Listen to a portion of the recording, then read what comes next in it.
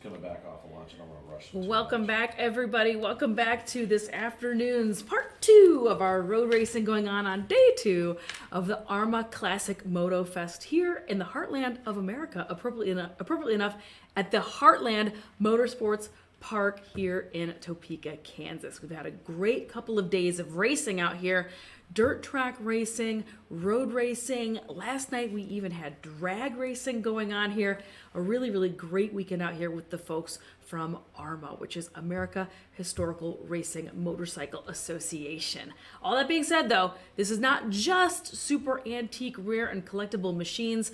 All sorts of motorcycles are eligible to race in this series. So if you're interested in coming racing with us, make sure you stop by the AHRMA website, check out the rules, and see if your motorcycle applies to any of our race categories. Come race with us. We have an entire fun season of awesome racing going on, including if you are a road racer, we have races going on all over America. We've got races going on in New Jersey. We've got races going on at Laguna Seca. All sorts of racing going on. So make sure you go check out our full calendar here on the Facebook page or on the AHRMA website. Folks will be up here in just a little bit. Again, it's second call for race number 4. Next Gen Superbike 2, Next Gen Superbike medium weight, Vintage Superbike medium weight, and Sound of Singles 3. Second call for race number 2. And as you can hear, the voice of this guy up here, Jay, the overhead announcer here live at the event, announcing we are heading into race number 4. Race number 4 is coming up next, and race number 4 is going to be Next Gen Superbike 2. Who else is it? Let's see what's going on here for today's racing. Race number 4 is Next Gen Superbike 2, Next Gen Superbike Middleweight, and Vintage Superbike Middleweight. These are all 6-lap races. Next Gen Superbike 2, Next Gen Superbike Middleweight presented by 4SR, and Vintage Superbike Middleweight presented by R3 Racing. So we just called those folks all to the grid, so they're going to be heading out here shortly. I just wanted to jump on a little bit sooner. Welcome all of you guys back. Thanks for tuning back in. Make sure you hit that share button. Share this feed with your friends that love watching kick-ass motorcycle racing. We've got more good stuff going on today. A little behind the scenes. You'll see folks coming on through the media center here, coming and going, and some interviews with all sorts of racers. And earlier today, I had David Aldana, our Grand Marshal for the entire weekend, here on the live feed saying hey to you folks, letting you know what's going on out there, and letting you know about the 50th anniversary of On Any Sunday. On Any Sunday, pivotal, really, Jay. Pivotal motorcycling movie. I think it jump-started a lot of love of motorcycles for a lot of people in this country and beyond. It is a beloved film. It is iconic. It is timeless. Yeah. Just a really, really excellent film. If you haven't seen On Any Sunday, make sure you check it out. Or check it out now, but also go check it out because they're going to be re-releasing it this summer in theaters. They're re-releasing a remastered edition. It's going to be going out in the theaters again this summer because it's the 50th anniversary. So kind of some neat, cool things going on with our Grand Marshal, David Aldana, right now. This weekend, though, is not just dedicated to all things road racing. It has been dirt racing this weekend as well. It was a little sloppy on Friday when some racing was supposed to happen for some of our friends over at Dirtland. But it was a little muddy, so they postponed some of these races until Saturday and kind of pushed everything in together in 2 days. But there was motocross, there was cross country, there was trials, there was all sorts of dirt racing and super cool dirt bikes going on. I grabbed some photos of some of these beautiful dirt bikes that were out in the dirt paddock. Medium weight, Vintage Superbike medium weight, and the Sound of Singles 3. You folks are up right now. Again, it's third and final call, race number 4. Next Gen Superbike 2, Next Gen Superbike medium weight, Vintage Superbike medium weight, and the Sound of Singles 3. Bring them on up, ladies and gentlemen. The track is now yours. It's third call for race number 4. Some super unique and interesting and beautiful dirt bikes that I found in the paddock the other day. So I want to go ahead and just put give the dirt guys and gals a little bit of love here on the program. Show off some of those beautiful bikes.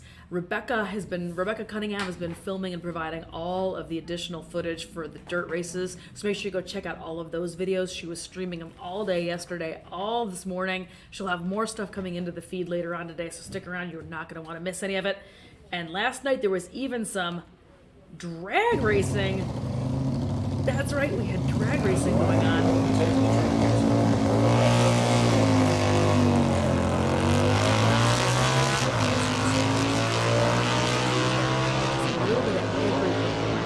56, Christian Jensen. For the Next Gen Superbike medium weight, back on row number 4, it's 32V, Harry Vanderlinden. 02, Jonathan Hollingsworth. Bike number 91, Sean Smith. And 403, Adam Harrison. Row number 5 is 313, Julian Huxley. And 15G, Sean Gilmore. For the Vintage Superbike medium weight, presented by R3 Racing, back on row number 7, it's 133, Paul Elledge. 427, Kyle Boisclair. 71Y, Arch York. And 515, Jeremy Mandro. And on row number 8 for that class, it's 72, Dave Muhlenberg. And bike number R3, Richard Richter. For the Sound of Singles 3, presented by Rising Sun Cycles, back on row number 10, it's bike number 80L, Ralph Starpoli, 049F, Danny Habermel, 820, Mitchell Barnes, and 641, Craig Herco. For the field, back on row number 11, it's 074, Eric Lukart, bike number 220, Tim Terrell, and bike number 3Z, David Frick.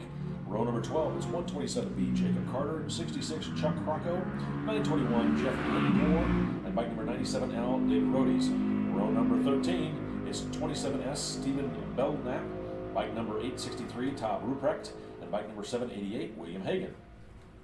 For the field, back on row number 14, it's 456, Chloe Peterson, 112, Adrian Yasso, and 781, Paul Nelson. That's your field here for race number 4 rather, Next Gen Superbike. Next Gen Superbike medium weight presented by 4SR. Vintage Superbike medium weight sponsored by R3 Racing, and the Sound of Singles 3 sponsored by Rising Sun.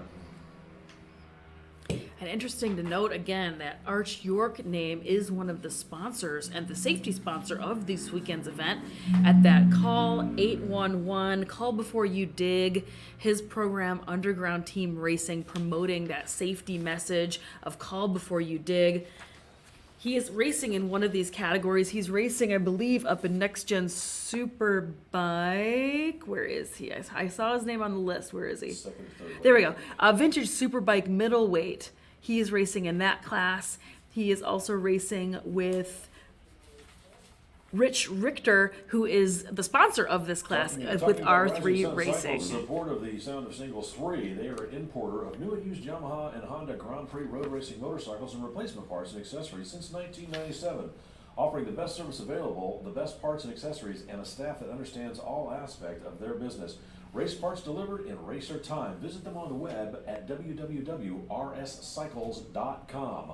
Also for R3 Racing and Motorcycle Repair, they're sponsoring the Vintage Superbike middleweight field. R3 Racing is in Hayward, Wisconsin, and has made it its mission to promote and support motorcycle racing in all forms. From national road racing events with AHRMA, regional ice racing events with MIRA, to county fairs in northern Wisconsin, you'll find R3 Racing involved. Whether it's building a race bike or building an enduro cross track, if it's good for the sport and its competitors, we are here to help. We've made it our mission to recruit and support new racers every season. They encourage everyone to bring a friend to the track and introduce them to this incredible sport. And we again thank R3 Racing for their sponsorship of the Vintage Superbike middleweight class. Looks like the field's grading up out there. We'll get the race started here in just a moment.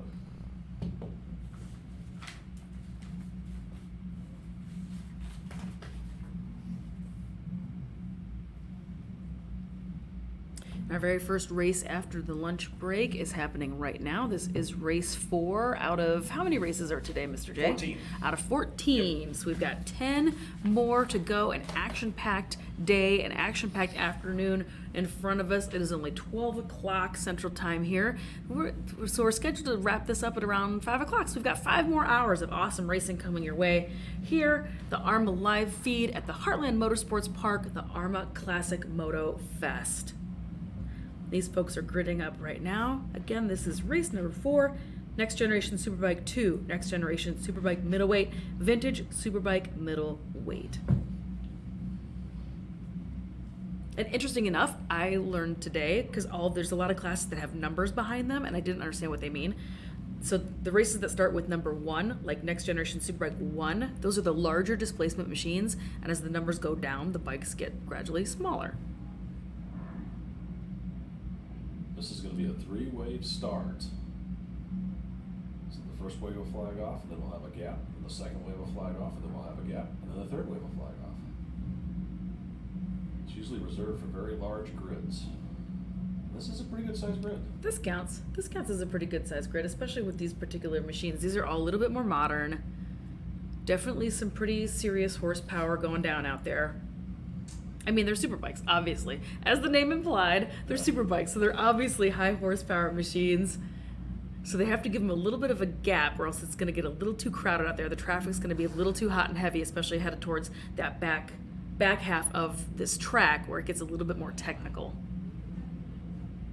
You got some people back there in that third wave back there jockeying around trying to find their correct grid position.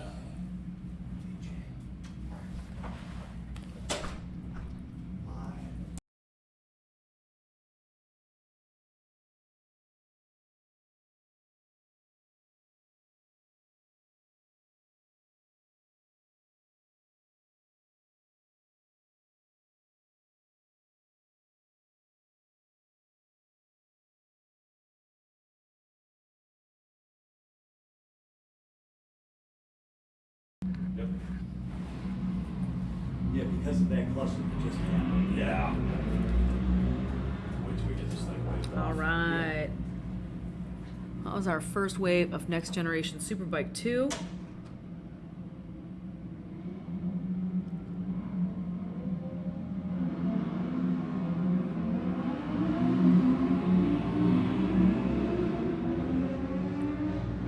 Second wave, Next Generation Superbike Middleweight gets off smooth sailing. And now let's go check out the start, the launch for Vintage Superbike Middleweight.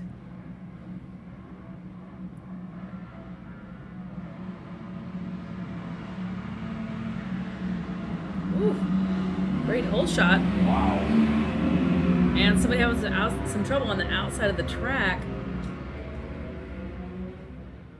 Oof, that's going to be a rough one to catch up from back there. That vintage Superbike middleweight position. That's going to be a rough one.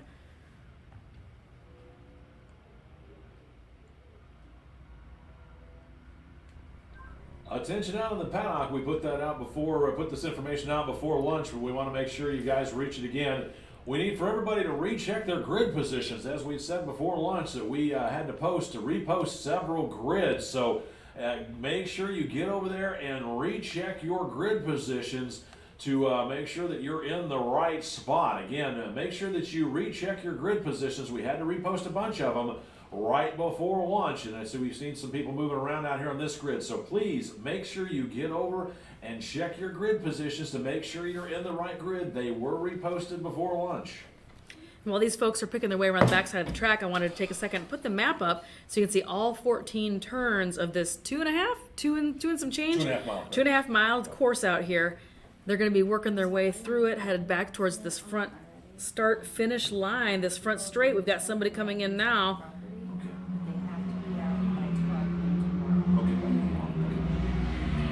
And while we've got these first bikes making their way through, let's go on ahead and take a glance over at the race monitor and start checking those transponders and seeing what's going on out there. Position 1 in Next Gen Superbike, Jim Padron on the 15R machine. And then you can see your way down, Next Gen Superbike. It's going to be your top 4.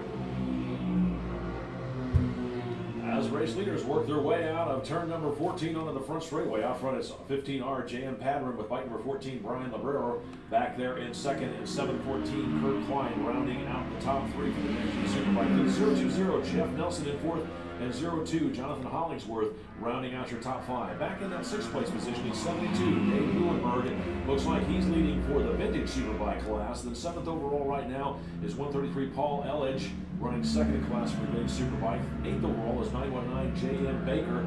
He's running next gen. Then bike number 820 Mitchell Barnes back in 9th, running Sound the Singles 3. He's leading in that class. Then rounding out your top 10 is bike number 515 Jeremy Madrill as the rest of the field completes lap number 1. Want to pass along to all the participants out there. We'll make this call out a couple more times. At the end of racing today, if you want to spend the night here, if you've got your camping rig here and you want to spend the night here at the track, you are more than welcome to do so, but you must be off the property by 12 noon tomorrow. So again, for those of you trying to figure out what your travel arrangements are going to be later on this afternoon, if you've got your camper or camping equipment with you and you want to spend the night, that's fine, but you must be off the track property by noon tomorrow. Alrighty, we've got some folks making their way back to the front straight in this race number 4. J.M. Padron doing his best to check out in the field as he has a full front straightaway lead over second place rider, bike number 14, Brian LeBurrow. Looks like the battle is shaping up for that last podium step out there between 714 Kirk Klein with 020 Jeff Nelson right on his tail section. Stalking him and studying Klein's lines, trying to figure out where he might be able to make a pass later on in this race. Then riding at your top 5, it is 02 Jonathan Hollingsworth.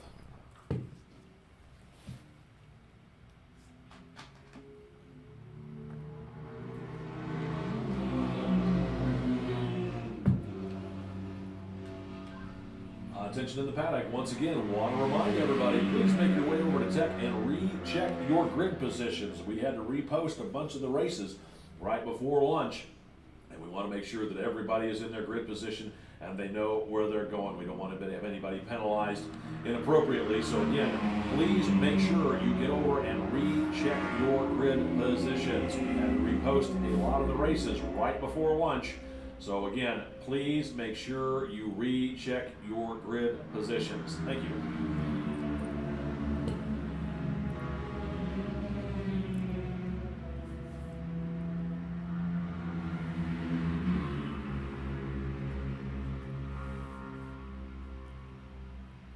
Looks like they're pretty spread out now.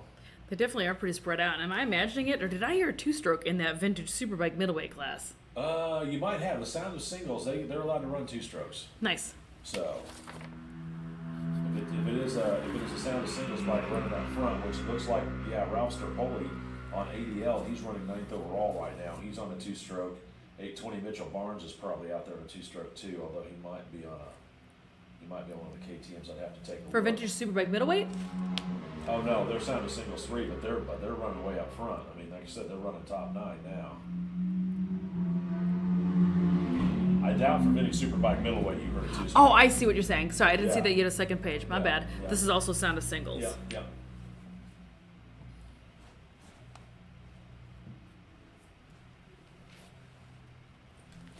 Green and white flags crossed out there for 15R. J.M. Padron lets him know he's got 3 done and 3 left to go. Still bike number 14, Brian LeBurrow, back there in second. Bike number 714, Kirk Klein, still holding tenuously onto that third step of the podium with bike number 020, Jeff Nelson, in tow. Running at your top 5, 576, Christian Jensen moving his way forward. Then bike number 80L, Ralph Starpoli, he's up to 6th overall, leading for the sound of singles. He started way back in that third wave and worked his way up to the front, like I said, to be leading for that group at 6th overall. Then it's going to be bike number 02, Jonathan Hollingsworth back there in 7th. 72, Dave Eulenberg in 8th. 133, Paul Elledge rounding in 9th. And the bike number 820, Mitchell Barnes rounding out the top 10 as they've all seen the halfway flag and working the second half of their race. And we heard the name Staropoli yesterday all day long. He was very, very fast, real unstoppable out here. So no surprise to see him towards the top of the list over on Race Monitor. After this pack goes by, I'll go flip it over there. For those of you who are following along on the feed, let's take a glance. So again, this is a huge grid, so it's a little mishmashed up of everybody, but you can see Ralph Starpoli in 1 for sound of singles.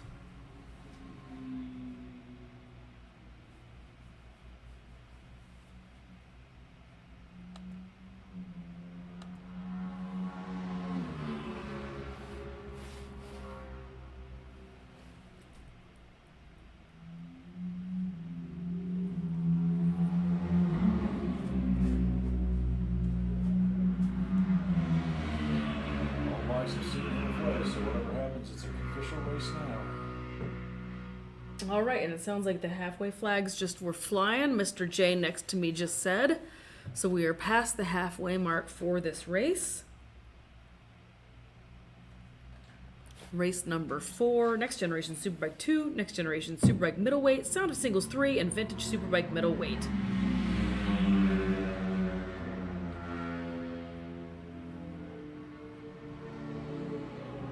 Let's get that trackside view.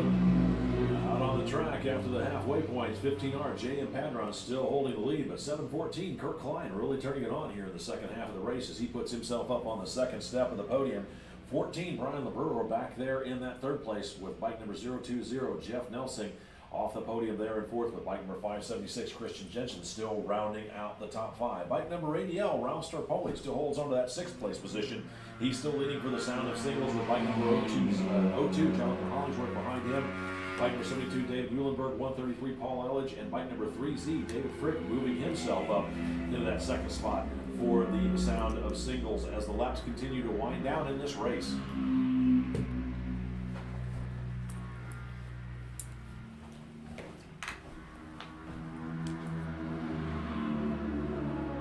All right, let's take a look at some of these tighter groups knotted together with the trackside view.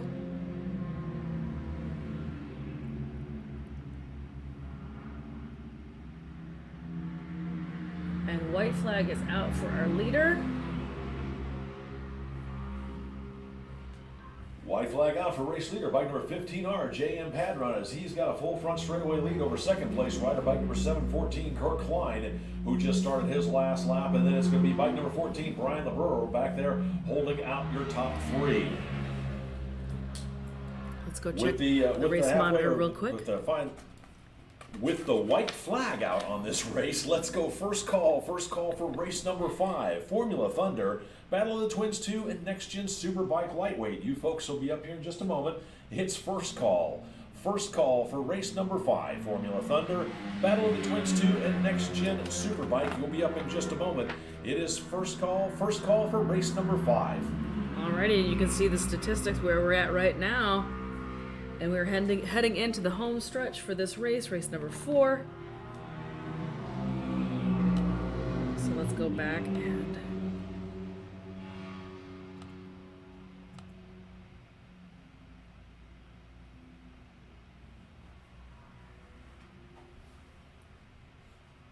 it's just about due for the winner, for the checkers to come out here shortly. Boy, it's a good sound of Superbike. Here he comes. Nope. Not yet. Wrong bike. That's too straight. Loaner bike. It definitely is tough sometimes. They start getting into a little bit of traffic.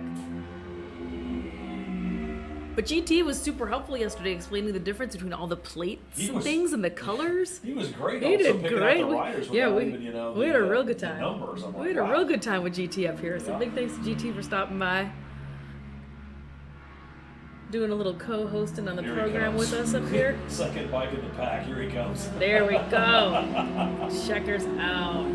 Checkers out for your unofficial race winner, 15R, J.M. Padron, as he's got his fist in the air, cinching one up for his win here. Then it's going to be 714, Kirk Klein. He was kind of mired there in some of the traffic, but still holding on to a solid second. Then bike number 14, Brian LeBrewer, taking home the unofficial 4th as bike number 020, Jeff Nelson, finishes Brian LeBrewer taking home 3rd with 020 Jeff Nelson coming in 4th and looking back towards turn 14, waiting for the rest of the field to come back around and take the checkered flag here in just a moment.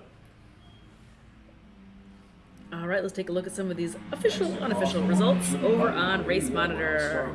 He started way back in the back of the field on that 3rd wave, but puts himself 5th overall. Unofficial winner out there for the sound of singles 3. Next across the line is 576, Christian Jensen. Then it's going to be 020, John Hollingsworth. Those guys running 6th and 7th respectively. 8th overall at the moment is 72, David Muhlenberg.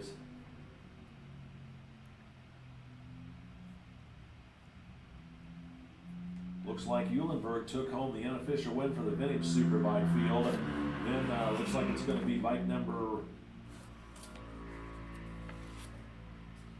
the rider that just came by was a lap rider, still waiting for that 6th place rider. It looks like we got a slow bike out on the front straightaway. Oh, it looks like somebody's pushing their bike to a stop. Let's go take a gander. Let's go take a look at the wide view. You can see somebody over to the very far right of the screen. It looks like they're pushing a bike off track. Is that what's happening, Jay? He's trying to push it to the start-finish line, but I don't know if he'll be scored because I don't know if we've got a rule that it has to be under power. Oh. We did have a couple bikes yesterday that ran out of gas. That was kind of a thing yesterday. We saw a couple of those. Yeah, I think he's finally gotten tired and is going to abandon the I think effort. he's gonna give it. Oh, yep, he's sitting on the ledge now. He's like, I'm done. He's hanging out. But I'm you know, done. as we've talked about before, this is vintage racing. So you know, sometimes these bikes just don't. Sometimes these bikes just don't quite make it. They just don't make it. They just can't make the whole thing. So we applaud their effort. I applaud you, sir, or madam down there pushing that machine. Big high fives to you for making the effort. Everyone's fine. The bike just Takes ran down out the of gas paddock. or Let's go pooped second out. call. Let's go second call for race number 5. Formula Thunder.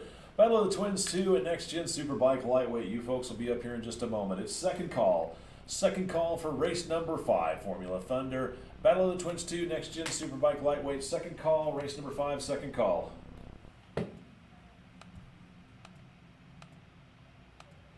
All right, let's see, race 5. Can you hand it to me? Oh, yeah. Thanks, friend. All right. Announced to start. Well, this kind of played into our wheelhouse because we had a lot of back-to-back, so I was dragging quite a bit, and then this guy stopped on the front, so it just helped us out. That worked out perfect, right? Probably not for him. I'm sure they're not real excited about that. But it worked out well because I know you had to do a little bit of a delay. Was there? You said there was racers running back to back. Yeah, that That's sounds why- about right, and I just gave second as the guys were running into the paddock, so we still got a little bit of time. Yeah, there's seven back-to-backs in this one. So here at AHRMA, you know, we try to keep it fair and try to play nice with everybody that is running multiple races with us. And some of these races happen to be back to back. So timing and scoring and announcing and the grid workers, we all try to work together and be aware of when folks are running more than one race and are running particularly back to back. So we try to give them time to go jump on that second bike, or if it's the same bike that they're campaigning in 2 races, we try to make sure that way they've got time to fuel up that bike or, you know, whatever they need to do to get themselves back out there. We try to make sure we can eat up a couple of minutes, give them a tiny little bit of an effort, you know, try to give them the effort to slow it down a little bit so they've got time to jump on that next bike for their next race. While we've got a bit of a break here, have you mentioned to the people viewing out there about the grid marshals and the particular attire that they happen to be wearing out there? No, our particular grid marshals? Yes. Why? What are they wearing? Well, they're wearing tutus.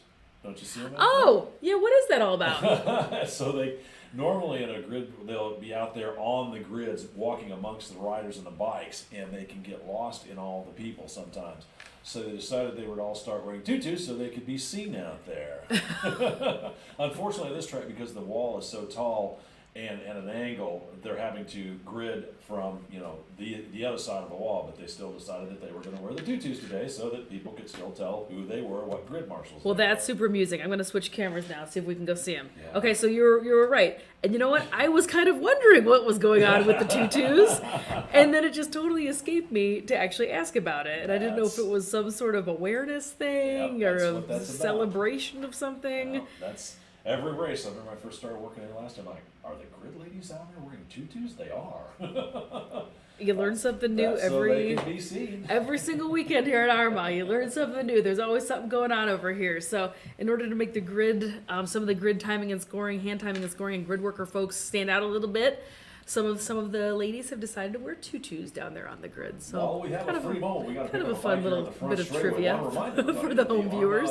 Merchandise booth is set up right over there at the corner of the area where you can the paddock area by the concession stand. It's not too late to get up there and get yourself one of those limited edition classic MotoFest event only specific t-shirts. I know they were selling fast at lunchtime, so I'm not sure if they're sold out of them yet, but might want to run up there and see what they've got. They've also got a bunch of bounce houses for the kids over there if you want to bring the kids out there, turn loose, let them blow off some energy. It's a good, safe place to do it.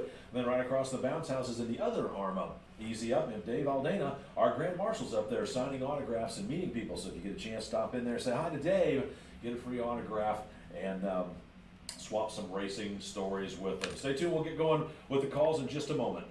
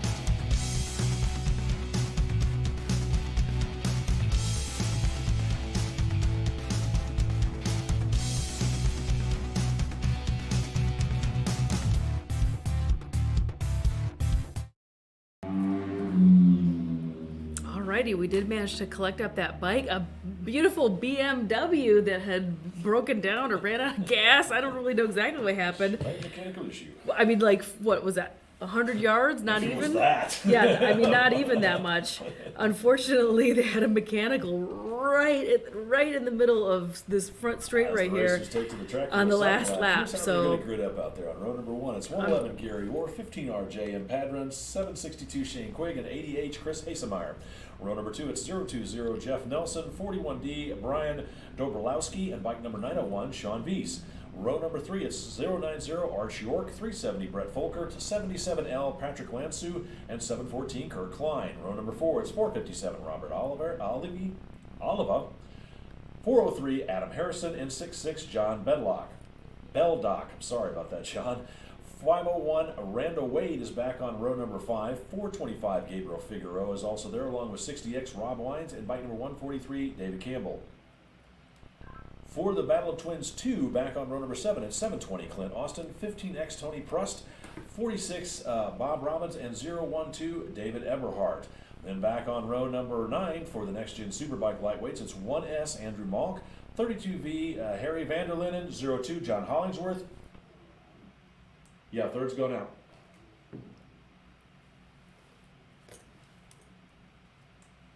Announced to start, third has been issued.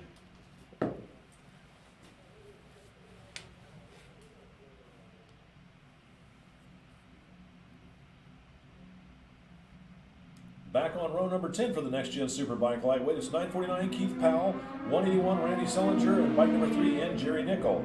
Row number 11, 008 Monty Stauffer, 127 X Steve Hasemeyer, 62 Robert Himmelman, and 55T Eric Eads. Rounding out your field on row number 12, it's 92R William Brian Wells, 152 Mark Burnell. That's your field here for race number 5. Guess they didn't hear me say that.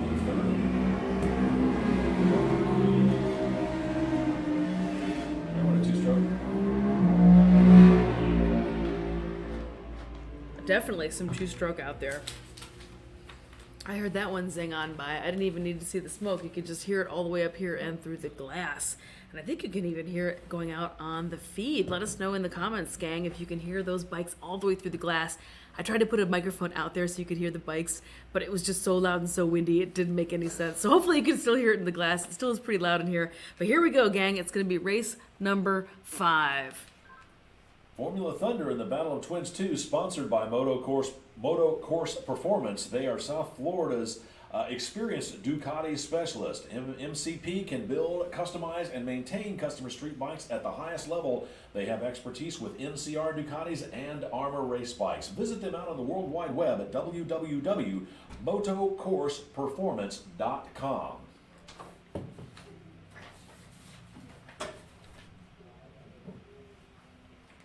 We'd also like to thank the Pool Professor, Brian Wells, for their sponsorship of the Next Gen Superbike Lightweight Field.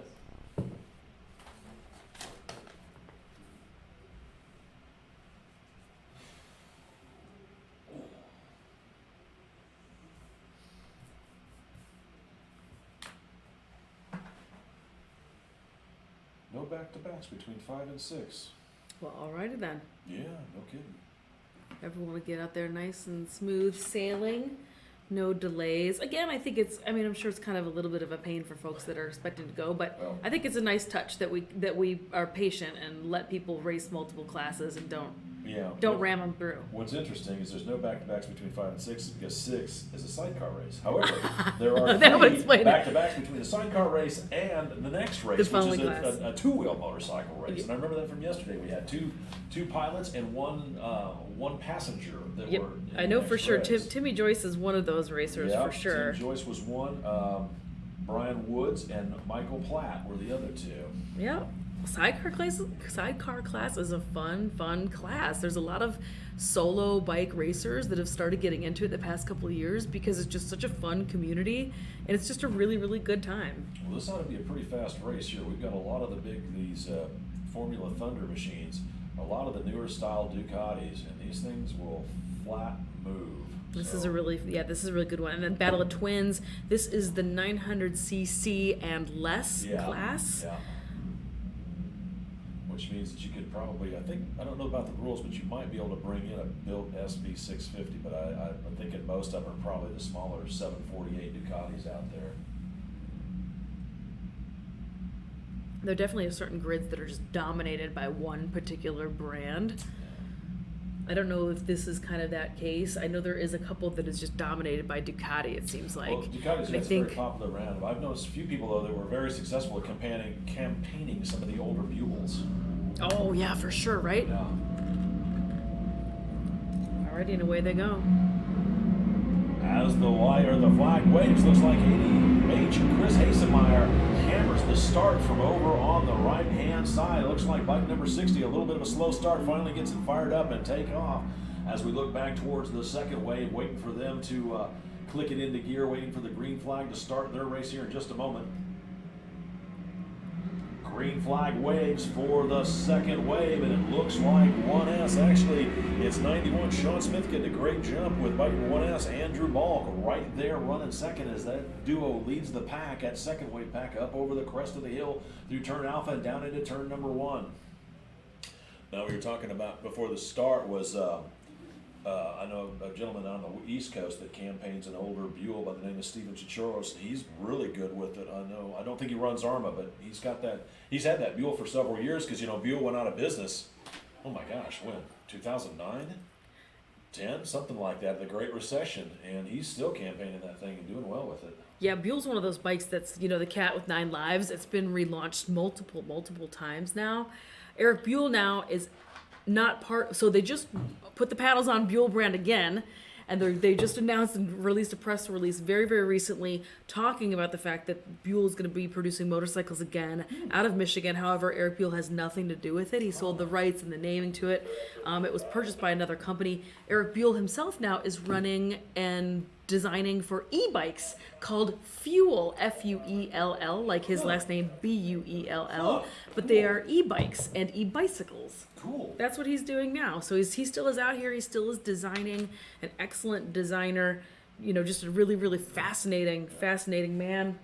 But Race leader out of turn number 14 on the front straightaway. I'm betting it's going to be 80 Chris Hasemeyer, and I believe it is. Yep, as he shows up on the lap timer, about a half a front straightaway leader. Second place rider, 111 Gary Orr holding on to that second place position. The 41D Brian Dabrowski right behind him, really trying to give him a run for his money. Then it's going to be bike number 762, Shane Quigg back there in fourth, and bike number 15R, J.M. Padron rounding out the top 5. Padron, handily winning the race previous, now running top 5 in this class. Not sure if it's a different bike. I think it is, but he's holding on to that 5th place position. Then 77L, Patrick Lansu back there in 6th. 660, John Beldock in that 7th place position. 714, Kirk Klein in 8th. 370, Brett Folkers in 9th. And 090, Arch York rounding out your top 10 for the all of them being in the Formula Thunder field.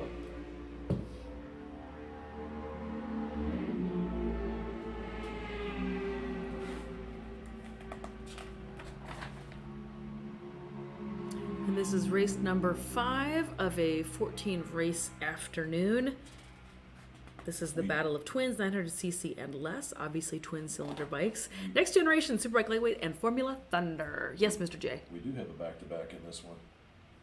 I would say 41D Brian Dabrowski. He races Sidecar. He's running 3rd in class, and he's going to be the passenger on Brett Lebeck's machine, 285. So the very fast Formula. That's the Formula 2. So yeah. he's gonna be out there doing gymnastics on his own motorcycle, and he's gonna get off this one and do gymnastics on somebody else's motorcycle. We're gonna see exactly how fast he is Yeah. when he gets in here on his race machine, parks it real quick, and goes and jumps in a Sidecar. Now, luckily, that means he doesn't have to fuel or change bikes.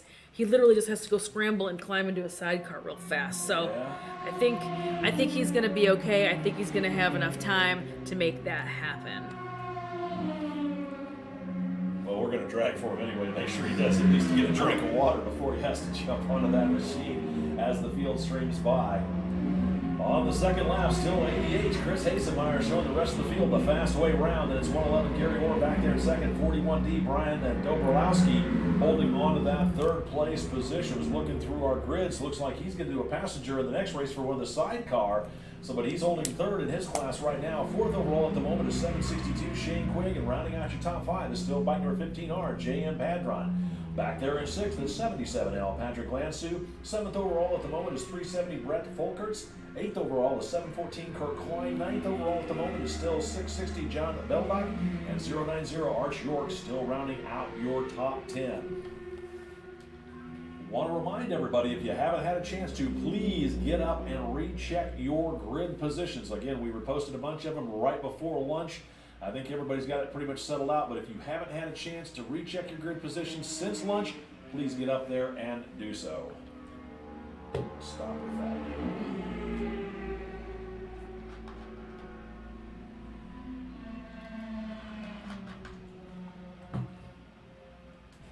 Also want to let the racers know that once you're done racing for the day, or if you don't want to wait till you're done, but once the half-hour protest period has concluded after your race, you are available or free to go down to the Tech Service Center down in the Tech Service building down at the south end of the paddock and pick up your trophies. It's basically the same building that we had the banquet in Friday night. So you can go down and pick up your trophies from yesterday and the trophies from your races today after the half-hour protest period. And bike number 88, Chris Hasemeyer, pulling into the pits out of the lead. Not sure if he had a mechanical issue or what's going on, but race leader, bike number 88, Chris Hasemeyer, retiring from this race, or at least pulling off the track for the moment. He hasn't gone back into the pits, but tough break as he pulls in out of the lead. So it's 111 Gary Orr up to the front, and 41D Brian Dobrolowski moving himself forward as Hasemeyer runs his machine back into the paddock, and it looks like he's officially retired. So everybody moves up a position, putting 15, J.M. Padron. He moved himself from 5th up to 4th, and with Hasemeyer retiring, he's now in that 3rd place podium step. 77L Patrick Lansu back there in 4th, 370 Brett Volkers rounding out your top 5. 762 Shane Quigg still back there in 6th, 660 John Beldock in 7th, 741 Kurt Klein in 8th, 090 Arch York in 9th, and 020 Jeff Nelson rounding out your top 10 as the halfway flags are out right now, letting them know they've got 3 done and 3 left to go. Good news for Gary Orr. Tough news For Hasemeyer. for Hasemeyer, who had a really fast day yesterday as well. I know we heard his name at the top of the list for sure yesterday. Actually, yeah. I think he was in several. I think he was in multiple classes. Yeah, he's fast. He's Very, extremely very fast. That's really unfortunate. The bike must have maybe let go. It could have been a tire issue, but I suppose it could have been tire. he was certainly flying, though. It also could be one of those scenarios where he wanted to save his tire and run it for another race, so he went out just to see how it was and said, okay, this one doesn't mean as much to me as maybe another race he's going to run that bike in. So hard to say. I suppose Looked like there it was could have been a running little. okay when it went by. So, There could have been a little strategy involved. Please tell me. Oh, you guys left? Let's take a gander at the race monitor and see where we are at as far as standings go. As we just mentioned, Hasemeyer ended up just pulling off. We thought it was going to be a stop and go real fast, but unfortunately he headed directly to the paddock with that bike. So Gary Orr has moved into 1 in the Formula Thunder class. Yesterday's surprise guest that turned into a whole afternoon delight situation. Mr. GT is back in the house with more snacks. Look at this. He keeps bringing snacks. He keeps eating on the show, which drives me crazy because I know you all can hear it because this microphone is so strong. I brought Jackie the rule book today. All right, this is the handbook. She has it manually printed out to the left, but I actually have just indoctrinated her Oh, do I get to with keep this? an official AHRMA handbook because you're going racing at one point. That we do know. So now, if we want to know about important things, that's how we're going to do it. Excellent. Hold on. Look, put a pin in that because I need to see where we're at in this race. Yeah. Are we got to be past halfway, right? Jay, What what did the race monitor say? Yeah, we're at lap 4. Gary Orr is still holding up there in second. Is that what you're asking? I was just asking where we're at. Is this a I think six? you took a second in your Is class, this a didn't you? 6 lapper? Yeah. White flags in hand, so There we go. Last lap.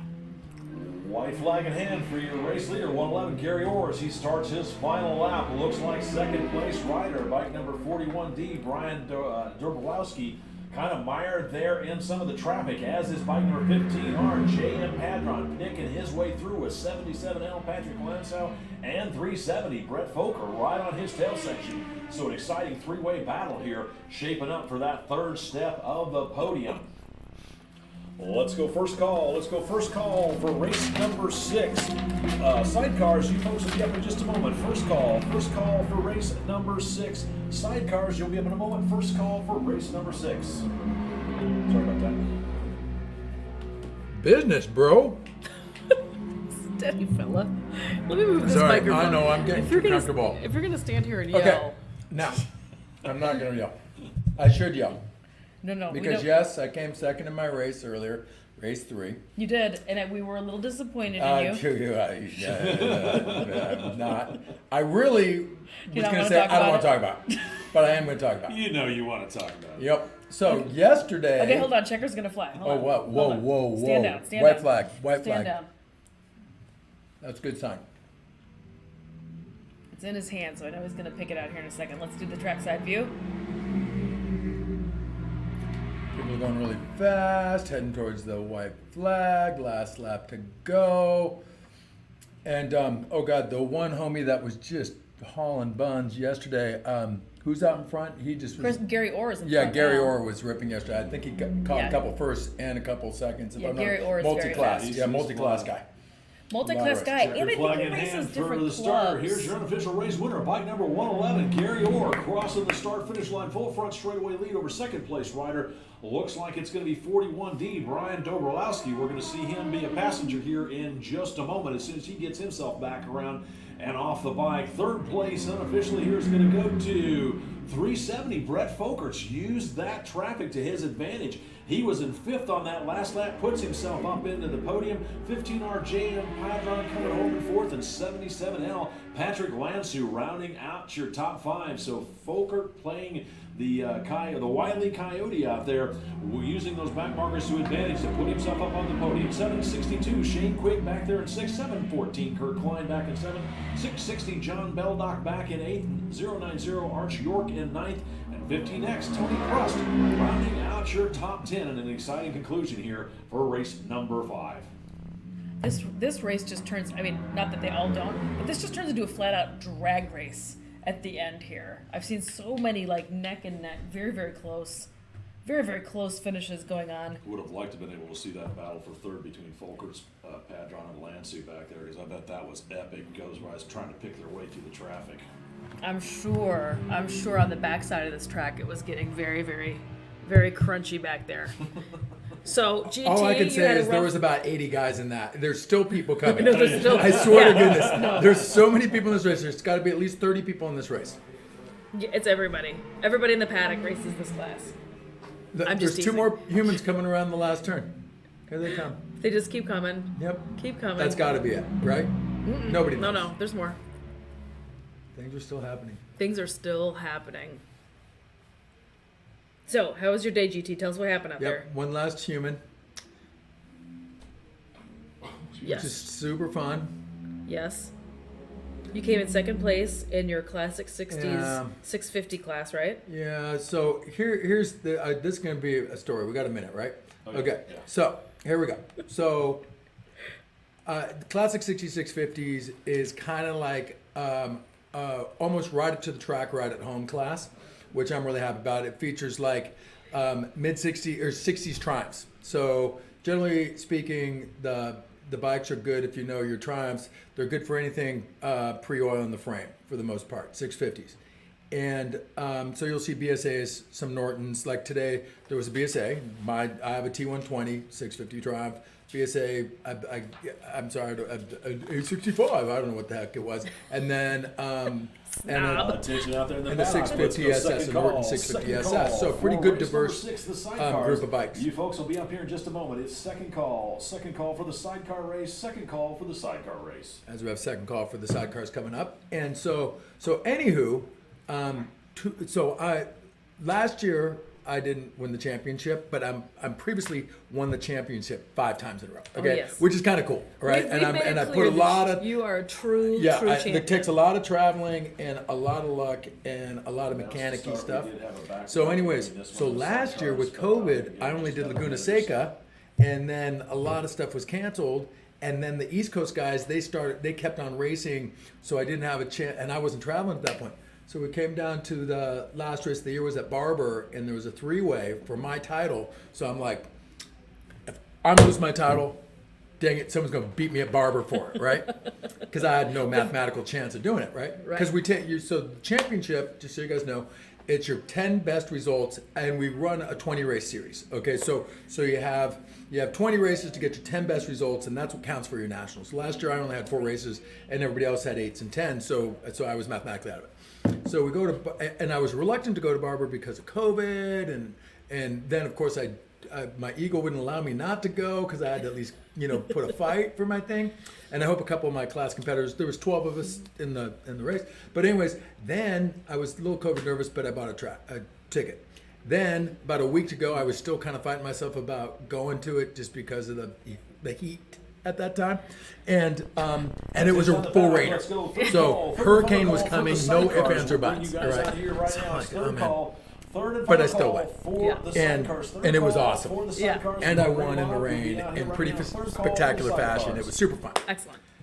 So needless to say, I was like, third call out. Now, there's the gentleman that I raced today, John Ricard, who is a 20-year member. I respect him to death. He's won a bunch of other classes, nationals. He races, modern bikes too and other series. He's just a really rad guy. Once again, respect him. Third call. Yes. Third and final So call for race number 6. I might have come here with about maybe a 200, 300 point lead.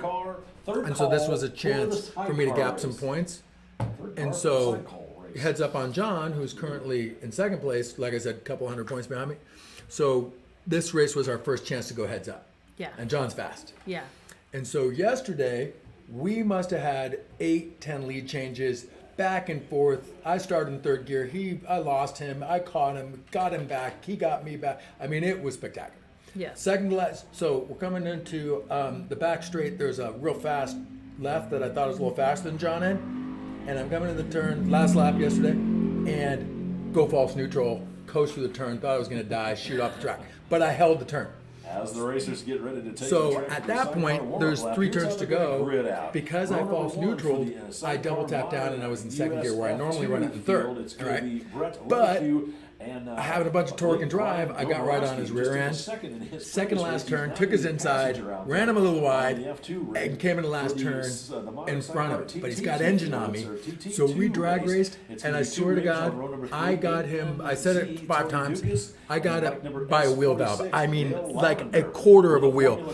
The dude I pit with, who's like my fan, was like, oh, he got you by a half bike. And I'm like, dude, tell me a half a wheel, but not a half a bike. So I thought I lost. And or came second. So anyways, and there was 3 of us in the race. Okay, hold on. We got to talk about these sidecars now. Okay, so carry on. So anyway, so I beat him yesterday, and we'll get to today's race. All right, this is, nope. He's got it. Keep going. I can't do anything. No, we gotta wait for him to get done with it. Modern sidecar, US, F2. It's like all the sidecars. Yep. It's everything. This is the sidecar. Sidecar, 2 rigs in that one. O'Brien and Hargis on row number 11, along with So, 41B. And can you just Jacob put Trosper all on his sidecars rig. on your That's little gonna be title? I'm going bike to, number actually. 10P, Super neato Platt sidecars? and Kerr for Fan the favorite vintage sidecars? I was gonna say That should be sidecar, a little sidecar, bit sidecar. for Yep. the warm-up lap. There you guys go. Snacks on snacks on snacks. Oops, I'm about to eat one. Here we go. Modern No, F1 I'm not. sponsored Okay, by Barnett it's a Clutches pretzel, and and that'll cables. just drive Moto everybody 2, batty. or Moto Modern F2, sponsored by ESAP. So anyways, Appliances, so as you and type. the Yes. Big Wheel Sidecar Exhibition class. So sponsored by today- Collin Financial. So, Now, mind you, I rode cross country Jess, too yesterday, which was kind of neato. That was super fun. So I rode cross country early, had race 3, was a little tired, and I must admit, I'm a little sore today, and I got a little drunk at the drag races last night. So I'm moving a little slow. Didn't practice, whatever. But today, yesterday we started in third gear. Today, man, I shot through and made the first left, and I think I was second or third, which is uncommon for me. But of course, I lost that immediately. And John and I had a heck of a race for 2 laps. We exchanged leads once or twice, and he got in front of me, so I'm like, okay, I'm going to reel him in. Well, anyways, last lap, a couple racers in another class fully put us into, I guess it would be probably turn 9 or something, the fast left. So almost lost it, rolled off. John didn't, because he's a better rider than me. He pulled away and ended up beating me pretty handily, and I was pretty bummed out about it. So that's that one. My bike had some really gnarly vibration, and it actually stalled when I went out. You know, we talked about how we go out. We go down the hot pit lane, do a warm-up lap, and then grid. Well, anyways, as I was waiting in the hot pit lane, my bike stalled. Couldn't get it to start.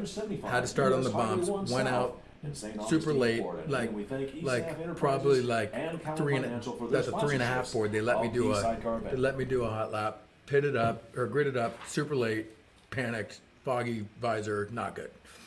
But the good news is, I had a lot of fun doing it, and John's rad, and lucky that I didn't eat it or anything silly like that. So it totally worked out. And look, you lied to your viewers. You were just going to write Sidecar Spectacular, and instead you put them all in. I did. I put them all in. All right, so this is... All right, gang, so we got to talk about this. Yep, Super Sidecar Heat. Modern sidecars, both F2, TT2s. There's the Formula Classic stuff, the SE4 ones, rigs, because they call them rigs. Sidecars are rigs, you see. They are rigs. And then, and don't call their passengers a monkey. That's not cool. They're passengers. Yep, they're passengers. Everybody always calls them monkeys. That's like the inside endearing term that you're allowed to call a monkey, but you can't call them that publicly. No. So we call them passengers, and they are a vital part of a team's success. I mean, there's no two ways about it. You could not get around without a good, You literally with a good passenger. Because the cart will flip itself without that ballast. It's super crazy how that works. I wouldn't do it myself, but here we go. And I will tell you this, that pretty much every race we go to, everybody gets on the wall for the sidecars. This is a crowd pleaser. Everybody really loves this. They look like space age vehicles. Seeing how we're in Topeka in the Evel Knievel Museum's right down the street, it's almost like the X2. You look at them and you're like, whoa, are they going to jump Snake River Canyon, or what are they going to do? All right, we got to go back through this grid here, GT. Hell no. We're busy talking about it. I drive one. I'll I'll drive one. But so in this modern sidecar U.S. Formula 2, this is Brett Levique and Dabrowski in the 285 sidecar. Modern sidecar TT2, this is Tony and Lisa Dukas, and in the S46, Dale and Milan Lavender. This is also Paul Kohler and Andrea Blake. In the SC2, Timmy Joyce and Renee Schilke getting the launch. Looks like it was, I believe, Dukas just nailed the start, went right around Levique and Dobrowski. I don't know if he was able to hold on, because obviously that front rig up there is a Formula 2. It's got a lot of horsepower, but Dukas wasted no time in nailing that start, leading the field around the front straightaway and up over the crest of the hill into Alpha Turn and over into turn number 1.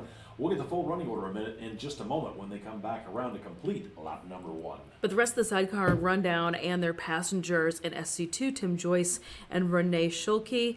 Also Eric Trosper and his wife Celia Trosper. Nice people. Trosper's from Wisconsin. They're very nice people. The 46X of Brian Rammer and Tammy Rammer. The number 55S of Stephen Bow and Keith Adams. The number 96 of Brian Woods, and I don't know who that passenger is. It is not on my list. And then as far as Lost Era sidecar, Jacob Trosper. That name should sound familiar to you. The son of Celia and Eric Trosper, and Emily is on that car as well. And then SC1, it is Brian Platt and Karna Kerr. You know, who I also see... Karna Kerr, I bet you is how that's said, not Kerr. Kerr. I can see in the Lost Era sidecar, the SC3 rig, 981, Timothy O'Brien plus Nick Hargis. Nick Hargis is somebody you've probably announced his name road racing today, because he's really, really fast. Former national champion in Sportsman 750, rides a SV 650. I'm not sure what that runs in, but he's really fast. And last night, he was ripping on that bike in the drags, too. So he showed up and did probably 10 passes. More passes than just about anybody. Nice. So Hargis has been all over this. And now he's passengering on a sidecar rig. This man is out of his mind. Well, It takes all kinds, man. Dobrowski up there running, And he just took a second in the race right before this. And the Superbike 500 mile per hour motorcycle race, and you went back to back. And now he's race leader across the start finish line, 285. Or is he driving? Levique and Dobrowski, they've got themselves going again now, as they got a full front straightaway lead over second place rider across the start finish line. I'm betting this one's going to be, that's 8NZ, Tony Dukas and his passenger. Then it looks like it's going to be the team of Lavenderdale. There's Tim Joyce. Just went by. That looked like the Trospers. 82, the teams of the Trospers there rounding out your top 5 as the rest of the field complete lap number 1. So fun fact last night, also, you saw it at the drags. Oh, we got one more car coming past. This is probably Lost Era. 46, 43. Cashel and Cashel. Second page. So we had, I didn't see the second page. We had last night several sidecars doing the drag racing last night. Super, super cool.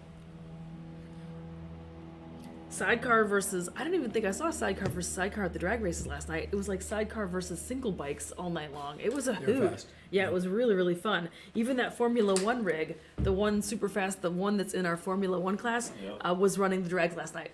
Very cool. They're like missiles. They're kind of like missiles. So They remind me of super sexy Three-wheel sports Formula One cars. cars. See? and Jay knows. Let's go check out Race Monitor real quick. so the SC2 class, super vintage, the number 309 rig, Tim Joyce and Schulke. Yes. Tim Joyce is like one of the fastest guys in our club, hands down on any machine. He's multi-time champion in just about any class, any bike. He's ridden them all. Tank shift Harleys or Indians. I think he's on an Indian. I shouldn't say Harley. I'll get that wrong. But he rides a tank shifter. He's 40750, 500 GP. Every Hallmark class, Tim Joyce has one. And so when he's on a sidecar rig, he's even gnarlier. So it's a lot of fun to watch. And the bummer is we really like the Trospers. Unfortunately, the Trospers have to race against Tim Joyce. And that's It's a a tough bummer. one. It's a tough Because one. it's kind of like who's showing up for second. When Tim Joyce is on the track, it's like, it's just a known thing. And that's not being mean against the Trospers. It's not being mean against anybody that Tim Joyce has flounced over the years. He's just the fastest guy. There's a few names that come to mind as fastest guys in our club, and Tim Joyce is always at the top of that list. He does trounce them for sure. I think he's coming across the line right now. Speak of the devil. Oh, he's got new leathers this year too. 309 and those fancy crispy black and white leathers out there. That was Tim Joyce. He used to have the world. Trospers. Yeah, was that the Trospers? Yep, right Hey, they're behind not him. too far off. No. That's They- maybe 30 bikes right there. They raced the drag race last night, and they sounded and looked really good. Good neck racing right there. You're going to want to get up there immediately. At any rate, because I the know they were pity selling fast during the for lunch me, break. This joining race you right now across during the, sidecars, Yeah. pad out as there across the other way, than a few of the about names, third or fourth easy up I and down. don't It's really also know another enough easy about up the sidecars. state. Like, oh, this is the 1000cc He's rig. got I the- can't he's really got Brand put on my radio Marshall. voice and tell you what Stars they're of about, the, except that movie they're a lot of on fun to watch. They are a lot of fun to watch. And I mean, this is a tough one because look at this. I've got 1, 2, 3, 4, 5. There's like 6 different classes going on in the sidecars, but there's only a handful of people racing per class. Right. So we grid them all together. Right. But it does make it very difficult at some events to talk about the differences between the bikes. Well, right there just across it the would way help. from It's the clear. race. It's clear, however, what is Formula One versus what is Lost Well, Era. I wouldn't Because even it's know that. really, really obvious. Well, Formula One, of course, is like the fully fared, very slick, Super gnar. super gnar, and Lost Era is going to be more of like the Right. era Awesome. of BMW. It's Yeah. going to have Here this comes very one now. Yes, exactly. And that is a BMW, nevertheless. It has that very, think. very Was that a early, BMW? I couldn't tell. early look. I should put my glasses on. At any rate, the racing is what's rad, and I apologize for not being able to determine the subtle differences of them. But interclass racing is super duper fun when you don't have a lot of people in, like let's say in your particular class. Let's say you're the only rig that shows up. Hey man, the good news is with 10 of the bikes and other classes on the track, you get to dice somebody. You're gonna hook up with somebody at one point, whether it's interclass or not. The bottom line is, if you're on somebody, that checker flag means everything to that race in that moment, whoever you're Right. dicing with. And so that's what's fun about that having multi classes on the course is even if your class is light, you get a lot of chances to race other people. In some case, or in my case, be overtaken by somebody going twice as fast as you. So either way, here comes the Joyce rig right now. Yes. And is that the Trospers then behind? Okay, so they got about 3/4 of the straight to make up. So So, and they are tucked in and going. But They are and tucked they in and did win. going. I think they won second in the national. I hosted the awards banquet on Thursday night, and I know they won. They didn't win their class, but I know that they came second or third Yeah. in their respective class. And they're such nice people. And they came up yesterday for a minute when we were blabbering. I didn't let them get a word edgewise, but No, that's you all. didn't. No, Come up totally here. suck. I know you come up here and just commandeer the whole thing. I know I can't help it But I because I mean- know so many things. I have so many things to say. I mean, Don't I it's get paid by the word? So humble. I mean, No. this is really just one of my Everybody can favorite take things it about seriously. you, GT. Being here on the feed is, just humble, gracious. Great face for radio. Great face for radio, allowing people to get a word in edgewise. These are all of your top skills. Let's get back to the track because we've got another Okay. group coming in. Hurry up before I Again, tell this another is going to story. be Lost Era or Super Vintage Sidecar. That's what these folks are running right now. Pretty gnarly. I only know that because they literally look very, very, very Yeah, vintage. they're bitching. Versus Modern Sidecar, Which which are is super the bitchin' too. TT2, and Formula One, which is another very, very, very fast sidecar. A good buddy of mine from LA, he's a member of the Cretans, his name is Chongo. He's like 6'8", and he's like just awesome human being, super tall, looks like he should be in a rock band. Anyways, he's the passenger, he's 6'8", no, 6'6", okay. Who does he race with? I've seen him. Bernard. Yes. So him and Bernard Shaw race together, and they are always the team to beat, man. And I'm a little disappointed in you, Chongo, if you're listening or watching or whatever this is, because you should be here, dude. Totally miss you. He should be here. Yep. Do you want me to go into the "Dude, I Totally Miss You" song? I'll do it. No, we don't need that. But as you can see that these are some of the results posted right now. Mm-hmm. As I said, that was the Modern Sidecar that just went past, and then these are the beginnings of some these The are some vintage different stuff? some vintage So stuff, some Lavender's different running Modern Sidecar third classes. overall. Okay, so Lavender's running a modern sidecar. He's third. Joyce is in a vintage rig, and he's fourth. Trosper, all right. Trosper's a vintage rig, and they're fifth, right? So Yep. that's kind of fun. So Overall, but then it breaks down into the classes. I of course. know, but I'm talking overall right now. No, overall, you're right. Halfway, 285. Leather Quinn and Joe Grolowski. But it's still neat to showing see the the vintage fast rigs get around. Tony kind of Get get up in Get up into the in modern. overalls. Yeah. When those modern rigs put out considerably more horsepower. So it's fun to see that Tim's out there cornering pretty quick. Yeah. 309. Joyce and Schulke back there in fourth. And Trosper on X82, rounding out your top five. Back in sixth, it's bike number 41B. Someone's or got a rig hand number up. 41B, Jacob Trosper, the son. So when someone puts their hand up like that, you can probably see it on that they're signaling to the other riders that they got issues. All right. Luckily, on a front straight, which is great to see. Looks like that was that could have been about as safe as humanly possible right there. At least they weren't like through the back final three turns where everything's tight and everybody's Yeah. So that was If you're gonna have that to was pull about as over, good as you're gonna ever get. Right this there. is the place. Yep. But that's what you want to do if you have a mechanical like that. You want to get your hand up to make sure everybody knows that you got something going on. And that's the universal signal. And then you want to get off the track as soon as humanly possible in a non-crash zone. All right. So you want to get on the inside of the turn. Was that the flag? White flag. All right. White flag just dropped Okay. for our current leader and leader in the modern class, The which Levesque. is Levesque and Dabrowski. Yep. And Dobrowski was the dude who just Who just smashed raced. people in the super. I think he came in second place. Yeah, he was riding he a did sports really, bike he did really well. or He a was very modern fast. super bike, going 300 miles per hour. Totally was going 300 miles per hour. By the way. And that was Rammer and Rammer just crossing the line I think Rammer's in that sidecar class. Yeah, I think Rammer they won. Again, I don't think they won the national, but I think they're second or third overall in their series from 2020. Good for them. So this is white Look, this flag is a out race for right here. everybody. This is a real race right here. There we go. What's that? It was White that. flag out. That's, 425. Tony Dukas for sure, Yeah. right? Yeah, As that's they start the TT2. final lap. Here's Yep. the battle, though, between Is that Dukas Dukas and Lavender? Formula Those One. two Sick. were then Yeah. They're It's lavender and- like they're within a rig of each other. They That is a start their full on, final full lap, on. so it'll be As interesting they to took the see white flag, this will be who's fun. gonna lead that next Remind me lap when as they they come work across their and way see who around the wins. back of the Yeah, it track was here Dukas and on this Lavender and final Lavender. lap. Yep. And the Dukas Let's is go first call. sponsor a bunch First of call for classes, race number both 7, sidecar 500 and Premier Vintage non-sidecar. Cup and Formula The 500. Lavenders are You folks super will be on in involved, just a moment. and they do It's a first bunch of call, the events. first They'll call get for race number 10, 12, 15 7, events 500 Vintage Cup in this season. And Formula 500. First call for race number 7. First call, race number 7. Creeping up on Yep. Timmy. That was White- the Trospers that just went across start Yep. and finish for their last lap. White flag is out. I like this. I'll tell you, the bummer about sidecars, if anything, is when they break, they just take a little bit longer to pick up. You know, like the crash truck situation with the sidecar, it's a bit of a pain in the It's hard. It's hard to shoehorn those things in. No, Yeah. that's just a bummer. And so, you know, a couple of our class sponsors, sometimes they'll bring their own special sidecar rig to keep the program going. Because it's all about, oh my God, we're not going to make the curfew at 5 o'clock, you know, with too many pickups. You're your leader. Alrighty, gang.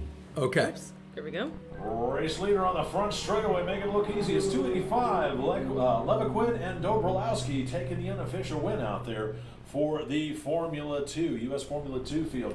Looking back towards the turn number 14 area for the TT2 class. Is it going to be Dukas or is it going to be Lavender as they're working their way back to the back section right now over through turns 8, 9, and 10? We'll find out in just a minute when they come back into view through turn 14. Okay, so really quick, you saw the race winner, and then you see the other sidecar rig that was getting lapped? Yes. They got lapped right before the checkered flag, so they got robbed a lap. Like, had they been 20 feet further, they would have gotten another lap. And that happens to me a lot. I get lapped, so it's, man, you just gotta get across the line before he throws the checkered, because Alrighty. unfortunately they lost that. Okay, is this the race? Okay. This is the drag race. Looks like 8NZ. Tony Dukas is going to hold on to the win over Nice. this one. Over 46 or S46. Dale Lavender. That was a good on race. that rig, so an That's a good race. exciting conclusion to this race. And there's one of our vintage rigs, super fun. Yeah, that was a good race, because they had maybe 3 bikes between them. And that's what you hope for. You just got to be in striking distance at the end. Maybe you can get them, maybe not, but at least you're in the hunt. Let's take a look at some of the race monitor scoring coming in.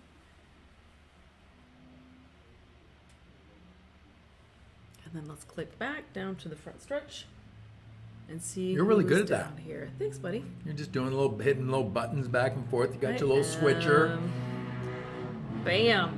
Tim Joyce across the Timmy line. and Trospers. And then, the Trospers closed the gap. But you know what? Maybe one more lap. They could have been, they might have been up in there. They might have been up in it. They were in the hunt, though. I mean, They were in the hunt. No, again, 2-3 bikes. That wasn't far. Considering that at one point, Timmy had almost, half a straight on him. It wasn't a complete blowout out there. Nope. Totally respectable. Totally fun. Totally awesome. All the time. So we got a couple more Lost Era sidecars are going to be picking their way back on down through the backside of this track. So I'm going to go on ahead and start setting us up. Okay. Do for we the know next what's in race 7? race. You ready? I need Ooh, to this is know. fun. Okay. So, Premier 500 Premier, and that's the Vintage Cup class this year. So every year we pick a vintage in the club. We pick a vintage class. Here comes some more racers towards the checker right now. So every year we pick a class that we highlight as a vintage class, and this year it's 500 vintage. So that's a Premier Cup. So not only is it 500 Premier, but it's also the Vintage Cup class. So there's kind of a prize within the prize on that one, and that's why you're going to have a lot of our fastest guys in the club in that class. But also Formula 500, which is super fast too. So this is going to be a really fun, fast vintage race. All right. So 500 Premier. The reason why it's called 500 Premier is because when AHRMA was founded, 500 was the last race of the day. Everybody showed up.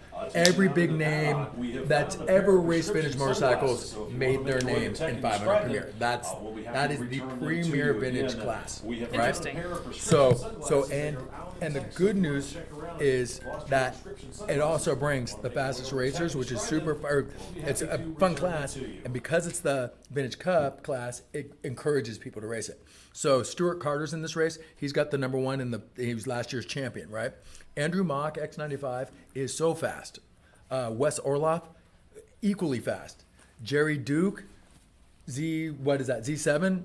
Tony Reed, David Roper, the first American to win the Isle of Man. Dave Roper, that guy. This is a real good one. Okay, David Rutherford, Helmy's in this. Melton, Joyce, Colton Robert, Poons. Yeah, it's crazy. Does anybody know who Larry Poons is, by the way? Do you know who he The is? famous artist. Yep, okay, Larry just making sure. Poons. Hung out with Warhol, like full factory guy in New York back in the day, Lower East Side kind of stuff. And then Formula 500 is the other real fast class. So these are folks like our race school instructor, Mark Morrow's in that class. Let's go second call. Arch York, Second Brian call Woods, for Spargo race is probably my number choice in that 7. one. We'll see. 500 Ricky Premier, Pearson, 500 Alex Formula McLean. 4. Oh, so usually Alex, super McLean usually runs 500 Premier. So I wonder, 500 I Vintage Cup and Formula wonder what he's 500 doing. second call for race number I 7. wonder what he's racing. We're gonna find out. We are going to find out. So anyways, The good news is this race 7 is a super vintage, fantastical. Like this could be one of the best vintage races of the day, other than mine, according to my mom. Okay. This No, is but the, this gre- is a real the greatest race of all time ever according, invented. according to GT. Yep. This is Isle of Man. This is Silverstone. This is Daytona 60 or 68. This is but this is the cool thing is for you vintage motorcycle enthusiasts, this will be a fun fun race to watch because Formula 500 is like they allow 2 strokes in that class if I'm not mistaken because I think Moto rides a TZ. Oh yeah, they have to because I brought the rule book today so you can double check my factoids. All right. Let's all go look. Nobody can be trusted, especially me. All right. But anyway, so formulas are fully GP kitted, super rad, high strung 2 strokes that put out way too much horsepower and people go crazy on them, like Mark Morrow. All right. And then the 500 Premier bikes are more your classic. You can see a Manx in there, the AJ, what is that, the 7Rs. Like, this is where you get into the real kind of pinnacle glory years 500 stuff. Could you not? You didn't even make an attempt to find it. Give me the. Here, give me look. the. Because I know Jay's got them printed I know, out. but gosh dang it. Okay, here's how you read the book. Okay, it's broken down by sections. They got a motocross, a road race, a cross country, dirt track. Oh, there's my classic 60s. Who we talking about? Premier, 500 Premier? 500 Premier. Okay, I'm going to tell you Cup, that really quick. You ready? And okay. Formula 500. Okay, is so the here's next- Formula next 500. class. You want to hear the good description? Here you go. Yeah. Fully kitted. Looks like we've got all the bikes in. The back-to-back riders have gotten themselves taken care of. We've got the machine moved out of the way. So let's go third and final call for race number 7, 500 Premier and Formula 500. You guys are up right now. Again, it's third and final call for 500 Premier Vintage Cup and Formula 500. If you want to bring your bikes on up, we'll send you out right now. Again, it's third and final call for race number 7. You know what? If they don't bring their bikes up, they're going to miss their race. They're not I racing. bet you everybody racing. knows where to be. Okay. So, but that's important. These announcements are super important because somebody might not know that they're in race 7. All right. Okay. Anyways. All right. Formula 750, Formula 500, Formula 250, Formula Vintage. Okay. So this is the kind of overarching thing for Formula. Fully GP kitted 4-stroke machines up to 4 cylinders, manufactured as 600 to 750 cc machines and built prior to December 31st, 1972 and like design. Among the eligible 750 motorcycles or 500 motorcycles are, there goes Jeff Hargis, this is going to be a race. For Formula 500, 2 strokes and certain 4 strokes to 500 cc. All motorcycles must be fully GP kitted, cutoff day 72. Like designs are also permitted. So Bridgestone 350s, Aramaki 250s, the Kawasaki A7Rs, my buddy Brian Filo races those. The TZs are allowed in there. So this is firepower stuff right here, okay? And then for the 500 Premier Jam, any fully GP kitted 500cc overhead valve, overhead cam, or 750 side valve 4-stroke built before 68. Stuff like BSA 500cc twinner single up to B50, Dickman frame G50, of course. The Harley KR can fall into this. As the racers take the track for the Matches side Very G50s, cool. Does anybody race? Manxes, Patoons, or Pattons, I think they call them, Rickmans, Triumphs. This, Oh, the good this, see this? Live it, read it, know Live it. it. Live it. Anyways, oh, there's Dave Roper, Right. number 7. Oh, Let's see here. Ooh, there's Stuart Carter, Ricky Pearson, Ron Melton. I'm just looking out the window for some of my friends. Colton Roberts, my buddy. Ooh, Andrew Mock, he's really oh, Tim Joyce. 123, Jonas Stein.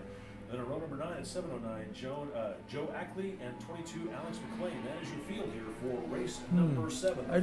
I must have missed it, but I didn't see McLean go by. Anyways, this is going to be a good one. Ladies and gentlemen, if you just tuned in, you jumped in on a good one. And thank God I'm here to watch it. I know, this is Picture, Whenever you guys okay, one of the we'll best take, spots in the house. 15 seconds. Yep. picture real quick.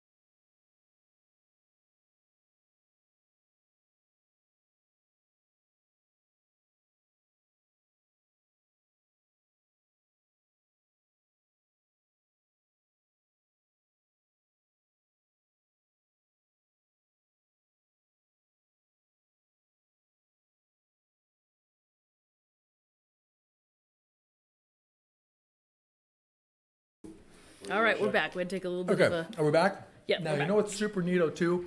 As our race grid is pulling up after their hot lap, they're going to come set up their grids here on the start rope. I just saw Kenny Cummins and his entourage walk by. They're out on the starters kind of, let's call it the starters bridge. Yes. And I thought maybe he might join us because this is a class that New York City Norton He sponsors, wants I believe. it is, and he wants to watch it because one of his Oh, buddies he's is got, racing. he's got Helmy in it. Yeah, he's got a friend Helmy's in it. Okay. So here's what's neato.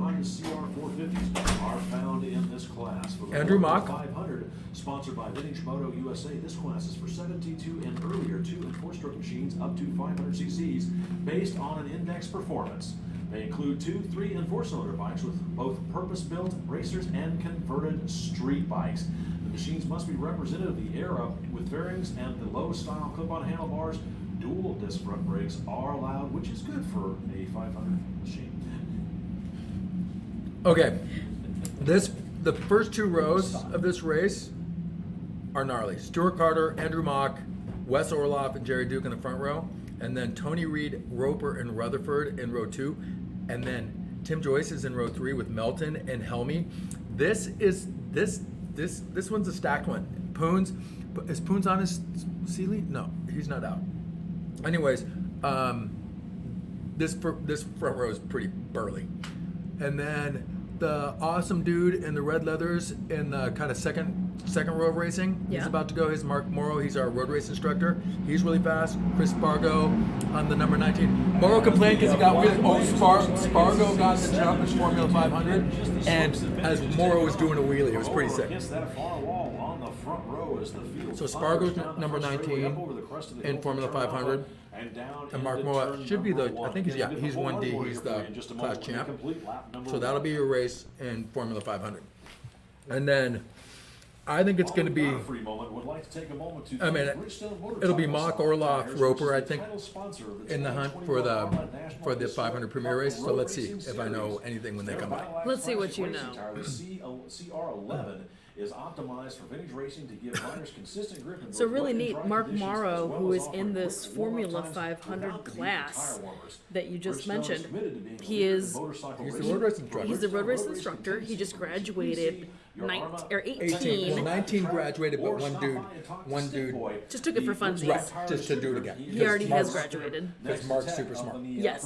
So 18 you can learn things. 18 brand new racers joined us here this weekend, which was very exciting and jumped in with us.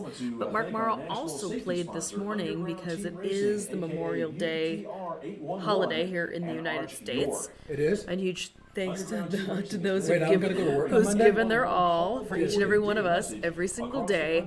Mark Morrow got out his trumpet and played taps earlier at the beginning of the race day, which was really very special and very touching. It was really, really neat. He's a rad guy. He's a very rad guy is what I'm getting at. You're right.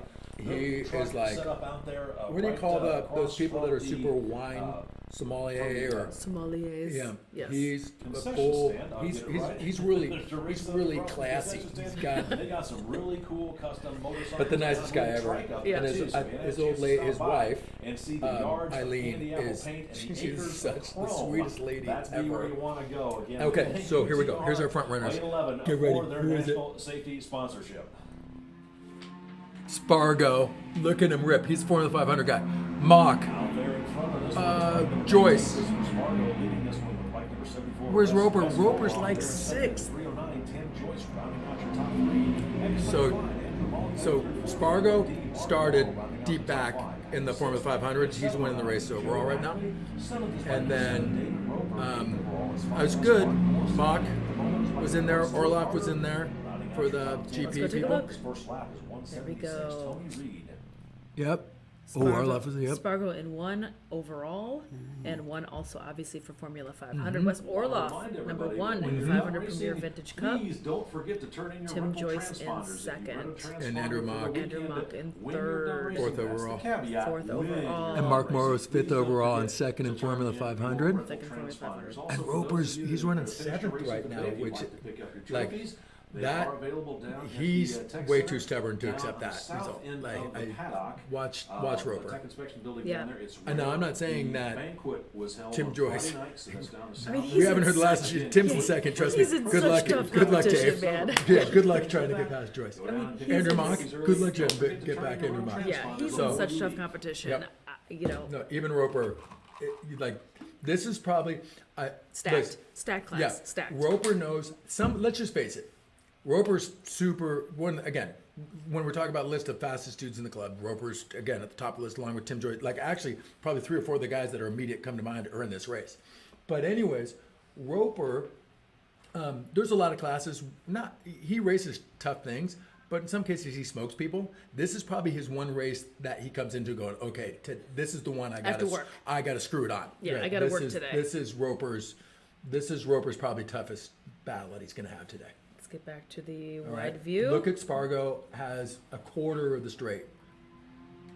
Race leader, bike number 19, Christopher Spargo, again continuing to stretch out his lead over second place. Orloff. Looks like that's going to be 74. Joyce ain't too far. Then it's going to be bike number 4. And Morrow's closed the gap. He's right on it. Andrew Malkin, 1D. Mark He's Marlowe, running fifth, running but fifth, he's much nose to a tail. bike They're in different classes. between It looks fourth. like Monk's running in the front of the 500 Premier Vintage class, while Mark Morrow is. There's Stu actually Carter. Monk's running third in his Premier Vintage class, while Mark Morrow is running second in the Formula 500, being fifth overall. Back in sixth at 709, Joe Ackley. Seventh is bike number 7, David Ricky Pearson Roper. just crossed the line. He looks like Dave's third in class for the Premier Vintage Cup. Eighth overall is 5S Mark Morrison. Ninth at the moment is Ron 176 Melton Tony looks Reed. like right there. Stuart Carter Number rounding 33. out your top 10. Let's go double check that race monitor and see Yeah, let's look. if there's any changes going on out here. Spargo still sitting up there in 1. Wes Orloff in first also for his class, in second for overall. Tim Joyce third overall, second for his class. 500 for me. And on and on. And it looks like Mark Morrow, you said, did move up a little bit. It looks like he He's possibly gapping. did. He's still in fifth. He was in fifth first lap, Roper's but off he the was a podium. bike off of fourth when Roper's they off just the crossed the line. And we won't get an And update. Roper's creeping up. So wait, so the live, I can't see so good. So are the times live right now? Yeah. So how can we tell in the middle of course you can see right now? No, we can't Okay, tell them. so you can't We see have it to wait until they for them cross to the come line. back, Okay, yes. don't you guys are We have being to wait till sneaky. they- I thought you can see something I couldn't see. All right. No, but Roper's Okay, on so- the podium. That's unusual. No. Yeah, because he was running seventh. I'm Yeah, but thinking he's he was. running fourth in class. That's what Yeah, I'm saying. yeah. So seventh overall, and trust me, these dudes are gnarly. They are all like fully expected to have the race overall win. Don't get me wrong. You always first things first, take care of business, win your class. But listen, these dudes are gnarly enough to where they're expecting an overall win. Yeah, of course. Okay, so Spargo, half up straightaway. He keeps on stretching it. Okay, look at this draft Look right at here. this. Trackside. Mark Morrow came from fifth. He was dicing for second in the draft right there. He and Joyce must have had a moment out there. Joyce must have had a moment because Joyce went from third overall to fifth overall. He's still in class, but he dropped massively. He had some real fast people on his tail, though. Oh my There God, was- no. Mark Morrow was fifth. and was a bike off of fourth, bike length off of fourth. And he was in the draft, and I'm certain that after he might have been third at start finish, but by the time he crossed the flag bridge, he was second. Like he was in the draft and came out of the bubble and slingshotted past the dude. Let's check race monitor. Quite a few of them, and we're still getting some Yeah, information. but Moro passed Orlov right after they crossed the line. Yeah. Moro passed. So we'll see what happens when Yeah. they come back around again. And what's There's a neat- lot of time between then Oh and yeah, now.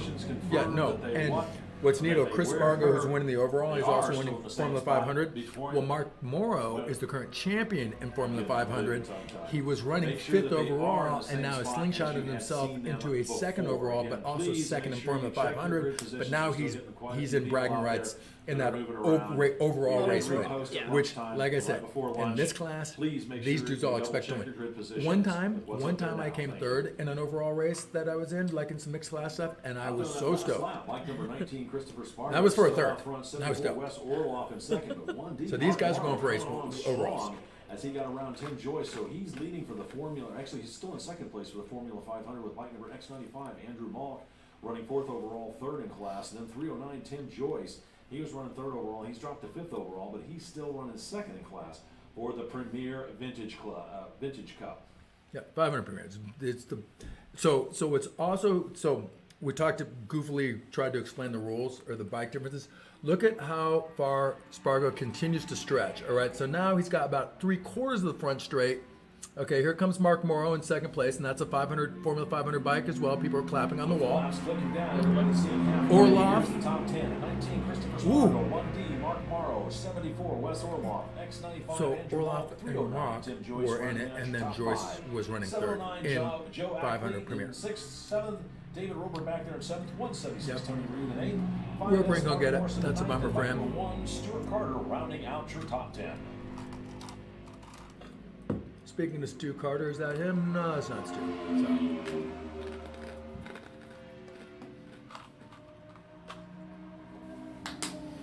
But when I was explaining the differences, the main difference between these two classes are years. So it's, up to 72, 2 strokes are allowed in Formula 500.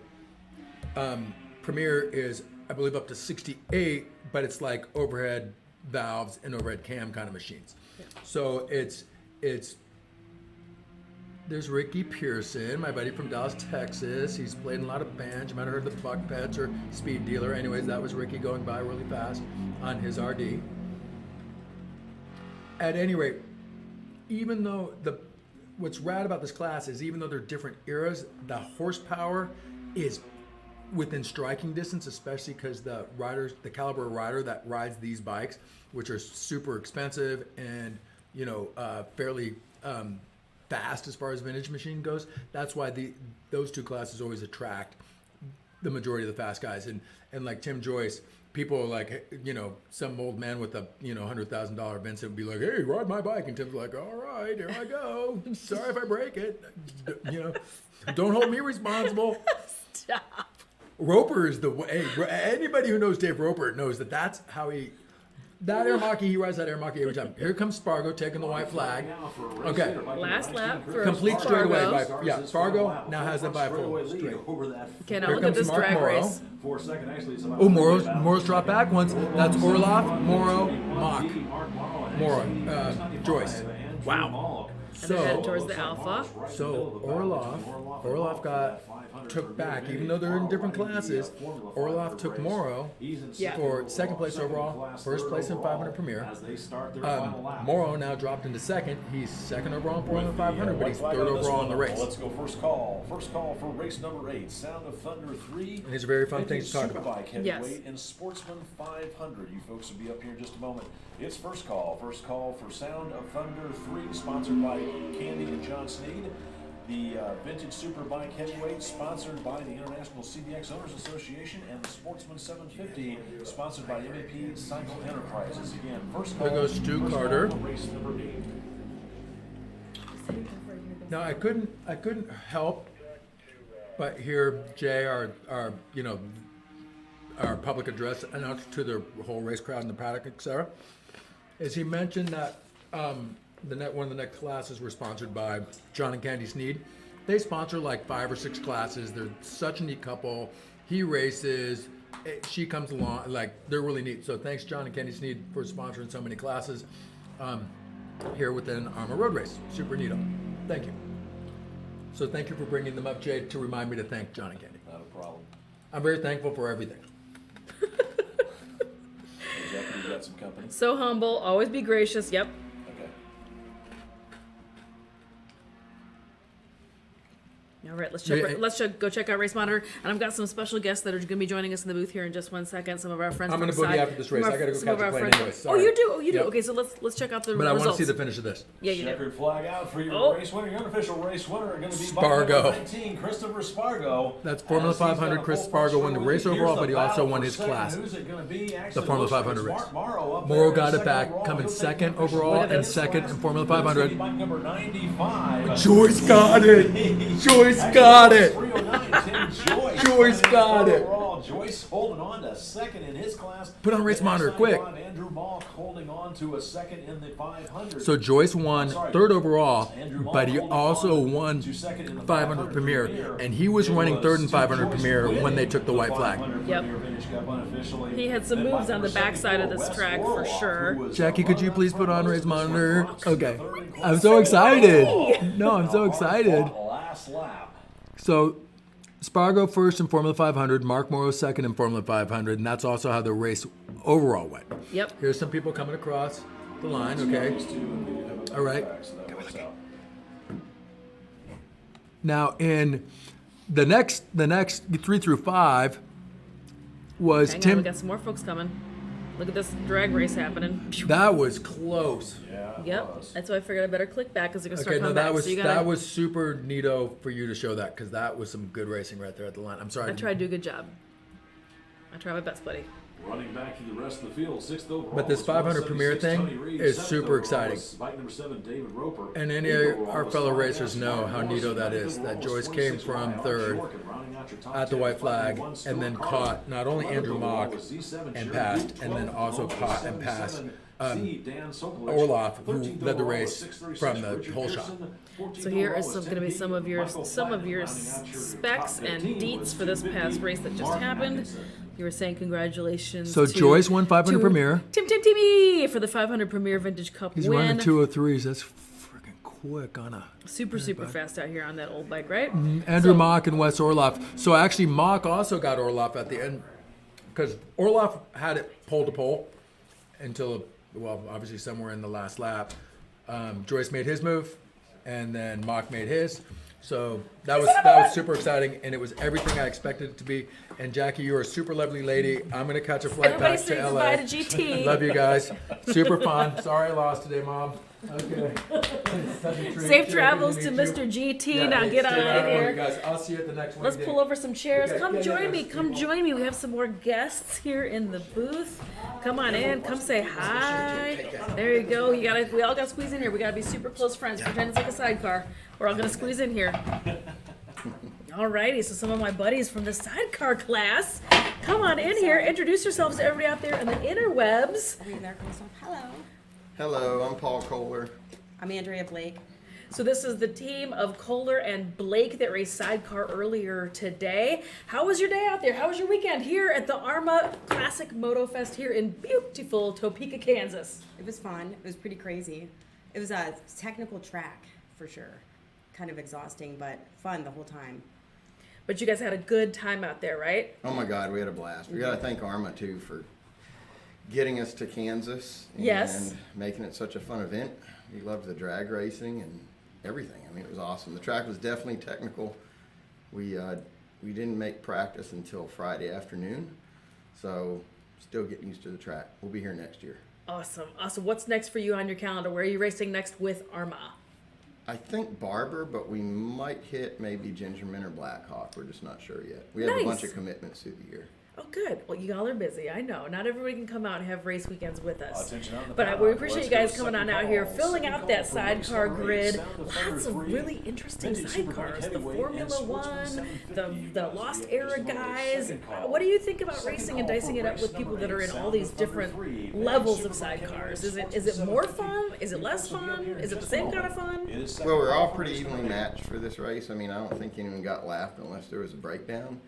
Normally, if there's 20 sidecars at least, they split the grid, While we have a and so moment, they'll we put gotta the go faster retrieve the motorcycle sidecars out on the, back with section of the track. in Wanna remind in one everybody race and the slower that trophies are sidecars in the available second for one. pickup Sometimes down in the Tech closing Center, speed the is Tech pretty quick, Inspection but Area. everything was good this Building time. I think is Armin's all done a the great way job down with the side of the sidecars. It's back, good to see so the after grids you growing pass your too. half-hour, Awesome. Well, it was protest great to see period, you guys. Thanks for coming on out racing sidecars with us. Do you got some folks back home you got to thank, or any sponsors, anybody you want to say hey to out there on the internet? Oh my God, I've got to thank RJ, Roger Pajot from RJ's. I've got to thank Randall Arts, who's here. He's part of our pit crew. He's part of our pit crew. Extremely right helpful. now, so Who else? don't be bashful. Come on We got a out. bunch of people to thank. George Stewart Vale, Tom Crompton, Steve Or even before you thank Samusky.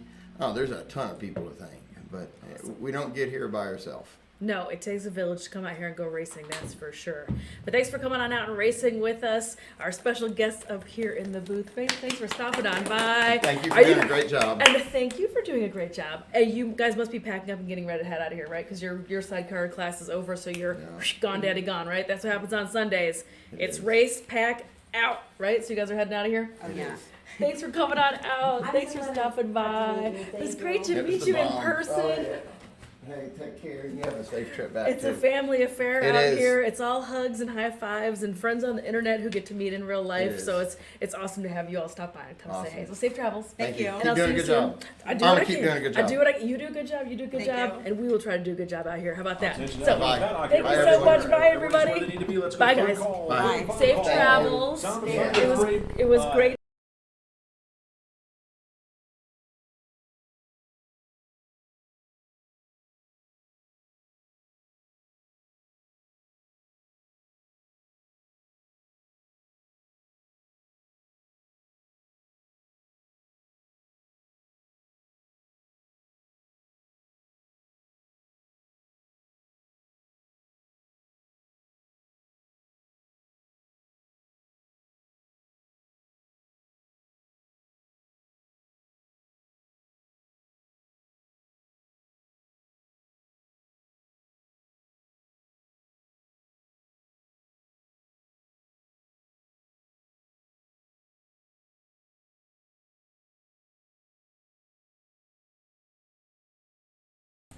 Some more friends stopping by the booth and coming and saying hey to us.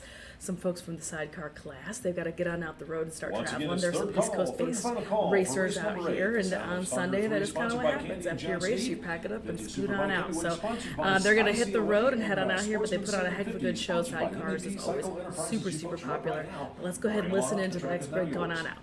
out. Next grid coming on out. If I can see that grid sheet, my friend. Let's head up here. Thank you. Race number 8. This is going to be Sound of Thunder.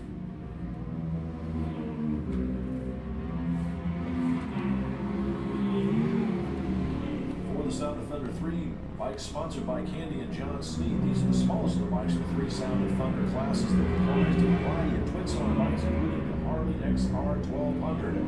Machines are either pushrod overhead valve machines up to 1,000 cc's, or overhead cam engines with 3 valves per cylinders up to 805 cc's, or single overhead cam liquid cooled V twins up to 750 cc's. The Vintage Superbike Heavyweight, sponsored by the International CBX Owners Association, i.e. ICOA and Jan Ringwalde. Variety of machines up to 82 model year based on showroom stock bikes are what comprise this class. Race prepped 4-cylinder Japanese bikes in the 900 to 1000 cc range usually dominate out there, but there's also unlimited displacement pushrod triples such as the Triumph, Trident, and BSA Rocket 3 that are also allowed in there, along with unlimited displacement twins such as a heavily built BMW, Moto Guzzi, or Harley Davidson, and every once in a while you'll even see the Every once in a while, you'll even see the 6-cylinder Honda CBX in this class. For the Sportsman 750, sponsored by MAP Cycle Enterprises and Marino Pema, this is a 1972 and earlier street bike-based 4-stroke machine class. It's a new addition to the class back in 15, although that was 6 years ago, so I'm not sure how new it is now. But it was set up for the single overhead cam Honda CB4s. They were ready to take on the class-dominating Yamaha XS650 twins. No fairings are allowed on these bikes, but front disc brakes are allowed. You'll usually see a combination of Japanese, British, Italian, and German bikes on the track in this class.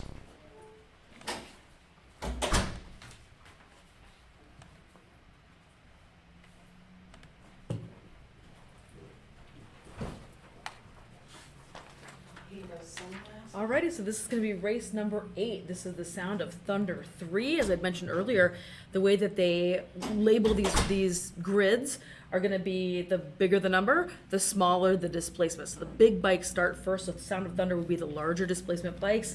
Sound of Thunder 2 would be slightly smaller. This is Sound of Thunder 3, so this is a little bit smaller displacement than that. This is also vintage Superbike heavyweight bikes and your Sportsman 750. As our buddy GT so very politely and nicely and kindly explained to me yesterday, Sportsman is also going to be our language and our way of saying motorcycles from the mid-1970s. So this is your grid for race number 8 here on Sunday, day 2 of the AHRMA MotoFest here in the Heartland at Heartland Motorsports Park.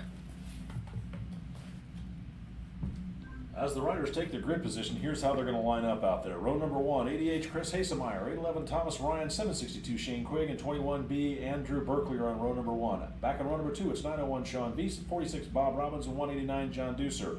On row number 3, it's 93T Zach Thomas, X16 Ray Call, 6T Teddy Honan, and bike 057 Parker Sheridan. Row number 4, it's 370 Brett Folkers, 362 Andre Taylor, and 42N Nick Hargis. For row number 5 at 64, John Evers, 173X Brandon Walker, 55T Eric Eads, and 7S Mitch Skaggs. And then rounding out that field is bike number 74, Wes Orloff.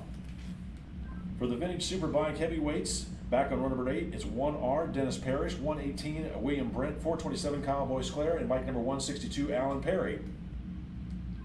For the Sportsman 750 class, back on row number 10, it's 84 Jeff Hargis, 24 is Grant Spence, 455 Thomas Pillsbury, and 237 Matt Esterline. Row number 11, it's 839 Michael Dixon, 5B Bruce Sass, and bike number 59 Gary Swan. And then rounding out your field on row number 12, 451 Brandy Iglesias, and R58 Peter Beyer. That's your field here for race number 8 as the grid is set, waiting for the green flag. I got it all. I can't. You did get it all in. That's a huge grid, and the cow. catwalk is packed. Yeah, there's Packed not much full of people. Green flag waves. It looks like the first wave is all weighed cleanly. Everybody, not much of an advantage there for anybody, as they all just sort of moved as a herd, very fast herd, down that front straightaway up over the crest of the hill. They're starting to form single file now, working their way over to the turns 2, 3, and 4 area, trying to figure out who's going to lead and who's going to follow. Here comes the second wave. This looks like bike number 1. I believe that's 1R back there. Dennis Parrish drops the hammer and takes off with one bike a little slow on the start there. Not sure what's going on. Looks like they're into their own power, but it looks like they might be retiring early with a mechanical, as they didn't even start, as they do slowly move down the front straightaway. I'm not sure if he's going to have to pull off. I think he's going to pull off. Yes, he's exiting the track at that alpha area and is going back to the paddock. I can't tell if he's going to have to like hot pit and wait a lap, or if there's going to be a penalty, or if he's just decided to call it a day. We're going to all have to wait and see and find out. So everybody stay tuned. This is race number 8 here at day 2 of the AHRMA Classic MotoFest at Heartland Motorsports Park, Sound of Thunder 3, Sportsman 750, and Vintage Superbike Heavyweight.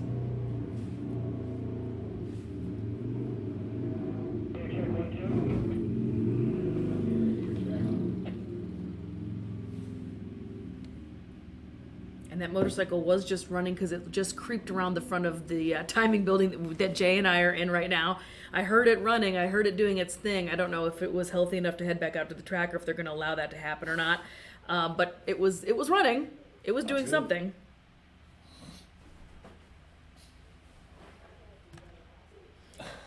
So we're going to have this pack coming around here pretty soon. Oh, speak of the devil, the minute I say it, they're going to be right back coming their way Race through. leaders flying out of turn number 14 onto the front straightaway at the conclusion of lap number 1. It's 80 H Chris Hasemeyer, 93T Zach Thomas, 189 John Deucer rounding out your top 3. Then 762 Shane Quigg and 057 Parker Sheridan round out the top 5.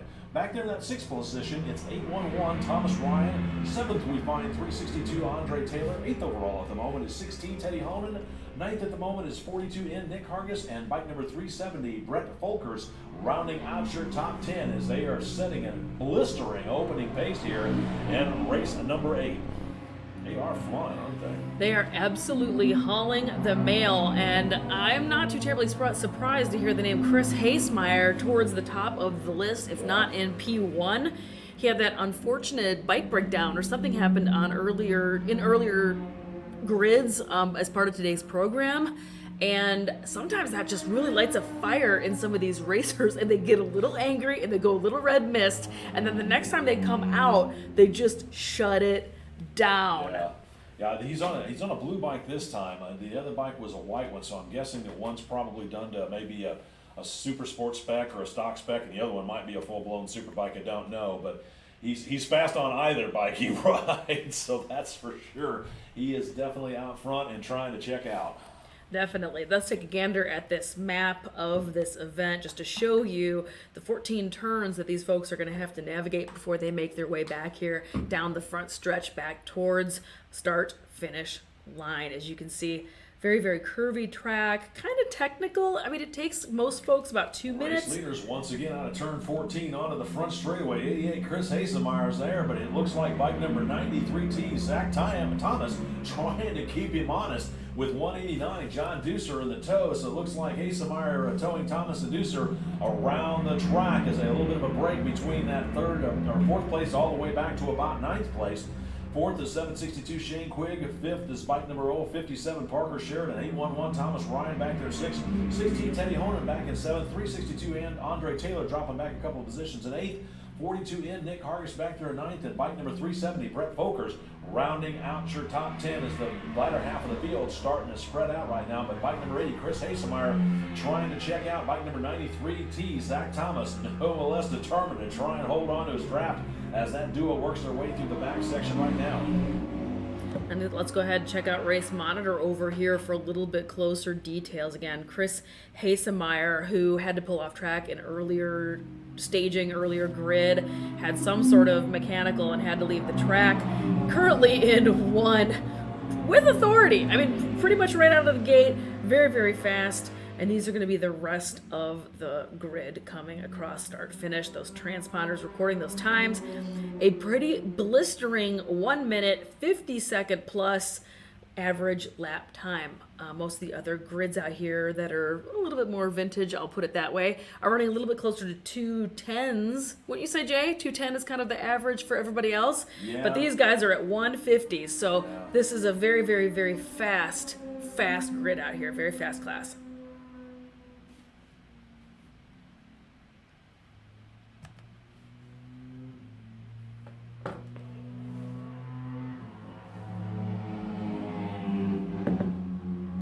Looks like bike number 93T, Zach Thomas, makes his move as they come across the start-finish line to see the green and white flags. Let them know they got 3 done and 3 left to go. So move 93T, Zach Thomas up to the first step of the podium. 88 Chris Hasemeyer still back there in second with 189. John Deucer in tow, rounding out your top 3.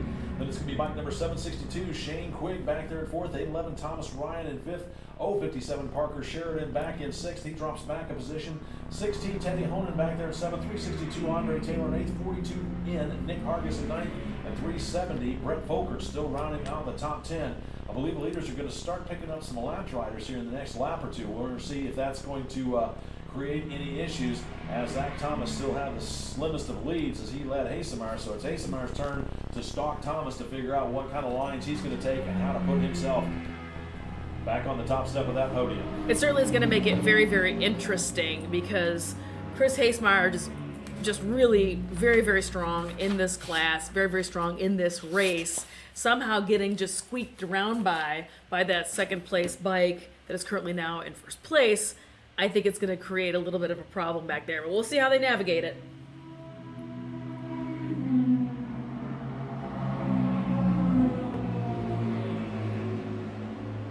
And at 150s, average of 150s times right now, not too surprising that they are starting to hit some lap traffic that is terrifically, terrifically fast. Let's go check Race Monitor, see where we're at. Zach Thomas still in one. Last time they came on around, they're due back around here shortly. Zach Thomas in one, barely in second. Like Chris Hasemeyer Hasemeyer makes his move and works his way back up onto the top step of the podium. As 88 Chris Hasemeyer now leads that lap over 93T. Zach Thomas 189. John Deucer still holding on to that third place position. but slipping back about to 10, 12 bike lengths off of that lead duo as those guys are Hasemeyer and Thomas continue to race each other hard out there. Then that fourth place position is actually going to belong to Shane Quigg, 057 Parker Sheridan moving back up to round out your top 10 with 16 Teddy Honan back there at 6, 811. Thomas Ryan dropping back a couple of positions that lap. Not sure if he got checked out by a slower rider, but he's back in 7th. 362 Andre Taylor at 8th. 42 in Nick Hargis back there 9th, and 370 Brett Folker still rounding out your top 10 as everybody's seen halfway. So whatever happens, this will be a completed race. Got some back-to-backs in this one with the next one too. All right. Let's go double check where everybody is at out here. Again, Chris Hasemeyer taking the lead back from Zach Thomas. Zach Thomas in 2. John Deucer 3rd. Shane Quigg 4. Parker Sheridan 5.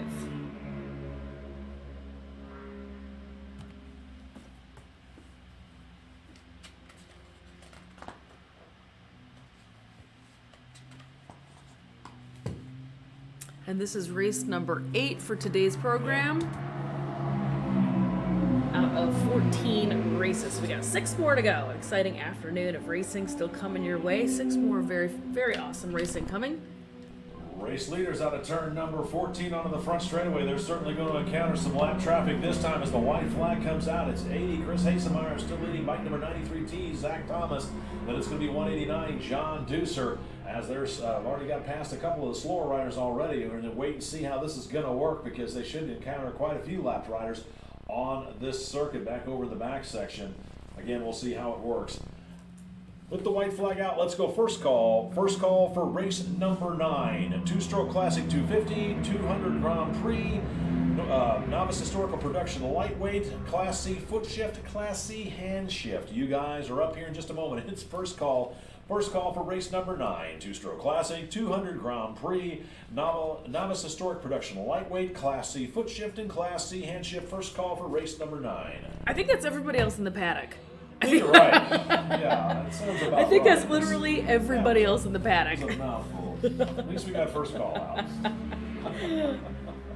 All right, white flag is flying out there, so we are on last lap.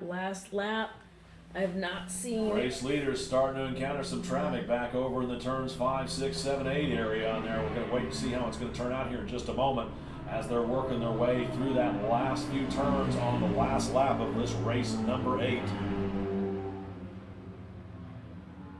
And again, everybody seems to be running the top of the board is all running around 1 minute and 50-second laps out here. So he is going to be getting this checkered flag out. He already has it in his right hand because we should have our race leaders coming back around in just a moment.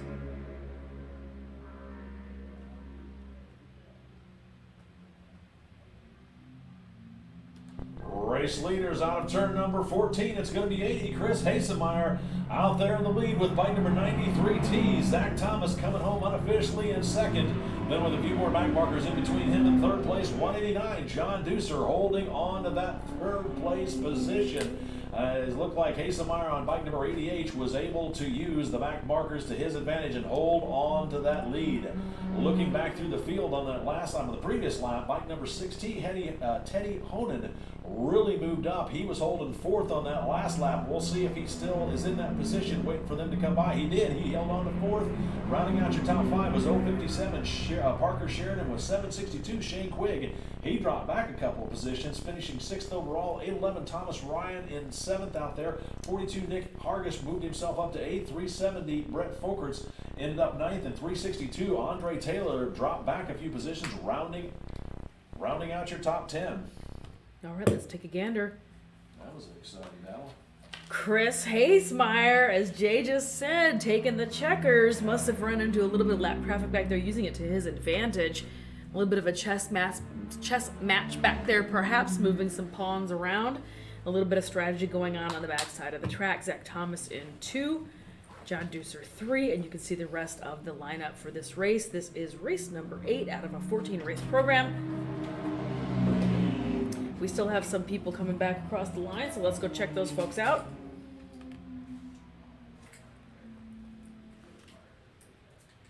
And this has been Sound of Thunder 3, Sportsman 750, and Vintage Superbike Heavyweight. Race number 9, or as I like to call it, all the rest of the paddock. I'm just teasing. We got 6 more races to go, but this is just a whole lot of folks out here. So I'm going to go ahead and start talking your way through it. Race number 9 is going to consist of 2-stroke classic 250 GP. This is also going to be 200 Grand Prix. This is also novice, historic, production, lightweight, or Prodi lightweight. Class C foot shift and Class C hand shift. So that's a whole bunch of very different machines out there. Some really early bikes, some not so early bikes, some 200 Grand Prix bikes, some 2-strokes. So there's a little bit of everything happening on the grid for race number 9. So let's go ahead and start putting those titles up. I believe we have a couple folks that are back to back to back, so we're going to give them just a hot second. Attention out in the paddock. Let's go second call. Second call for race number 9. Second call for race number 9. Get you in the paddock. Second call, race number 9.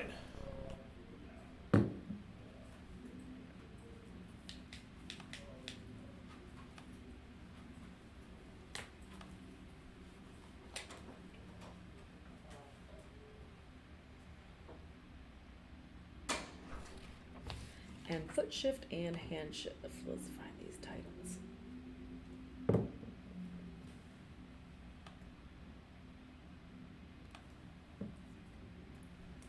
Announced to start.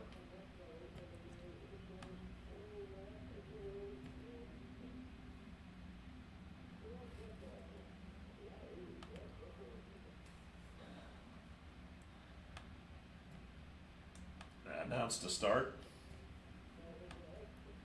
We got 2 that are back to back on this one, so I'm going to drag just a skosh here.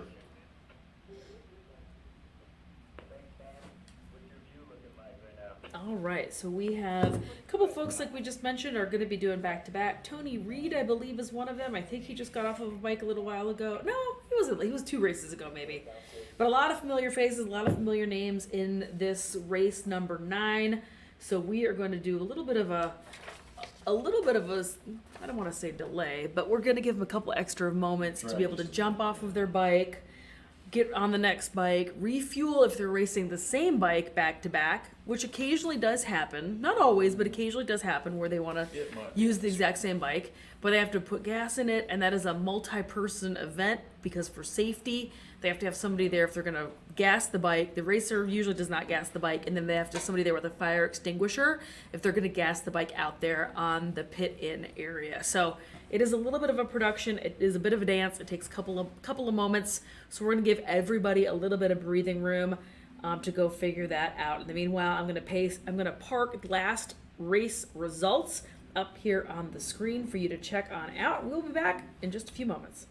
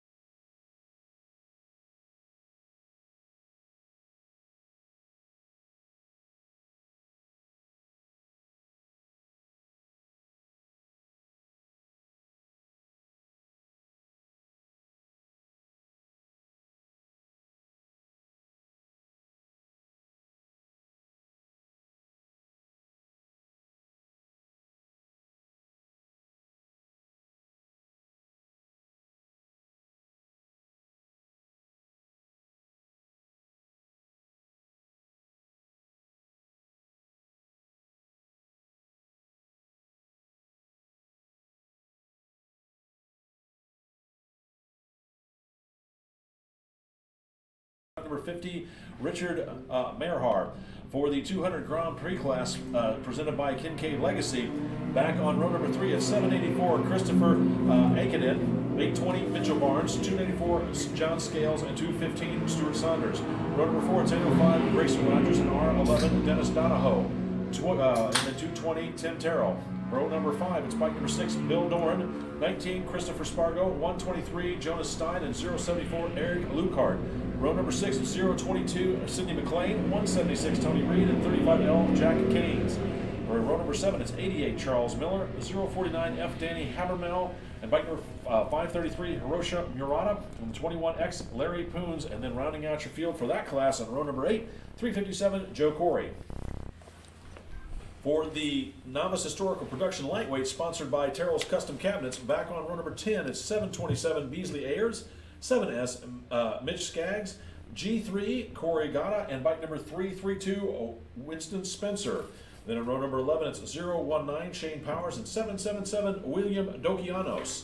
For the C-Class Foot Shift, sponsored by Candy and John Sneed, back on row number 13, it's 122, Alex McLean. 24, Grant Spence. 75A, Gary Roper. And 27, Bino Rohde. And then for row number 15 for the C-Class Hand Shift, sponsored by Luke's Racecrafts, it's bike number 1L, Ralph Wessel. 707, Lewis Leonard. 309, Tim Joyce. And 73B, Blake Wilson. That is your field here for race number 9. There you go. So again, we were mentioning earlier, the folks that are campaigning the CB160 bikes, if they want to race for points, this would be the class that they're in. So you're seeing a lot of the same names and faces from the CB160 class are out here racing in the 200 Grand Prix class. For the 200 Grand Prix Plus, sponsored by Kincaid Legacy Racing, this class combines a variety of engine designs and displacements based on an index performance. This class is for 68 and earlier machines, including 250 4-stroke singles and air-cooled 2-stroke singles, 175 air-cooled 4-stroke twins, and 2-stroke singles and twins. Then it includes purpose-built race bikes and converted production road and off-road bikes. The bump-up class for this is 250 Grand Prix. Greg Glavicki and Lost Boys Racing claimed the 2020 AHRMA National Championship. We would like to thank Kincaid Legacy Racing for their sponsorship of it. The Novice Historic Production Lightweight, which is sponsored by Terrell's Custom Cabinets and Tim Terrell, these are for 1978 and earlier street machines in very close to standard production trim. Minimal modifications make this an inexpensive and entry-level class. It's intended for novice-level riders only. The lightweight class is for 4 strokes up to 500 cc's, 2 strokes up to 250 cc's, and certain 350 2-stroke machines. The Class C hand shift is sponsored by Luke's Racecraft, and we appreciate their sponsorship for that one. And the Class C foot shift is sponsored by Candy and John Sneed.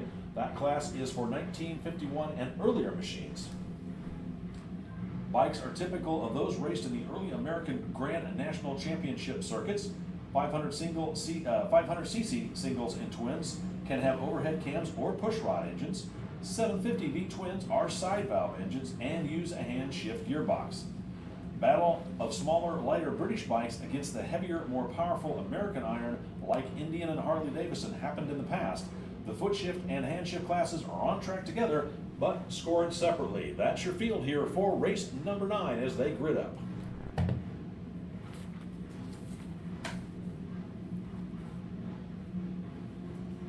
Good sized grid. Absolutely. How's it? Thank you.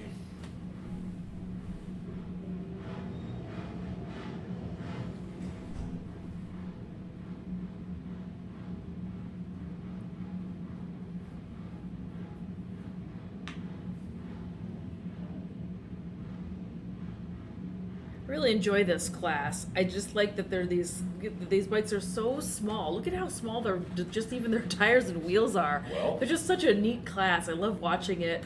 I think the bikes are so beautiful with all the different fairings and well, this is the class where the CB160s had to race as the exhibition. Right. This is their real class. right. Yep.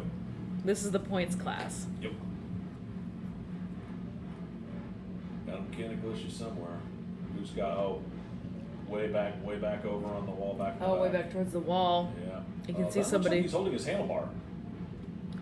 You can see somebody kind of fussing around. I'm not sure what's happening back Trying there. to get him over the wall so that they can start, but because they can't start with him on the track. Oh, Lord. Oh, there he goes. There he goes. What he threw across the wall, but it was something back there. And away they go. First wave away like a herd of angry bumblebees as the little bikes rocket down the front straightaway up over the crest of the hill through the Alpha turn over to turn number 1. Looking back, waiting for that second wave to start here in just a moment with the one rider having a mechanical issue. He's safely over the wall. But it's a tough break as his bike does not make the start. And somebody getting kind of a number 27 machine, kind of having a rough time, not having a... Oh, boy.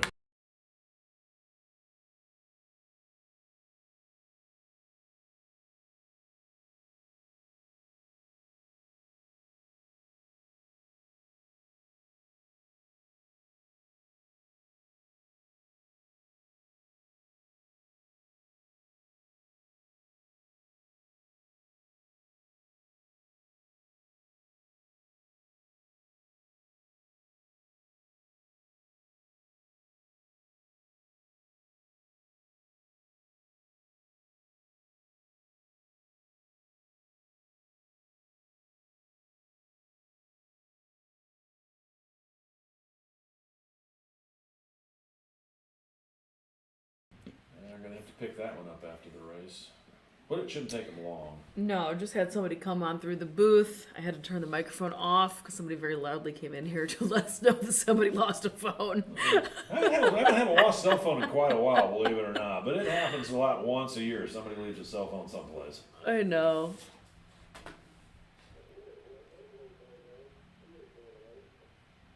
So yeah, this 200 Grand Prix class. I'm excited to see who comes across the line in this. That Spargo, Christopher Spargo, that ran in an earlier class, very, very fast. Cindy McLean, who is part of the AHRMA family. She's in the marketing department for AHRMA, so that's cool to see one of our members racing, which a lot of them do. That's not super, super unique. And just like that, speak of the devil, and they will appear. Our very first bikes coming across, start finish.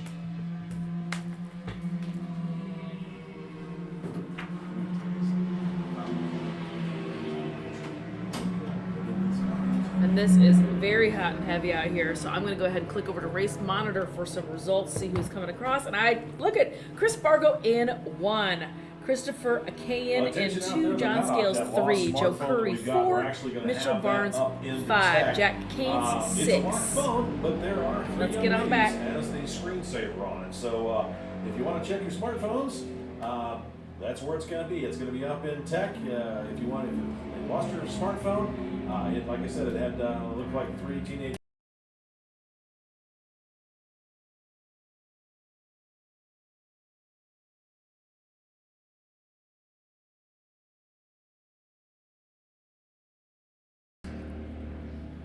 Always doing good deeds up here, Jay. Announcing the races, returning lost property to folks. Trying to give props to. Trying to sponsors. give and love to all of the sponsors. Speaking of which, do we have sponsors for this classes? It looks like we do. So the 200 Grand Prix is presented by Kincaid Legacy. The Novice Historical Production Lightweight, Parati Light, is Terrell's Custom Cabinets. Class C foot shift is Candy and John Sneed, and Class C hand shift is Luke's Racecraft. So thanks to those class sponsors. In third, 357 Joe Corey in fourth, and 820 Mitchell Barnes rounding out your top 5. Back in that 6th place position, it's 35L Jack Kane. 7th overall is 220 Tim Terrell. 8th overall is 176 Tony Reed. 9th overall is 805 Grayson Rogers. And rounding out your top 10 here is bike number R11 Dennis Donahoe. Somebody is pitting back in. Yes, I didn't catch the number. They just called it in. Somebody might be having a little technical something. Yeah, one of the. Where's he going? I don't know where he's going. Dude, pits over that way. Yeah, they're going the wrong way. He didn't get the best start, so I'm not sure if he's got a mechanical. That was 27. That was in the very, very, very back of the pack. But yeah. speaking of not at the back of the pack, I'm betting that's Chris Fargo in 1. It is. Christopher Christopher Acton right there behind him. 1 and 2, same as before.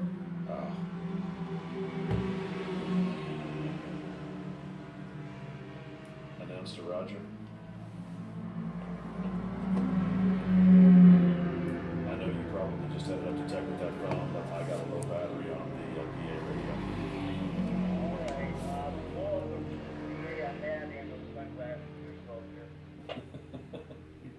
Copy that. We have a phone and now sunglasses.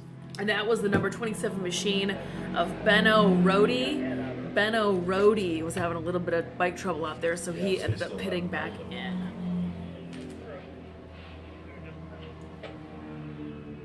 Copy that. Thank you.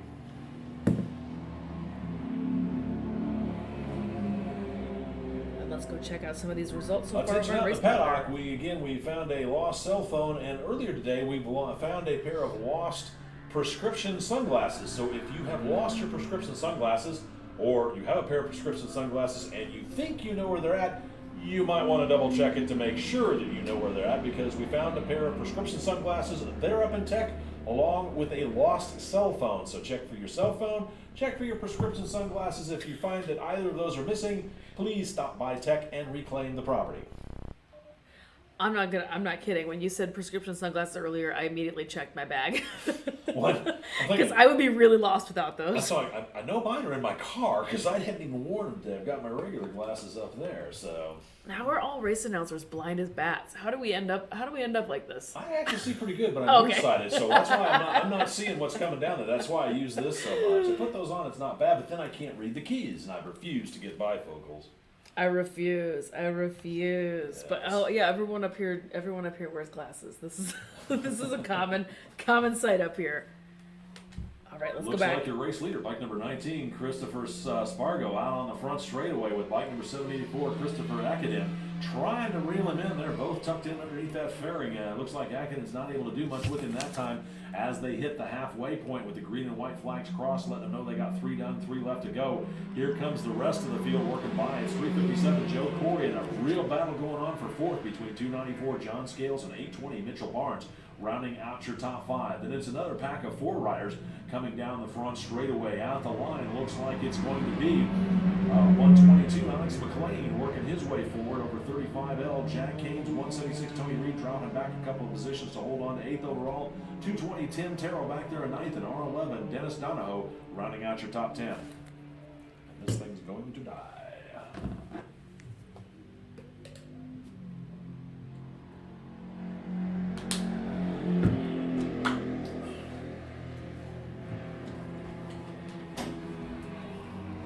Mr. Moto mouth is taking one out. Empty.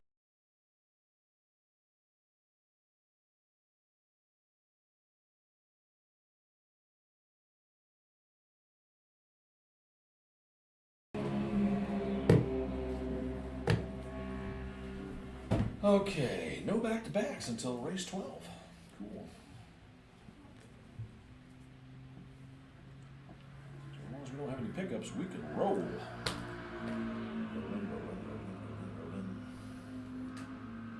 Some blue shirts crossing the line right now. I take a second to point that out. Those blue shirts are recent graduates of the Mark Morrow Race School that was hosted here earlier in the weekend. Those folks graduated and are allowed to race during this weekend and this weekend's event. But at least for this weekend, and I think their next race, I think for 2 races they have to wear a blue shirt. I'm not 100% on that, but I know that's usually what it is. But definitely for this weekend, they have to wear blue shirts. So that way everyone knows that they're a little bit new out there. So Did GT leave you his rule book or not? he did. I mean, do you boys think I have time to read through a 200-page rule book? Race leader, bike number 19, Christopher Spargo, managed to get himself a little bit of a breathing room that time. About a quarter of front straightaway lead over second place rider 784, Christopher Acton.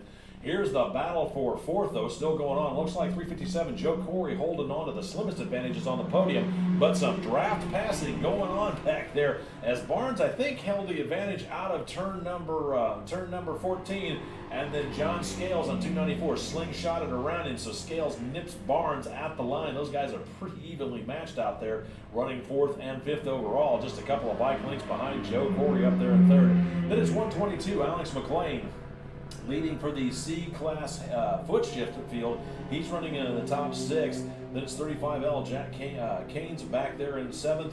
176 Tony Reed in 8th. 220 Tim Terrell back in 9th. And R11 Dennis Donahoe still rounding out your top 10 as the laps continue to click down here.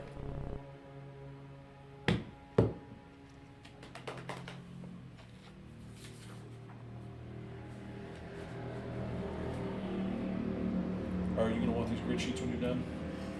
Okay. So, picture when we're done.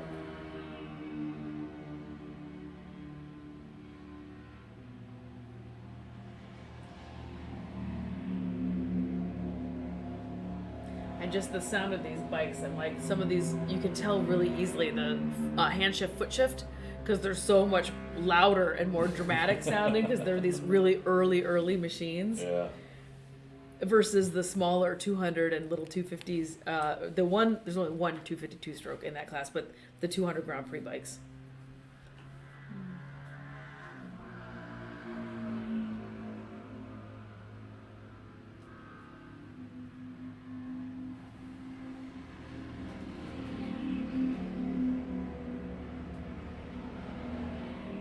Let's go see what's going on over on Race Monitor. This is leader. Is this our leader? Yep. All right. Race leader, bike number 19, Christopher Spargo, taking the white flag, starting his final lap. Then it's going to be 784, Christopher Akinen back there solidly in second. Those guys have kind of checked out on the rest of the field. Here comes your third place rider, 357, Joe Corey. It looks like he's got somebody coming after him as that battle between Scales and Mitchell Barnes. Those guys are a little bit more separated this time, so it's going to be fourth place position. It's going to be 820 Mitchell Barnes, so I'm not sure if 294 John Scales got checked up by a back marker or what, but he's back there rounding out the top 5 as Barnes sets his sights trying to claw his way onto the podium step and knock Joe Corey off as they start their last lap. Let's go first call. First call for race number 10. Battle of the Twins 1, Motard and Formula Vintage. You guys are up here in just a moment. It's first call. First call for race number 10. Battle of the Twins 1, sponsored by Fast by Faraci, the Motard race, and then the Formula Vintage, sponsored by Racetech. You guys will be up here shortly. First call for race number 10. It's going to be a barn burner of a race. Alrighty, we are at race number 9 of a 14 race program. We're in the home stretch. Checkers are going to come out here shortly.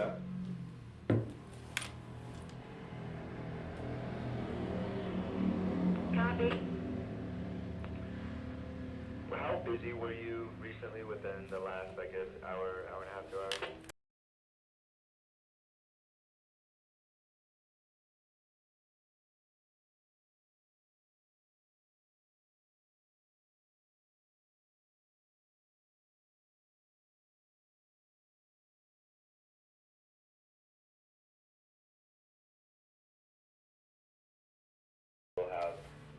All right, white flag is slowly waving, but my flagger has the checkers in his right hand, which means our race leaders are making their way back to start finish. And bam, checkers. Spargo won. Attention in the paddock. It's not too late to get your t-shirts, but they are going to start shutting down the AHRMA merchandise booth here very, very shortly. So if you want a t-shirt, get yourself over there immediately. Again, AHRMA merchandise booth is still open, but they're going to start tearing that thing down very soon. So it's not too late.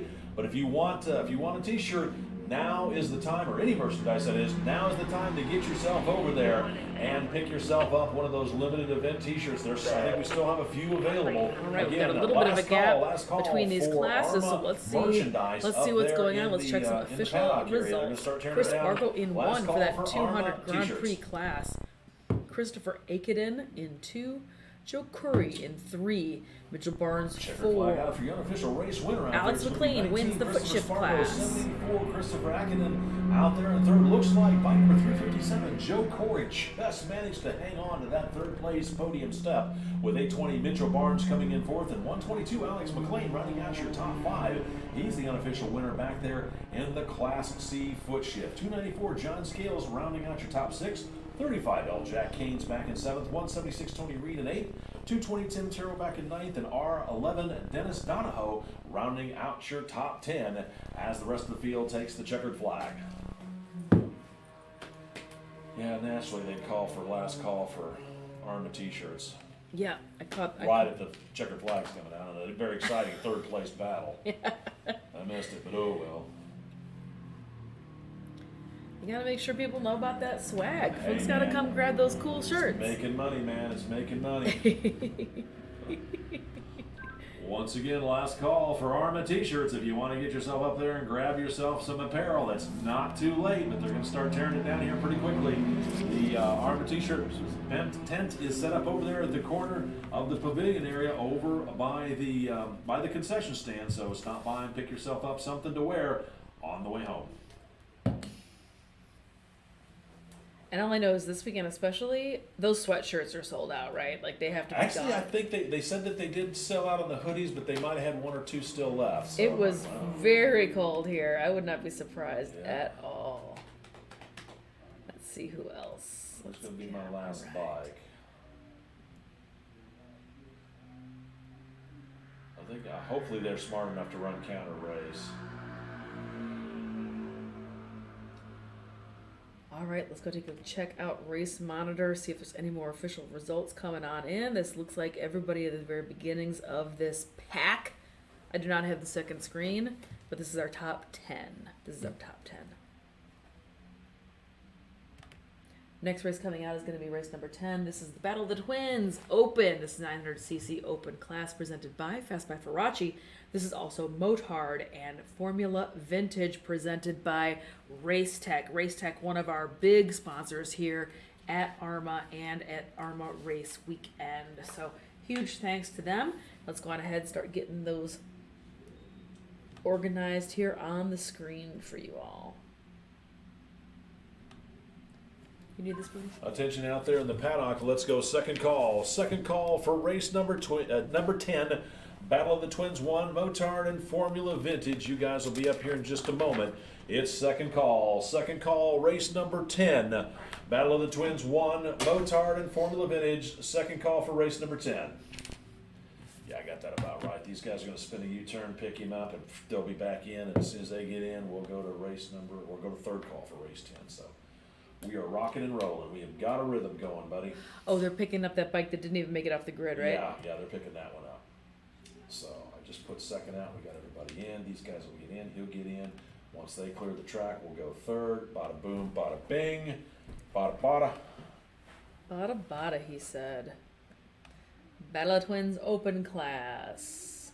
This is also going to be Motard.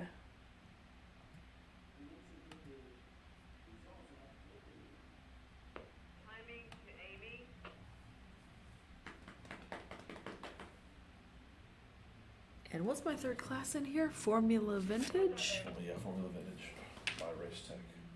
Are you coming back this direction and can you bring There we go. Alrighty.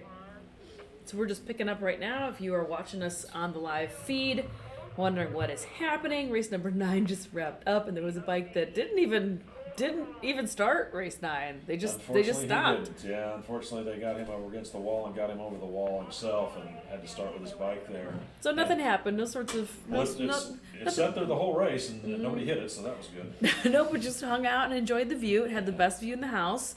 And so they're going to pick this gentleman up and take him over to Pit and Paddock. He's going to get a little free ride from that chase truck out there.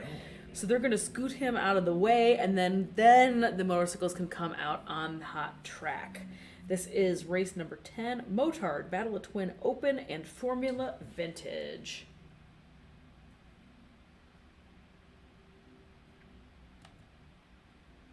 A huge thanks to all of my friends and racers that have stopped by up here and said hey to us here in the tower. We had David Aldana, we had our Grand Marshal for the weekend come by and say hello. We had Kenny Cummings yesterday stop by and say hey. Our buddy GT was here yesterday and today again. He lives here now. He had to go catch a flight though, so we ran out of here after having snacked very loudly into the microphones for you. So I hope you all enjoyed that on the live feed. Huge thanks, GT. I'm just giving you a hard time. He's a good buddy. And it's just been a super fun weekend up here, allowing people to It's come nothing and to hang out paddock, with but us. let's go. and Third call. streaming Third for final you a call for little race number behind-the-scenes 10. racing Battle of the Twins 1. of a Motards great and the Formula AHRMA race Vintage bikes. You weekend. folks are up right now if you want to bring them on up. Third call. Third and final call. Battle of the Ones, or Battle of Twins 1. Motard and Formula Vintage. You guys are up right now. Third call. Third and final call for race number 10. Bring them on up. So with that, Jay Announced to means start. business. Third He said has gone third out. call. It means everybody needs to get their buns on over to the pit in area. So, or grid in area, however you want to phrase it. Staging area is where they're headed.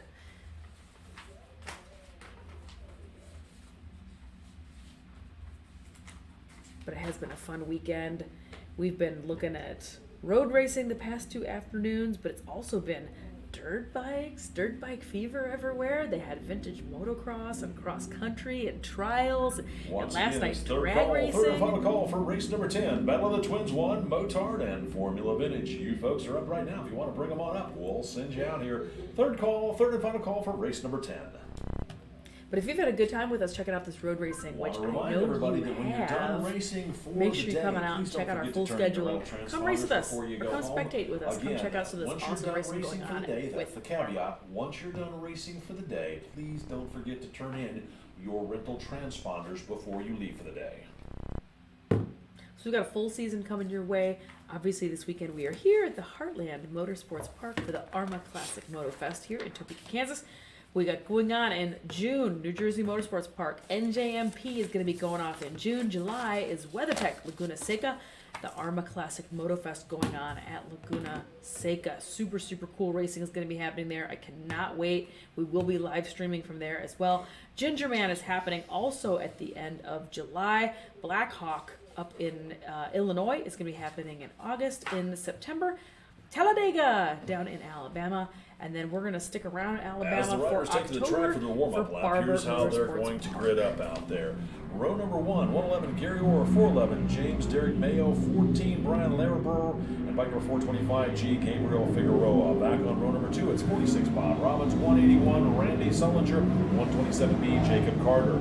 Row number 3, it's 904, Sean Bees, 576, Christian Jetson, 8T, William Kasner, and 12B, BJ DeJong. Then rounding out your field for the Battle of the Twins 1, 690 Bob Rebecco on row number 4. For the Motard class, back on row number 6. It's going to be 133 Paul Elledge, 275 Mike Robinson, 21B Andrew Berkeley, and 46X Brian Rammer. Row number 7, it's X30 Mike Harlow, 94 Ryan Rader, 785 Steve Carotus. Then back on the Formula Vintage field, sponsored by Racetech on row number 9, it's 118 William Brent, 949 Keith Powell, 162 Alan Perry, and 1R Dennis Perry. So that is your field here for race number 10, the Battle of the Twins 1, Motard, and the Formula Vintage field.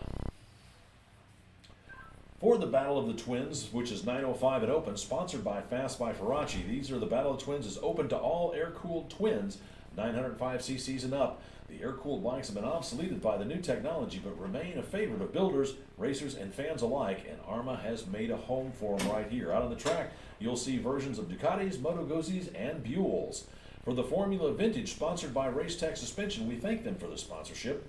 Racetech Suspension has been around since 1984 and have been perfecting the science of motorcycle suspension. They offer performance springs, legendary gold valves, G3S custom shocks, TNK fork tubes, drum brake, arcing, and complete suspension rebuild services for vintage and modern motorcycles. Vintage specialist Matthew Wiley will be at the track this year at several events, including the Barber Vintage Festival, to assist AHRMA racers. Racetech has been an AHRMA sponsor since 2009, and in addition to backing the competitive Formula Vintage road race class, they are the series sponsor for AHRMA Post Vintage Motocross. Contact Matthew directly to receive the best service possible and an AHRMA member discount, or visit them on the World Wide Web at www.racetech.com. Thank you for that public service announcement.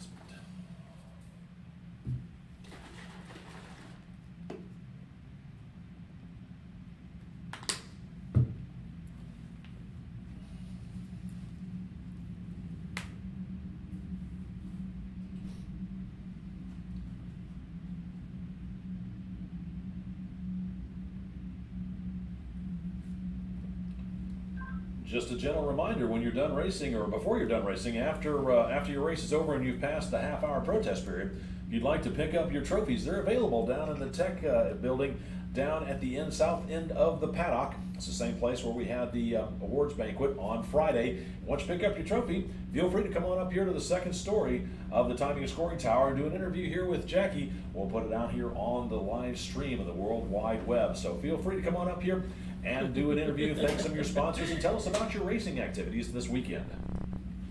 On the internets. Yeah, interweb. The information superhighway. Boy, am I showing my age. All right, let's go trackside. As the flag waves, looks like if it was looking back into the field, one of the riders way back on that third row rather, got a heck of a start. Looks like everybody cleanly away. Now the second wave waiting for them to get going. And the flag waves. Looks like it's going to be 118. Drops the hammer. That would be William Brenton. No fear of letting go of that clutch handle on that one as he rockets down the front straightaway to lead that second wave over the crest of the hill down into turn alpha and turn number 1. We'll get the full running order here for you when they complete lap number 1 in just a moment. I knew you were going to look over there.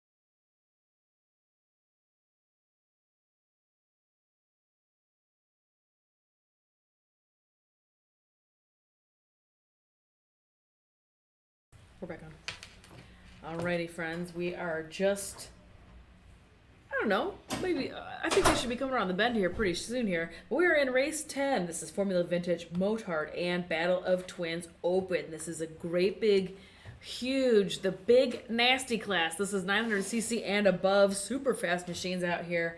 The last handful of classes, I think, the last handful of races for today, I think are all, they just kind of ratchet up and get faster and faster and faster and a little bit more modern. Speak of the devil, look at that. Every time I start talking about them, here they come. Out of turn number 14 onto the front straightaway, it's 111 Gary Orr. Not surprising, he's been lightning fast today with 181 Randy Sullinger right there behind him. Then it's 14 Brian Lemuro back there in that third place position. 411 James Derek Mayo in fourth, and 425 G Gabriel Figueroa rounding out your top 5. 46 Bob Robbins back there in sixth. 127B Jacob Carter in seventh.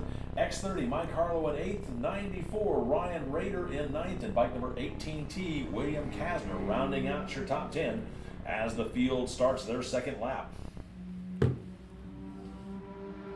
Gary Orr, a name that we've been saying an awful lot this weekend, who won his class earlier today because of Chris Hasemeyer having some sort of DNF situation. His bike didn't make it and had to pull off the grid. So Gary Orr ended up going to the top of the box because of that little misstep. So he's had quite a good weekend, and I'm sure he was pleased about that win as well, and is currently in position 1. Let's take a look over at the race monitor. Gary Orr 1, Randy Sullinger 2, Brian Laraber 3, James Derek Mayo 4, Gabriel Figueroa 5, Bob Robbins 6, Jacob Carter 7, Mike Harlow 8, Ryan Rader 9, William Kasner 10. Those are your top 10 in order, not by class.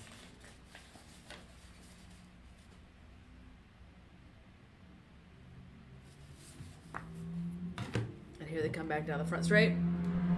Race leaders once again. It's a battle between Orr and Sullinger as those guys are Sullinger trying to work the draft on Orr, holding on to the toe of them as they're working their way down the front straightaway. About 3 or 4 bike lengths separate them, and they've checked out on the rest of the field. But this is going to be bike number 14, Brian Laraber out there. He's running a solid third. Here's the battle for fourth between Mayo and Figueroa. Figueroa getting the better of that battle that time by, as that's fourth and fifth. Bob Robbins still back there in sixth. Mike Harlow in seventh. Jacob Carter drops down a position to 8th. Ryan Rader is still in 9th, and Mike Robinson in 275 round out your top 10 as the field continues to stream on by. And then looking back on a little bit further for the Motard field, X30 Mike Harlow, looks like he's holding on to first with bike number 94 Ryan Rader, and second for the Motard class, and 275 Mike Robinson rounding out your top 3 for that field.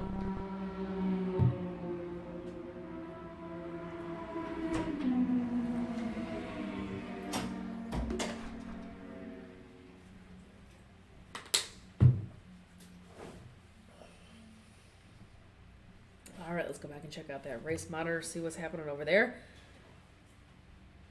More of the same, they look like. However, I just want to take a second and point out the lap times. 1:49.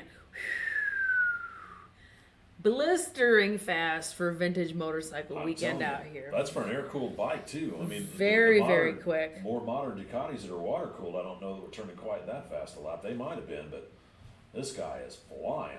Of course, as GT said, Orr is one of the, I think he said he was one of the locals, isn't he? And he's very fast. No, Gary Orr's California guy. Oh, he's California, okay. Yep.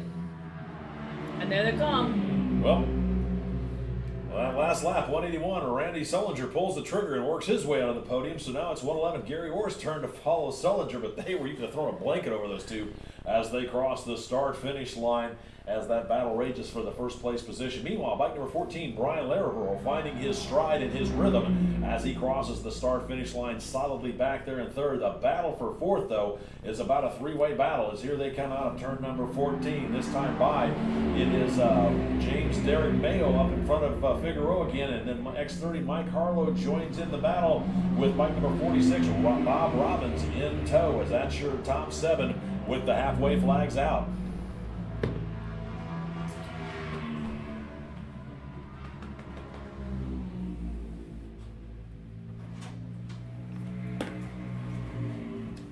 Definitely a little cat and mouse going on over there behind Orr and the new leader for this lap, which is going to be Randy Sullinger on the number 181 machine from Missouri. Sullinger is going to be a local guy.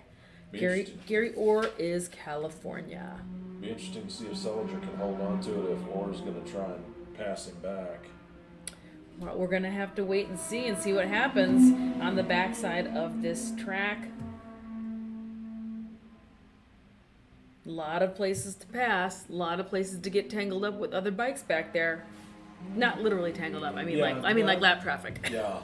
I'm not trying to put the bad mojo on anybody. I think they're going to do all right with lap traffic. Doesn't look like it's too big a field that's going to be a problem, but here they come. Race leaders out of turn number 14 onto the front straightaway. At the line this time, it is back to Gary Orr up to the top step with 181, Randy Sullinger. So Sullinger might have tipped his hand just a little too early, or it might have been an issue where Gary Orr had a bit of a moment back there.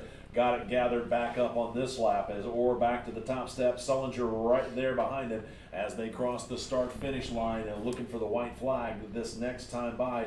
Here comes your third place rider now, finally out of turn number 14, solidly there in third. Again, bike number 14, Brian Laraborough, finding his rhythm, holding on to that third place position.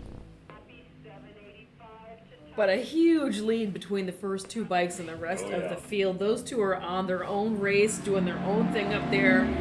Looks like bike number X30, Mike Harlow, moves himself up to the fourth position overall. He's leading for the Motards as he's found a way around James Derek Mayo and Gabriel Figueroa. Those guys are duking it out for that fourth place position in Battle of the Twins.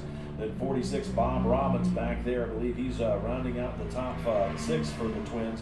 Then 127, Jacob Carter, he's 8th overall in the Twins. Then we got back to 275, Mike Robinson. He's back at 9th place position overall. He's 2nd for Motards. And rounding out your top 10 is 133, Paul Elledge. He's holding on to the 3rd place podium position for the Motard class. Let's go ahead and double check some of those stats and see where we're at. As Jay just mentioned, we were just talking about, Gary Orr is back in 1. A little bit of trading places, a little bit of cat and mouse going on perhaps between those two gentlemen in that great big huge Battle of the Twins 900cc open class. Leaders. Leaders making their way back on around. Sorry. Slow bikes. I thought those were leaders. No. Here they come. I was close. There they are. You were close. There they are. White flag out for your race leaders as Gary Orr leads Sullinger on that final lap. With the white flag out, let's go first call. First call for race number 11. Vintage Superbike Lightweight 350 GP, 350 Sportsman, and Formula 125. You folks will be up in just a moment. It's first call. First call for race number 11. Vintage Superbike Lightweight 350 GP, Sportsman 350, and Formula 125. First call for race number 11. I was just saying how I thought the bikes got kind of bigger and faster, but maybe yesterday's was a little bit different than today's calendar and today's schedule. I think this is going to be one of the smaller, the last of the small bikes, and then they go medium size, and then open two-stroke Sound of Thunder, and then Formula Lightning, and Sound of Thunder. That's too. what I'm thinking of. Yeah, That's this next one will be the small one, and then they'll start going up. But still very, very fast class coming up with that 350. It sounded like you had 350 Grand Prix, a couple other neat classes coming up for our next race. Well, I'll tell you what, bike number 411, James Derrick Mayo, 425, G. Gabriel Figueroa, and bike number X30, Mike Harlow. Those guys are having a heck of a battle out there for 4th, 5th, and 6th overall. Looks like Harlow's on the motard. He worked himself up to 4th in front of Mayo and Figueroa, and this time Mayo and Figueroa worked themselves back up in front of him. So those guys, again, not racing exactly in the same class, but they're having a heck of a battle and probably a whole lot of fun out there racing each other as they're on their final lap.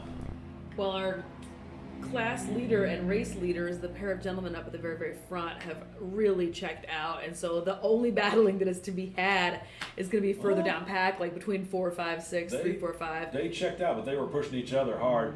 At the line for the checkered flag, it's going to be 111. Gary Orr taking the unofficial win over 181. Randy Sullinger, as it looks like a slower rider might have gotten in between them, as they were probably the furthest they'd all been apart from each other on the entire race. Looks like, again, Orr holding on to the lead. Sullinger coming home unofficially second. Looking for that next battle between Mayo, Figueroa, and Harlow as those guys are working their way through the turns 12, 13 area right now, waiting for them to come back onto the front straightaway.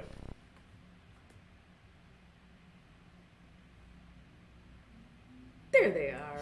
No. Well, maybe they are. Oh, that looks At the line, looks like it's going to be, that's a lot. Brian Laraborough, he's the third place rider, still waiting for Mayo, Figueroa, and Harlow to come by. Yeah, I missed third place. Whoops. Here they come. I jumped the gun on you. Sorry, buddy. Yeah, and I was just told we're going to have a pickup at 8, and I bet I know who it's going to be. 411 James Derrick out there taking the unofficial 4th place position. X30 Mike Harlow. Waiting to find out what happened to 425 Figueroa as Bob Robbins comes across. Yep, looks like 425 Figueroa has a bit of an issue back there on the back section of the course. Gonna have to go get him. So he run wide into the grass. Hopefully. Yeah. Or he broke. Otherwise he or his bike let go. Otherwise he FDGB, which stands for fall down, go boom. Yeah. Let's hope he didn't crash. So. Well, the way that they all kind of came in, maybe there was just a wide run. I mean, they were just pushing. That's what I'm hoping. There's a lot of runoff areas here because it does get a little technical, as GT pointed out yesterday during our very long 3-hour-long interview. It was quite that long. It might have felt like 3 hours, but it wasn't that long. Where he moved in here and set up a buffet. I should have given him my trail mix and go, here, take this with you, dude, for the flight. Yeah, just letting us know everything there is to know about AHRMA racing, which was awesome. I mean, so much information from GT happening out here. But he set up himself a little snack buffet. He just had a whole thing going on in here. Anyway, he was kind of letting us know that there's lots of places that it's very tempting to run off and run a little bit wide because there is just some technical corners on the backside of this track. So hopefully that is all that happened, was maybe a little bit of a wide ride, and we'll find out here shortly as we get ready for our next big grid. It looks like everybody's already starting to come back in from that last race. Again, it is Gary Orr in 1 in the Battle of Twins Open class, the big bike class for the Battle of Twins. Yeah. Randy Sullinger in 2. Brian Laraborough in 3. And James Derrick Mayo for Mike Harlow winning the motard class on the X30 bike. Congratulations to everybody. And that is your top 10 finishers for race number 10. You need that to set up for the next one? Yep, let's go check out what race number 11 looks like. So race number 11 is going to be Vintage Superbike Lightweight is our next class coming on out here. So let's go. Attention out in the paddock. Let's go. Second call for race number 11. Vintage Superbike Lightweight, 350 GP, Sportsman 350, and Formula 125. Again, second call for race number 11. Second call. Thank you. Yep. So we'll pick that guy up at 8. As soon as I get a clear track, send it on. All right. So vintage.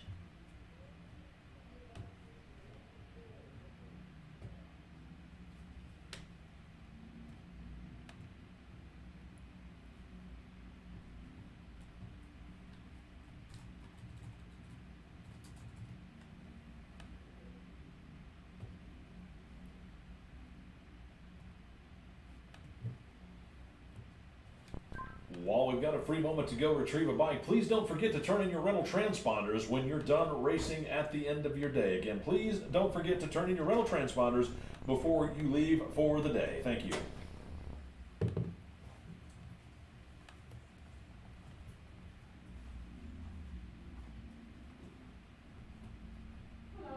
And Sportsman 350.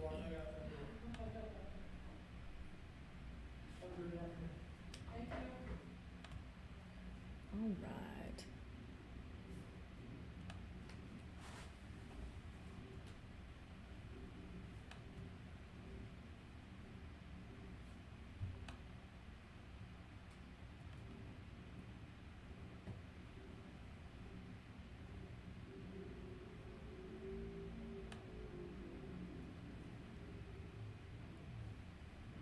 So there's literally 60 different classes. Oh yeah, yeah. So it takes a hot second to to find them all. I think I counted that one time. It was 55. Yeah, So it's- I remember it was on I was trying to do the trophy presentation on Saturday night in Savannah for the first race of the season, and I counted that. And I'm like, oh my goodness, there's 55 classes. This is going to take me forever.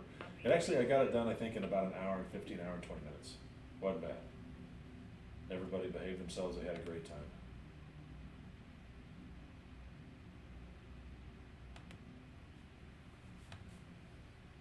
Alrighty. And that looks like everybody. So this is going to be the next grid heading on out here, my friends. This is going to be Vintage Superbike Lightweight. Attention out in the paddock, attention in the paddock. Let's go third and final call for race number 11. Third call, race number 11. Bring them on up. The track is now yours. Third call, race number 11. Vintage Superbike Lightweight. Announced to start 350 third, GP. just went out. Sportsman 350 and Formula 125. Once And I'm again, gonna it's let Jay- third and final call for race number 11. Vintage Superbike Lightweight 350 GP, Sportsman 350, and Formula 125. You folks are up right now. It is third and final call for race number 11. You guys are up right now.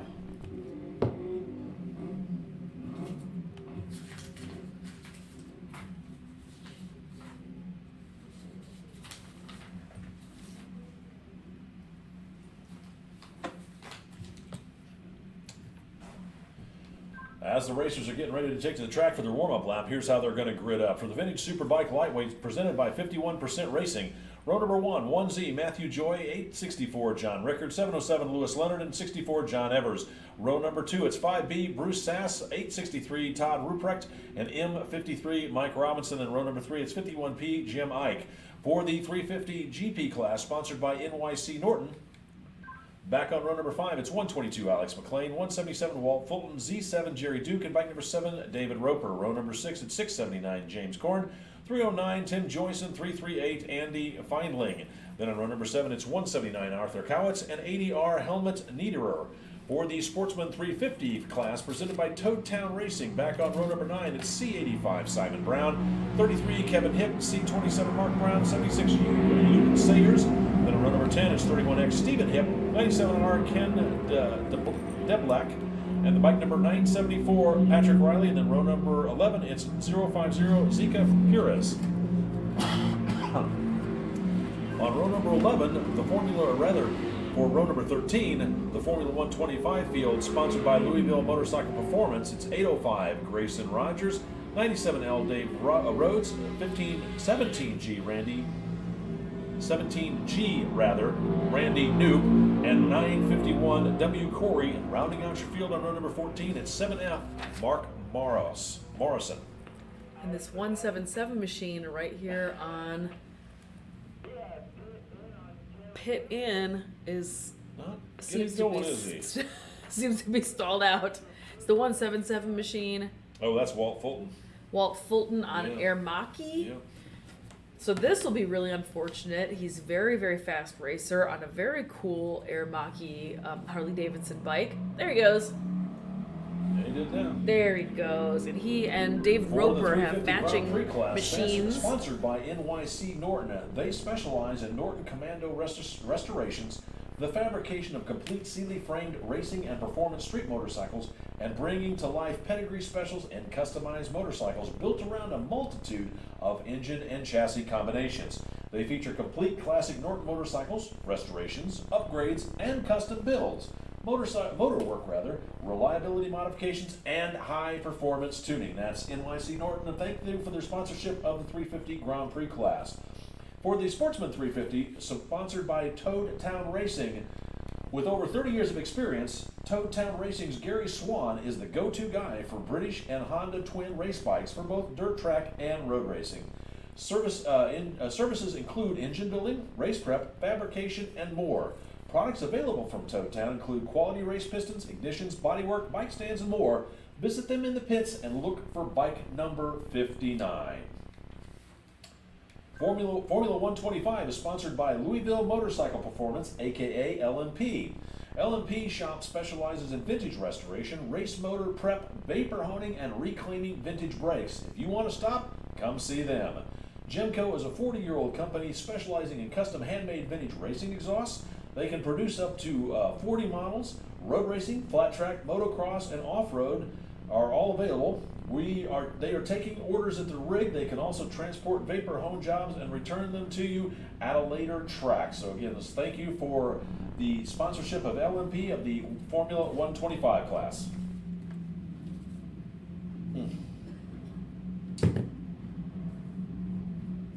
So another grid that is completely littered with stars from the AHRMA Road Race Series. A lot of familiar names out there, including Dave Roper, including Walt Fulton, including, who else is out here? I heard an awful lot of very familiar names out here.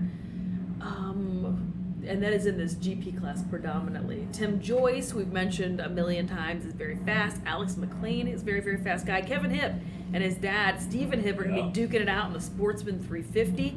Sportsman is code language for mid-70s machines. Jerry Duke's no slouch either. He's pretty fast.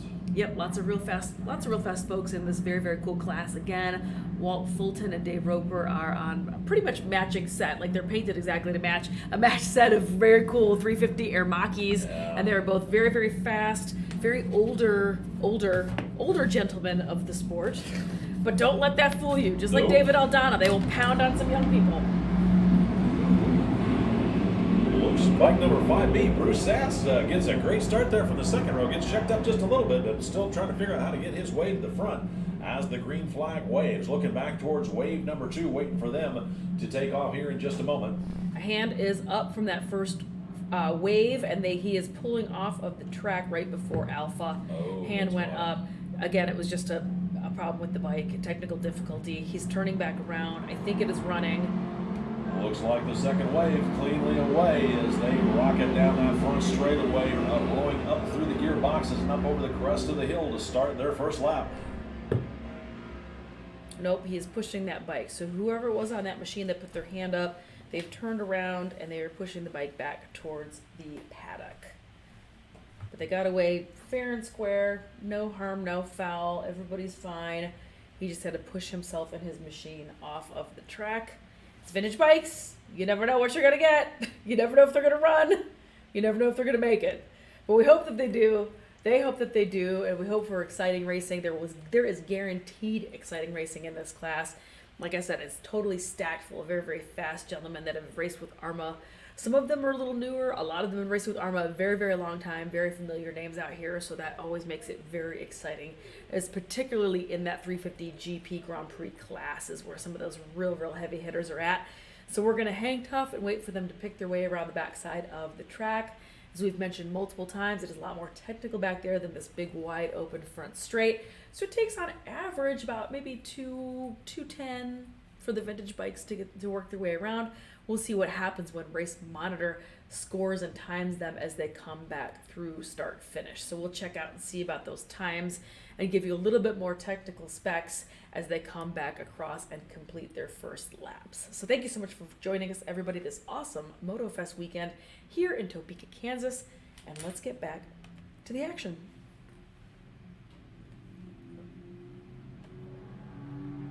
All right, this is going to be your 350 GP folks making their way across start finish. Let's check out what the transponders have to say. Matthew Joy in 1, David Roper 2, Walt Fulton 3, Alex McLean 4, Bruce Sass in 5.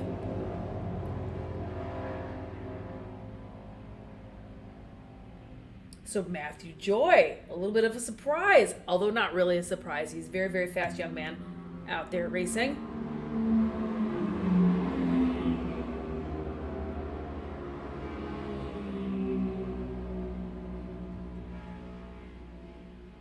We've got another little wave of racers coming on in, crossing this start finish.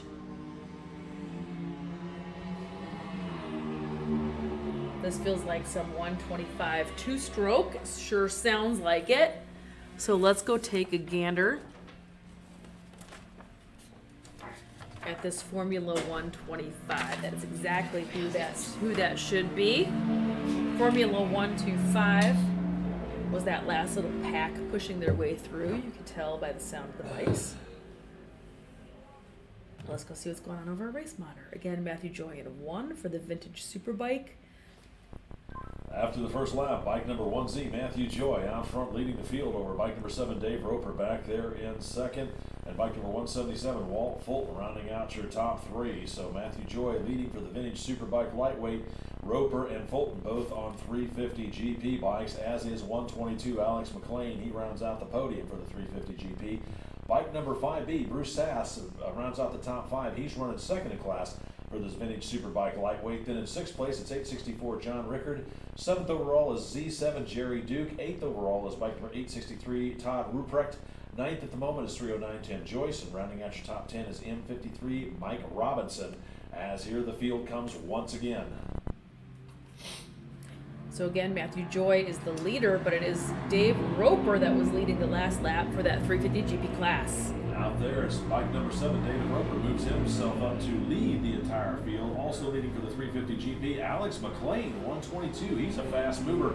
He's up to second over there in the 350 GP. 1Z, Matthew Joy, drops down to third overall, but still leading for the vintage Superbike lightweight. Then 177, Walt Fulton, tentatively holding on to that third place podium step with bike number 5B. Bruce Sass rounding out your top 5. He's still running second in class for the vintage Superbike. Then the 864, John Rickard still back there in 7th, Duke in 7th, Rupert at 8th, Robinson in 9th, and Evers, John Evers on 64, moving up to round out your top 10.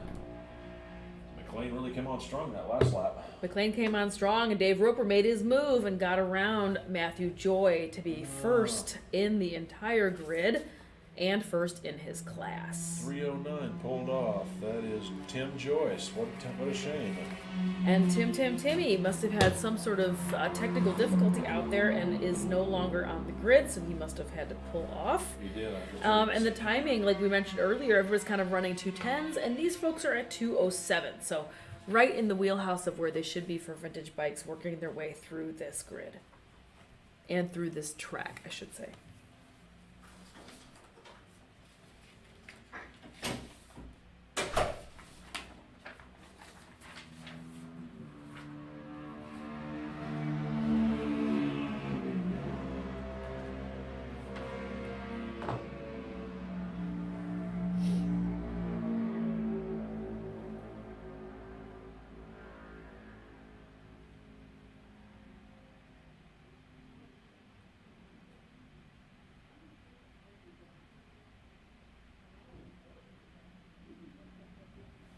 So as usual, it takes a couple moments to have our Here they come again. top of the box folks coming back on by. Dave Roper still in one. And McLean's right on his tail, though.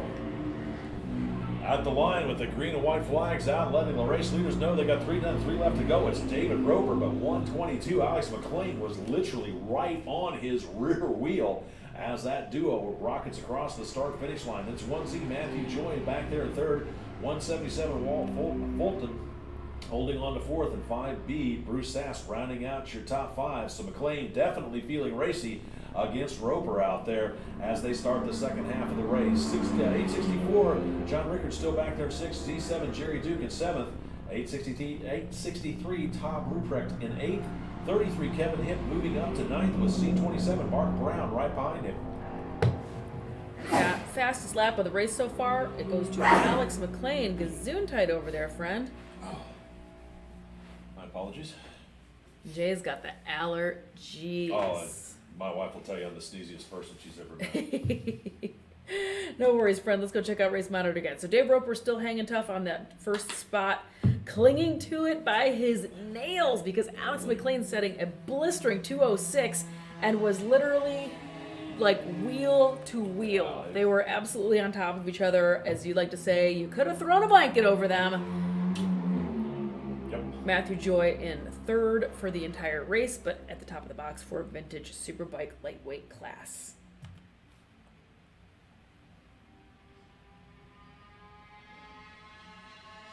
Little Formula 125. Sounded good. I love the sound of those little two strokes. They always stoke me out. They always make me happy.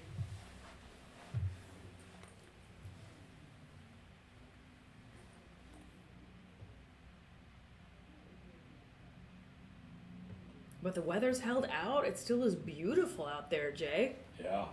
Race leaders out of turn number 14. They're going to start encountering some traffic. We'll see if that's going to play a factor. Looks like Roper's got himself a little bit of breathing room in that last lap as McLean was back about 3 or 4 bike lengths behind him. But these guys are both way experienced expert racers, so they shouldn't have any problems picking their way through the slower traffic. 1Z, Matthew Joy still back there in third. 177, Wall Fulton in fourth. 5B, Bruce Sass still rounding out your top 5. Rickard back there in 6th with Jerry Duke coming up across the line here in 7th in just a little bit. Everybody's seeing halfway, so whatever happens, it would be an official race. Looking on back through there, Kevin Hipp and Mark Brown still battling each other for that 9th and 10th position respectively.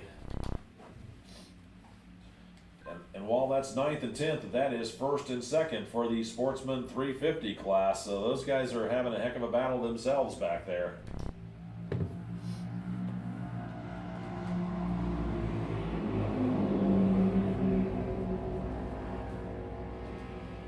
Yeah, the weather's holding out. The clouds are starting to roll a little bit, but we're going to be able to get this one in. We're going to get this one in without a problem.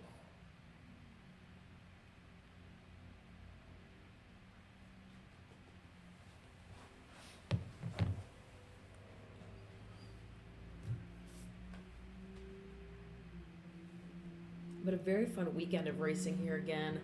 Not just road racing, although that is the big live stream for this afternoon. Rebecca's going to be putting some of the dirt racing that's happening right now. There's racing that's happening at the exact same time.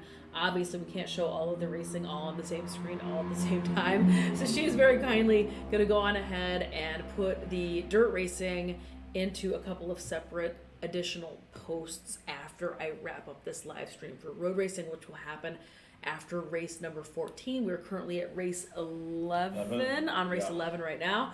So it's been dirt racing, vintage motocross, vintage trials. We had vintage drag racing last night. We had all sorts of great racing.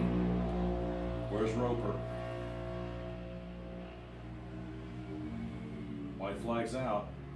Last lap. White flag out for race leader 122, Alex McLean. Then it's going to be 1Z, Matthew Joy, and 177, Walt Fulton. What happened to Dave Roper? Haven't heard of anything out there.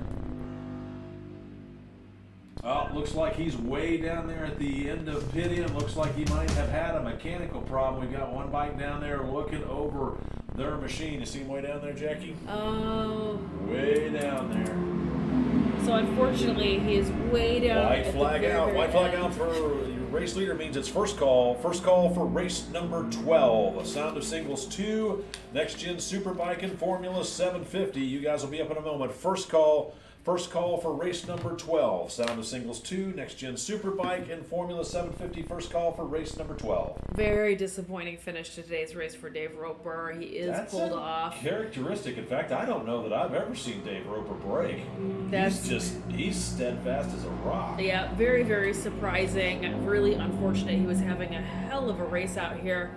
I'm sure he is just as disappointed as we are, but he put on a heck of a show. He's a very, very special man. It's very, very cool to always have him out here on the grid. He's one of the only, if not the only, or certainly the first American to win the Isle of Man TT. So it is a very special moment to have him out here on the track. So unfortunately, he had to exit. And now there's going to be some new race leaders out here. Alex McLean has moved up to the very top. He's also setting the current fastest track time at 2:05. So very deserved first place win for Alex McLean. Yep, bike number 7's behind the wall. I just got the call over the radio. That is Dave. What a shame.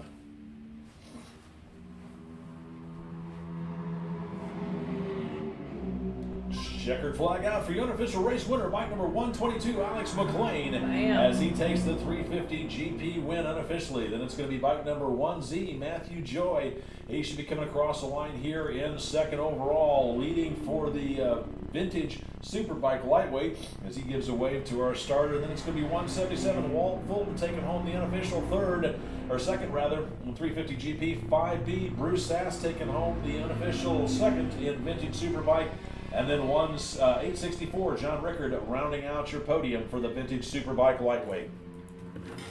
Attention in the paddock, let's go second call for race number 12. Sound of Singles 2, Next Gen Superbike and Formula 750. You guys will be up here in just a moment. It's second call. Second call for race number 12. Sound of Singles 2, Next Gen Superbike and Formula 750, second call for race number 12. And here's your unofficial results, friends. Alex McLean in 1 for that 350 GP vintage Superbike lightweight. Matthew Joy in 1. Walt Fulton second place for the 350 GP. Bruce Sass second place in vintage Superbike lightweight. John Rickard in 3rd. And so on and so forth. Kevin Hipp, Sportsman 350, edging out his dad, Stephen Hipp, right behind him by 2 spots. It's going to be Kevin Hipp in 1, Mark Brown 2, Stephen Hipp 3 in the Sportsman 350 class. So these are your top 10 for the entire grid for this race number 11. Some awesome racing going on out there. Dave Roper, what a disappointment. Yeah, it is. What a shame. What a shame. What a shame. What a shame. Always great to see him race, though. Always really exciting to have him out there on the grid, but a total bummer. I'm sure he is just as disappointed as we are. At least he didn't fall down. That's the better thing. I mean, that's you're not wrong. It's not inaccurate. These bikes sometimes, again, I keep saying it all day, but it's old bikes. Well, I don't know how old his bike Sometimes is, they but can only hang tough so long. I was going to say, I bet that bike itself is probably pushing 50 years old if it's not older. It's got to be darn close to it. Absolutely.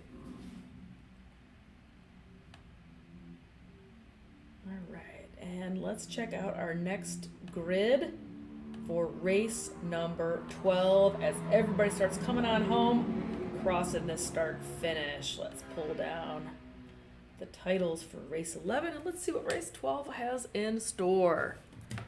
Race number 12, our next race for tonight is coming on out, or this afternoon I should say, Sound of Singles 2. This is a 6-lap race presented by Moto Caddy. This is also Next Gen Superbike. This is another 6-lap race presented by Midstate Distribution. And Formula 750 presented by NYC Norton. So let's go on ahead and get those cards up. Sound of Singles 2. Next Gen Superbike. Attention out there in the paddock. Let's go third and final call for race number 12. You folks are up right now. It's third and final call, race number 12. If you want to bring them on up, we'll send you out here shortly. It's third and final call, race number 12. You guys are up right now. Third call for race number 12.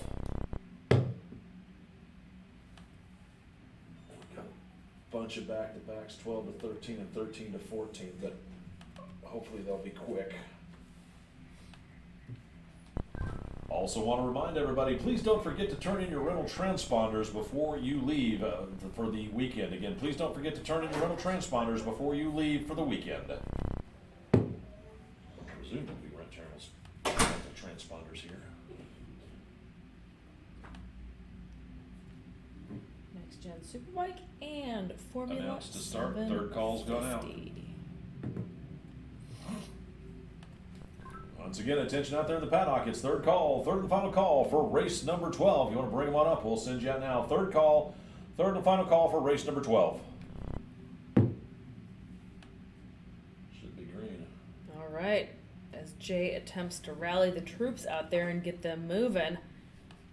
We're in the final stretch. We're in the final stretch here. This is going to be Next Generation Superbike Formula 750 and Sound of Singles 2.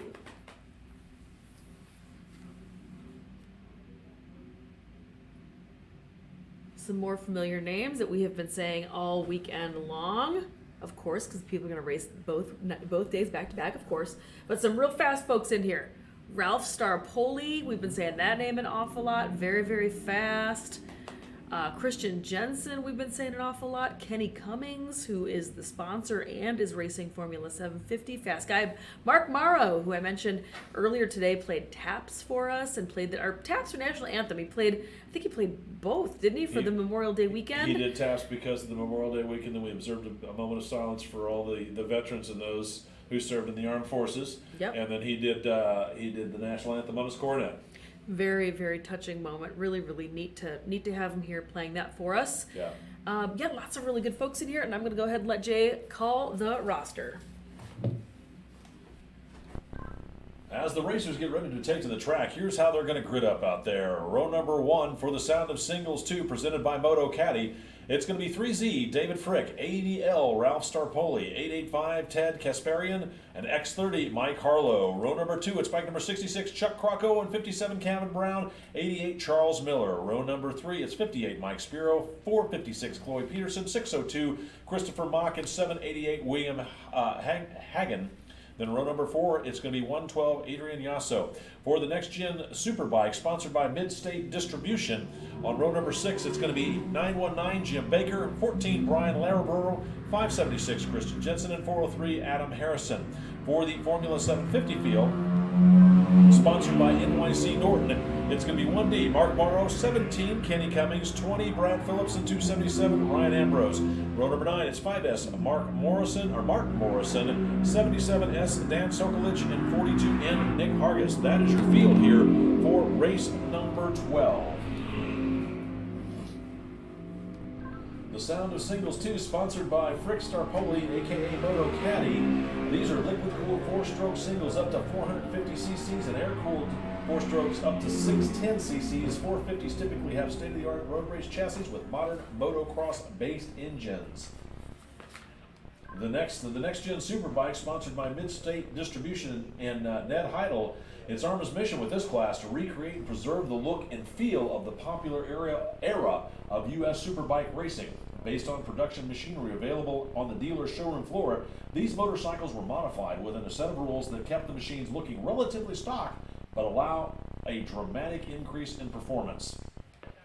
Mid-80s to early 90s production machines taken from the showroom floor and modified into race bikes include twin-cylinder bikes up to 1,000 cc's and 4-cylinder bikes that are 750 cc's, with models coming from Honda, Kawasaki, Suzuki, and Yamaha. This is the era when riders like Fred Merkel, Bubba Schobert, Wayne Rainey, Scott Russell, Doug Poland, and a plethora of other riders ruled the racetrack. The Formula 750 class is sponsored by NYC Norton, and they specialize in Norton Commando restorations, the fabrication of complete Sealy-framed racing and performance street motorcycles, and bringing to life pedigree specials and customized motorcycles. Built around a multitude of engine and chassis combinations, they feature complete classic Norton motorcycles, restorations, upgrades, and custom builds, motorwork, reliability modifications, and high-performance tuning. And we thank NYC Norton for their sponsorship of the Formula 750 class. We did have the chance to talk to Kenny Cummings yesterday from NYC Norton in here in the studio during yesterday's live broadcast. Kenny, who I just said, is NYC Norton. He has been a Norton aficionado here in the United States for many, many years. And we mentioned and talked a little bit about this class, and he did mention that he has a pretty legitimate fear of a couple of characters in here, including Ryan Ambrose. Ryan has stepped away from racing for several years to focus on family, but has absolutely jumped back on the grid without missing a beat and was very, very fast yesterday. So today is going to be a bit of a dogfight for our friend Kenny Cummings. This should be a fairly quick race. These guys are the big bikes. I mean, they're going to fly.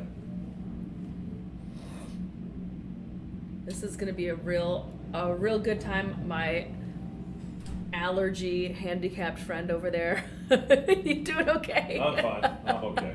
I'm okay. I'm surprised they haven't bothered me more this weekend, though.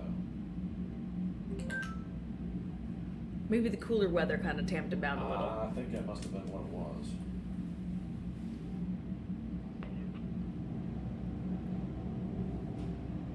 And Ryan Ambrose, I believe, is on a Triumph because our buddy GT was Ryan Ambrose on that 277 machine in that Formula 750. Our buddy GT, I think, was going on and on about his super cool 750 Triumph that he is on. So I believe that is the case.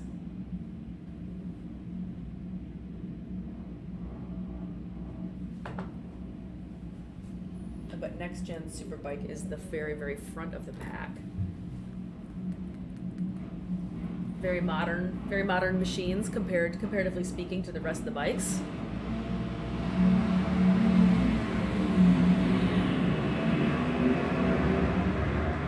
First wave thunders away on the start-finish line over towards the crest of the hill. Alpha turn in turn number 1. Waiting for the Sound of Singles 2 or Sound of Singles 1 here. They're waiting for their chance to start the race in just a moment. As the green flag waves, there they go. Looks like 177, 277 from back in the back just hammers the start and takes off. I think that might be bike number... Ryan Ambrose. Ryan Ambrose. Helps if I look at the correct grid sheet.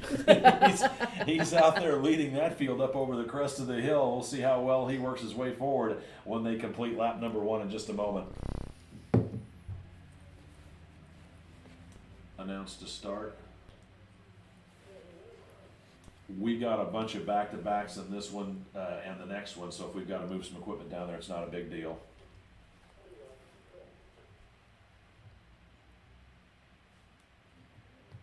And the voice in the sky, the weekend announcer here for this AHRMA event, Jay, who's sitting next to me here in the big booth, letting our grid folks know that some of the racers that are racing in this race number 12. That are racing here, race number 12 out of 14. Woo! It's been a doozy today. Race number 12 here are racing in race number 13 and are back-to-back. So when you hear him out of the corner of the microphone talking about back-to-back racing, that means he wants to kind of slow the pace down a little bit at the end of this race going into the next race because he needs to give them a break to get off the bike, switch bikes, gas bikes, have a drink of water, whatever needs to happen. He wants to create a little bit of an extra cushion for them. So he's trying to slow that down, that pace, just a tiny little bit. Yeah. So that's what's happening when you hear that go on. But let's go and check out what's going on the front straight. Race leader rocketing down out of turn number 14 at the line. It's going to be bike number 80L, Ralph Starpoli, and bike number X30, Mike Harlow, running back there in second. Third place bike out front, it's going to be 57, Kevin Brown, and then 3Z, David Frick. That's your that's your top 4. Then it's going to be bike number 88, Charles Miller, rounding out the top 5. Everybody's starting to spread out here in the opening laps. So 6th place right now belongs to 456, Chloe Peterson. Has got a little bit of a race going on back here for 7th and 8th between bike number 277, Ryan Ambrose. That was our rocket leader from starting way back on the second wave. Worked his way up to 7th overall. 602, Christopher Mock in 8th. 576, Christy Jensen in 9th. And 1D, Mark Morrow rounding out your top 10. So keep your eyes on 277, Ryan Ambrose, as he marches his way forward up through the leaderboard as the laps continue to grow here in this race. He's going to do good. You wait and see. Yeah, as he already was blowing the doors off of some of Yeah. this next generation Superbike grid. He'll probably end up From 3rd or second 4th wave. overall. Yeah. Yeah, Starpoli in 1 for that Sound of Singles class. Harlow in 2, Brown in 3rd, Frick 4, Miller 5, Peterson 6. Ryan Ambrose in 1 for the Formula 750 class, with Mark Morrow in 2nd, I believe. I don't think Jensen is on that grid. No, Jensen is in Superbike class. So that is going to be your top 10 on the screen right now currently. But just to point out that the 7th spot of Ryan Ambrose, he was part of that second wave way back there and already pushed his way through all that traffic and is in the top and is in the 7th spot from second wave. Bike number 80L, Ralph Starpoli, making it look easy as he is flat on a mission. Got his bike on rails out there, holding about a half a front straightaway lead over second place rider, bike number X30, Mike Harlow, out there on his Motard bike, running in the sound of singles. Those guys have kind of checked out that battle for third. It's 3Z, David Frick holding on to it, but bike number 57, Kevin Brown, right there behind him. So a battle shaping up for that last podium step as we should be coming close to halfway this next time by. Next across the line is going to be bike number 88, Charles Miller, rounding out your top 5. Here comes bike number 277, Ryan Ambrose, moving up the leaderboard one more position to 6th overall, getting in front of 456, Chloe Peterson. She's back there at 7th, 576, Christian Jensen. Back in 8th, 1D, Mark Morrow moving up a position to 9th overall, and 17, Kenny Cummings, rounding out your top 10. He's running second in class for the Formula 750, right behind Mark Morrow, who's leading for that one.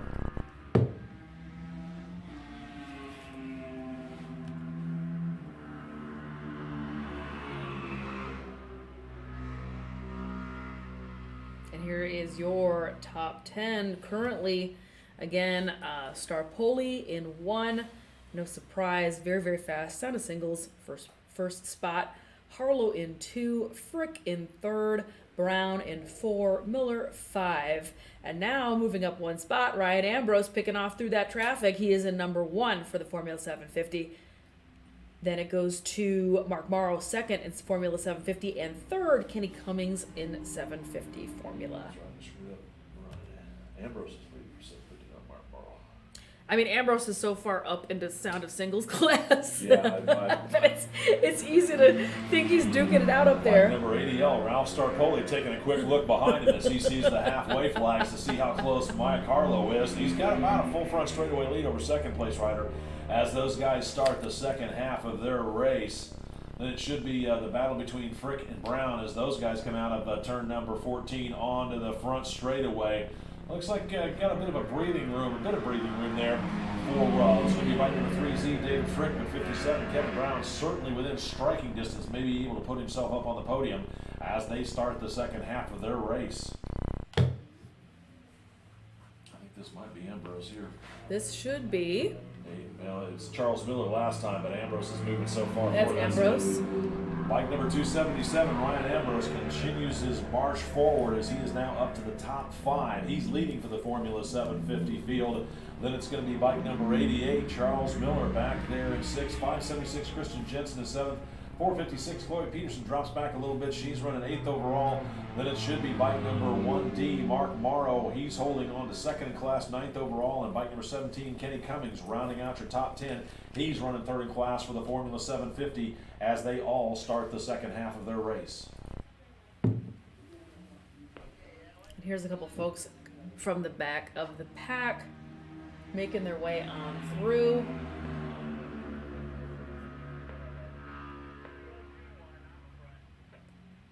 And it seems to be real legitimate. The legitimate fear for Kenny Cummings and my buddy GT, talking about Ryan Ambrose on rails. Slicing and dicing his way through this grid from the second wave, pushing all the way up. It slices, it dices, only the Julianne tires. It slices, it dices into Julianne's tires, my friend. You can tell we're getting a little punchy here in the final day. Help, I'm talking and I can't shut up. Oh, that's about right. That's the way Let's- that's the way announcers do at the end of the day on the second day. It's what the job requires. Yeah. Okay. Where Starpoli. are you there, Mr. Starpoli? With a massive lead earlier.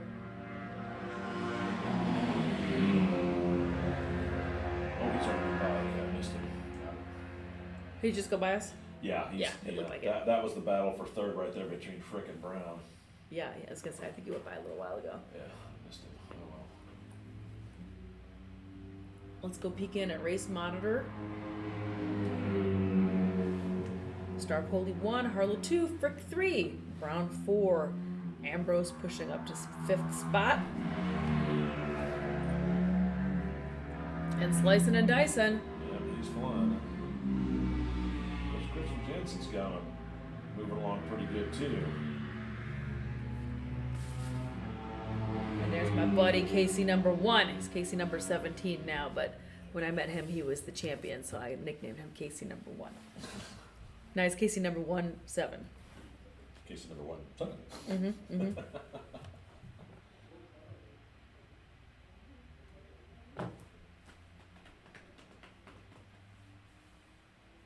Alrighty. Here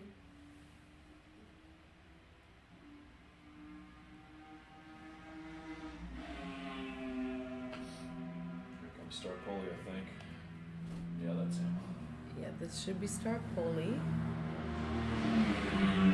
White flag out for your race leader, bike number 80L, Ralph Starpoli, as he starts his final lap. He's got over a full front straightaway lead over second place rider, bike number X30, Mike Harlow, solidly back there in second as he starts his final lap. Then looking back up the track, waiting for the battle between 3Z, David Frick, and 57, Kevin Brown. Those guys are still working their way over through the turns 10, 11, 12 area right now. That's how much of a lead Starpoli and Harlow have on the rest of the field. With the white flag out, let's go first call. First call for race number 13. Sound of Thunder 1, Open 2-stroke, and Sound of Singles 1. You guys will be up here shortly. Oh, and Formula Lightning, you're in there too. Again, first call for race number 13. Sound of Thunder 1, Open 2-stroke, Sound of Singles 1, and Formula Lightning. You folks will be up in just a moment. First call for race number 13. And Star Poli, who is currently our race leader overall and in position 1 for his class, is hitting lap traffic now. He just passed right at start finish a blue shirt. So one of our newer racers. I don't think it's going to make a difference for him. He's No. got enough of a lead. He's going to be fine, but he's going to start running into a little bit of traffic out there. So it's curious to see, what happens, because now what that means in my mind is that the number 2 racers that were right behind him by like a half of a track front straight length, Harlow might also start getting kind of snaggled up in that traffic, and we'll see all what happens here. But just so we're all aware that they're starting to hit some lappers out there. Bike number X30, Mike Harlow again taking the white flag, starting his final lap. Then 3Z, David Frick still holding on to third position over 57, Kevin Brown. They're all on their last lap. Then 277, Ryan Ambrose, he's running top 5. He's leading for the Formula 750 as here comes the checkered flag Winner. out for bike number 80, Ralph Starpoli, as he handily wins this one, putting his head down and never looking back. Well, figuratively never looking back. Actually, he did look back a couple of times. I don't know what for, because there wasn't anybody behind him. But anyway, he takes the unofficial win. Then it's X30 Mike Harlow taking the unofficial second out there. I think he just wanted to know if it was time to sit up and read a book, or what was going on back there. He was thinking about having a sandwich over at the. He definitely was thinking about concession having a sandwich.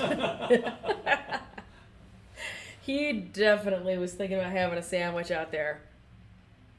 And now we're going to have... Here's your battle for third. Looks like it's going to be 3Z. David Frick takes a quick glance to his right, tucks in behind the fairing, and takes the unofficial third place away from 57, Kevin Brown, who is right there behind him.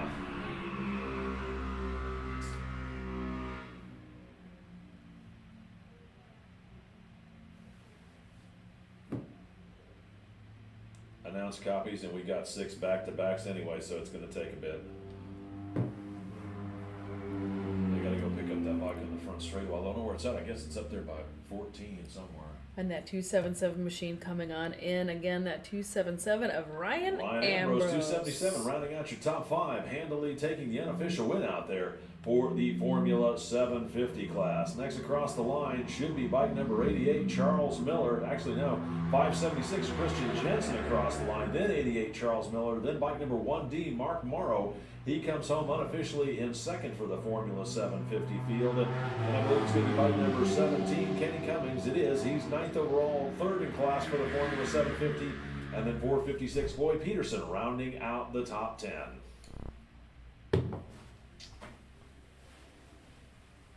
Let's go switch back over to Race Monitor and check out some official, unofficial results.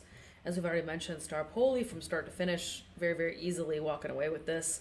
Ralph Starpoli out of Colorado, been very, very fast this entire weekend, wins not only the Sound of Singles, but also was in first place the entire race of all of the grids.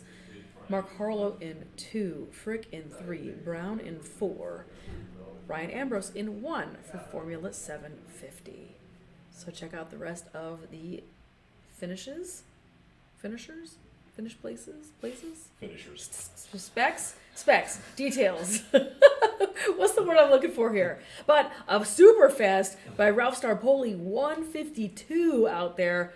Boo! Considering we were pushing 205s, 207s just in the last race, 152, so very, very fast. He was on rails, that's for sure. Very, very fast racing out there, which is the whole point of it, Jay. I don't know if you know that or not, but the whole point is to go.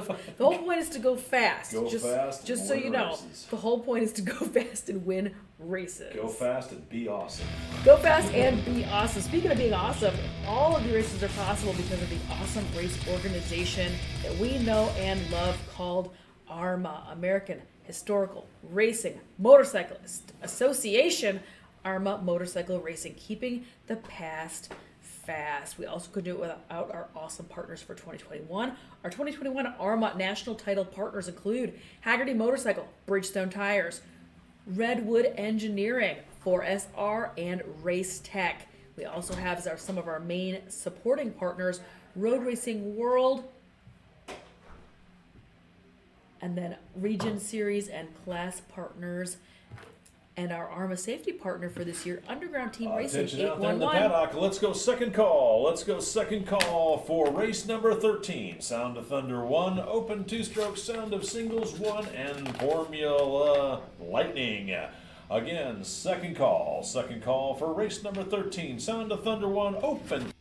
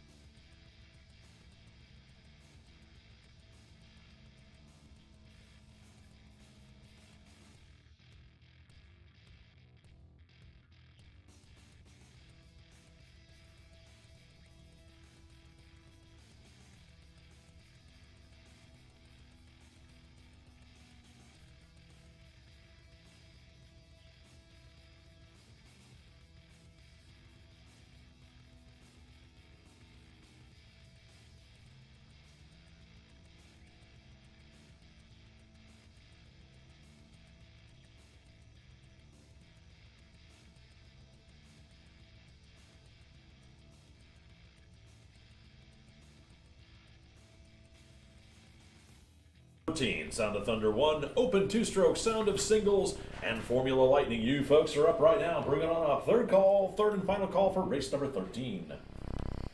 All right, race number 13 coming on out. So let's go ahead and clear the decks of these title cards. Come on, And guys.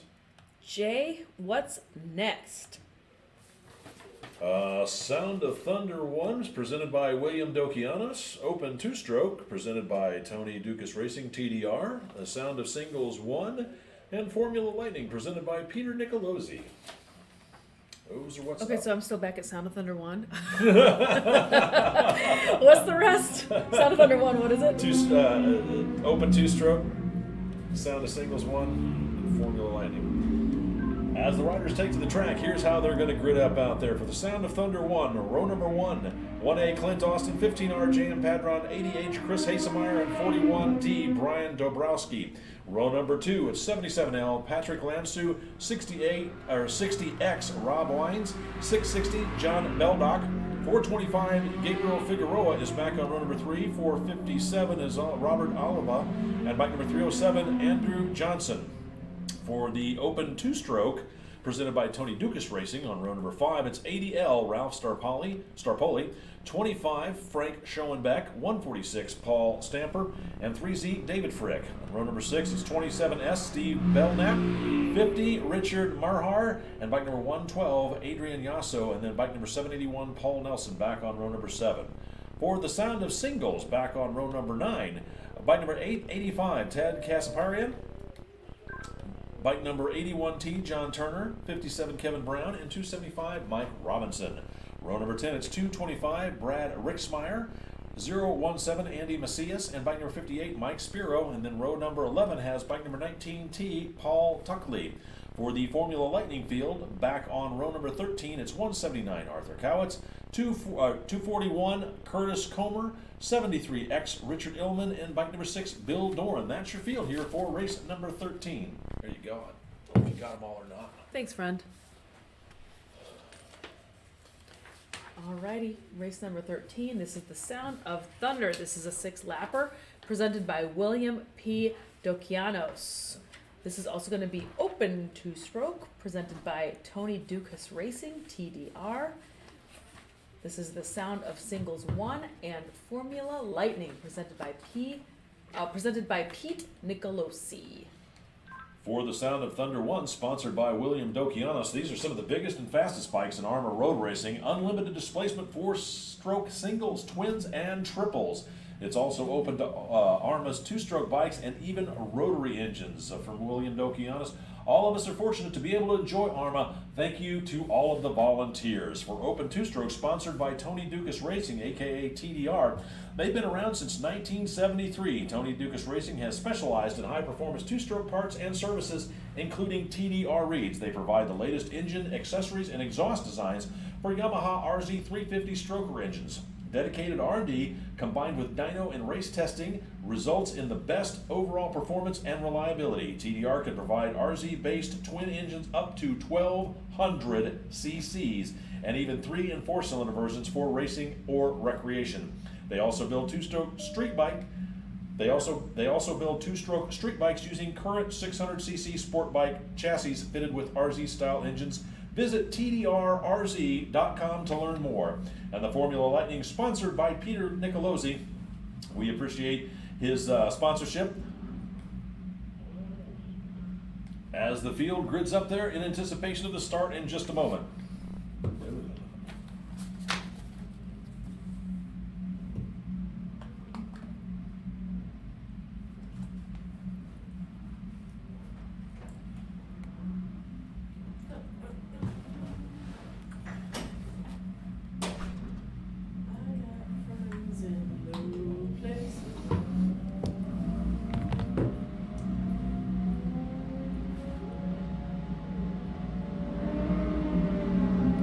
Looks like a pretty even start as Chris Hasemeyer on bike number 88 gets just the ever slightest jump on the rest of the field as they rocket down the front straightaway. It'll be interesting to see if he's going to be able to hold that position. There's a lot of fast bikes out there, but Chris Hasemeyer, also a very fast rider, as that field started to spread themselves out single file over through the turns 2, 3, and 4 area right now. Meanwhile, Sound of Singles 1 takes off on their beginning laps as they rocket across the start-finish line underneath the starter's tower and up over the crest of the hill.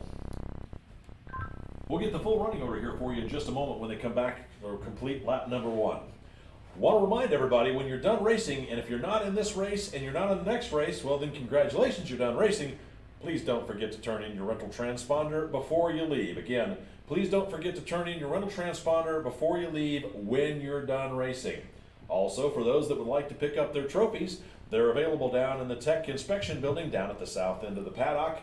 You should pick those up, and if there's still time, if you want to come up here and thank your sponsors, we'll put you out on the streaming service up here on the World Wide Web if you want to come up to the second floor in the media center right next to registration. I mean, they're just all terrified of coming up here. Nobody wants I'm trying to not take it personal. I think maybe you have upset them, Jay. I I'm probably have. I mean, I took a shower this morning. I used cologne, but hey. I think you said something to offend them. They don't want to come up here. I'm not really sure. But huge thanks to my buddies that have come up here and said hello. And I've seen a couple of them in the paddock. I'm totally just teasing and giving them a hard time. Some people just don't want to be on camera, and it's okay. Not everybody, needs talking to microphones and cameras like Jay and I do up here. Jay doesn't even want to be on the I camera. don't even want to be on Yeah, he camera. doesn't even want to be on the Yes. camera. I've tried to get him on all weekend. He doesn't want to do it. Now let's get back to the racing. Wow, that was Hasemeyer. Yeah. As suspected, bike number 88, Chris Hasemeyer, laying down a blistering opening lap at what did he turn out there? Looking for the lap times on that one, but didn't get a start lap time. We're going to have to get a flying lap time for it next time by. Then it's 41D, Brian Drobolowski running up there in second, 15R, Jim Padron back in third, 60X, Rob Wines back in fourth, and 660, John Beldock rounding out your top 5. 77L, Patrick Lansu back in 6th, 1A, Clint Austin in 7th, 457, Rob Olivia back in 8th, 3Z, David Frick in 9th, and bike number 80L, Ralph Starpoli rounding out your top 10. It looks like in the open two-stroke, Frick getting the veterans battle with Starpoli. Those guys battled it out that last race with Starpoli taking an unofficial win and Frick coming in third. Now it's Frick's turn to lead on this one. We'll see if he still holds that lead as they come around for the next lap. All right, let's take a gander. You just heard Jay going through it. Chris Hasemeyer, who has raced several classes throughout the past 2 days, here in Topeka at the Heartland Motorsports Park at the Classic MotoFest presented by AHRMA. He's raced several different classes, very, very fast. He is in 1. Dobrowski is in 2, who also races in the sidecar class. Just a fun side note. J.M. Padron is in 3. Robert Wines 4. Beldock 5, Lansu 6, Clint Austin 7, Olivia 8, Frick 9, who just raced the previous class, and Starpoli 10. That is our top 10 amongst all classes. You can see all the details for yourself. I posted them here on your screen. Let's go see real quick. That was Chris Race leader, Hasemeyer. bike number 88, Chris Hasemeyer rocketing across the start-finish line, turned to 148.350 that last lap. Then it's going to be 41D, Brian Drobolowski in second, and 60X, Rob Wines moving up a spot. He takes over that third position, while bike number 15R, J.M. Padron, dropping back to fourth, and 77L, Patrick Lansu still rounding out your top 5. And he is set a blistering pace. Super fast. Did you get a chance to go see what his lap times were? Let's go double check over here on the race monitor. 148 plus for Chris Hasemeyer. Very quick out here.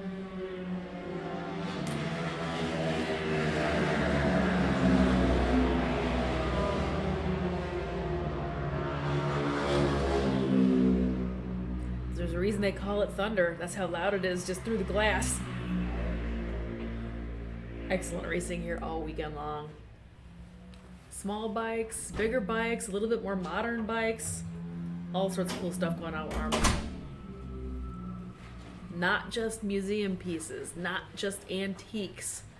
not just Vincent's and Brough Superiors, although I've never seen a Brough Superior run out here, but it'd be super cool if it did. But it's not just those kind of bikes. It's a little bit of everything here. It is accessible. There's all sorts of classes people can jump in, even as a beginner, even as an entry-level type racer. That's what the blue shirts are. That's what the blue shirts are. Literally, they're brand new racers here this weekend. But there's classes that are really accessible. You know, the CB160 class, some of the more Race leader, bike number 80H rather, Chris Hasemeyer continues to set down a blistering pace. He is absolutely on rails with the afterburners lit. Turned to 149.426 that last lap, so dropped it back just a little bit. Still has 41D. Brian Drobolowski right there behind him with bike number 60X. Rob Wines rounding out your top three. 15R, JM Padron still holding on to fourth with 77L. Patrick Lansu still holding out for the top five. 660 John Beldock back there in sixth. 1A Clint Austin back in seventh. 457 Robert Olivia back in eighth. 3Z David Frick still holding on over bike number 80L Ralph Starpoli. So Frick holding on to the open two strokes over Ralph Starpoli back there in second as they're seeing the halfway flags.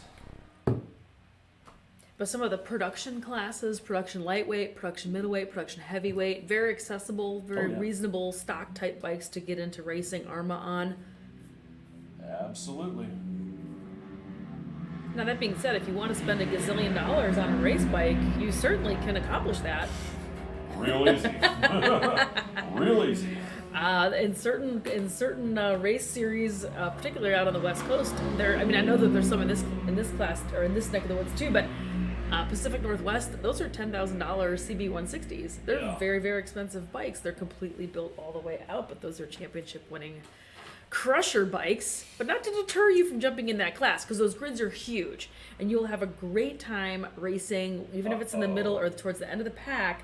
You'll have a great time racing with your buddies out there. And now it's silent. Those The are lightning. two electric bikes that went by. they're eerie to hear those things run when you're down there on the grids when they come zinging by. Now, you see them coming down the straightaway, you expect to hear this awful shriek or scream, and they just kind of like a bicycle going zzz, right on by.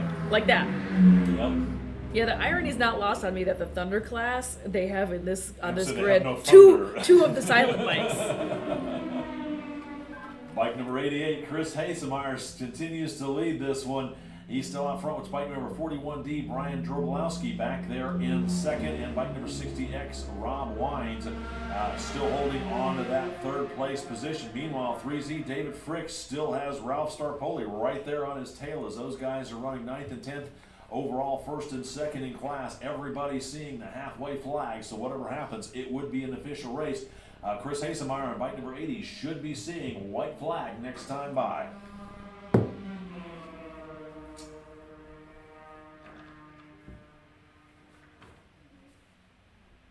Now, as a new e-bike owner, I have to tell you how fun e-bikes are. Oh yeah, I don't know if you're familiar with this or not, but e-bikes are a real good time. That on and off instant power is real fun. Yeah, instant torque has got to say something for itself. But I have an e-bike, a little guy, but it goes like 30 miles per hour.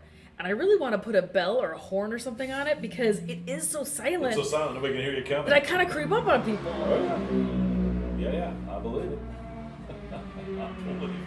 But it is a hoot. It's a real good time. And it's been awesome to have here at the track as a pit bike.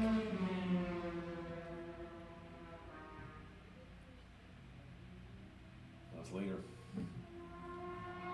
That's leader.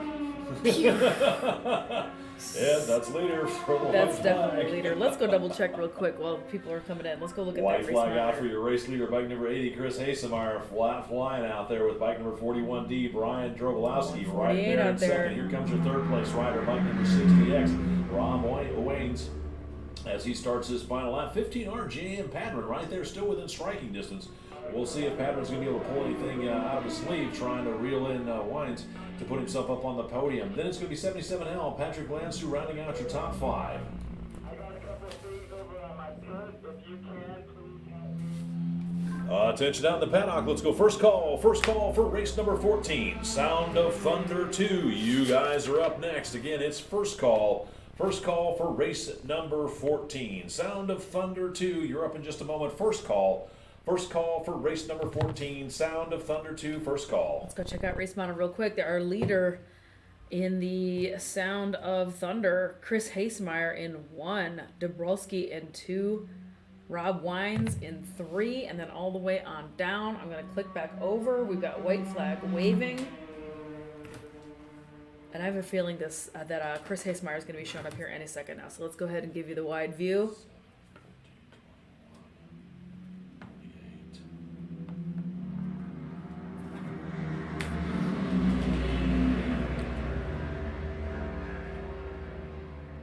That was still some singles and Sound of Thunder other machines. And our flagger has the checks in his right hand. Race leader out of turn number 14, making some passes on riders as he takes the checkered flag and the unofficial win out there with bike number 80H. Chris Hasemeyer putting his head down and never looking back. Then it's going to be 41D, Brian Drobolowski taking home the unofficial second out there. Still waiting for that third place rider. It's going to be bike number, actually, no, it looks like it's 15, JMR Padron. It is. JMR Padron pulls it out, puts himself up on the top step of the podium in third place over 60X. Rob Wines back there in fourth, and then 77L. Patrick Lansu rounding out your top 5. Back there in 660, John Beldock in 6th, and 1A, Clint Austin back there rounding out your top 7. Next across the line, it is bike number 80L, Ralph Starpoli, as he pulled out all the stops. Made his pass out there on 3Z, David Frick, so put Starpoli up on the top step of the open two-stroke with Frick back there unofficially in second place position, and then 457, Robert Olivia rounding out your top 10.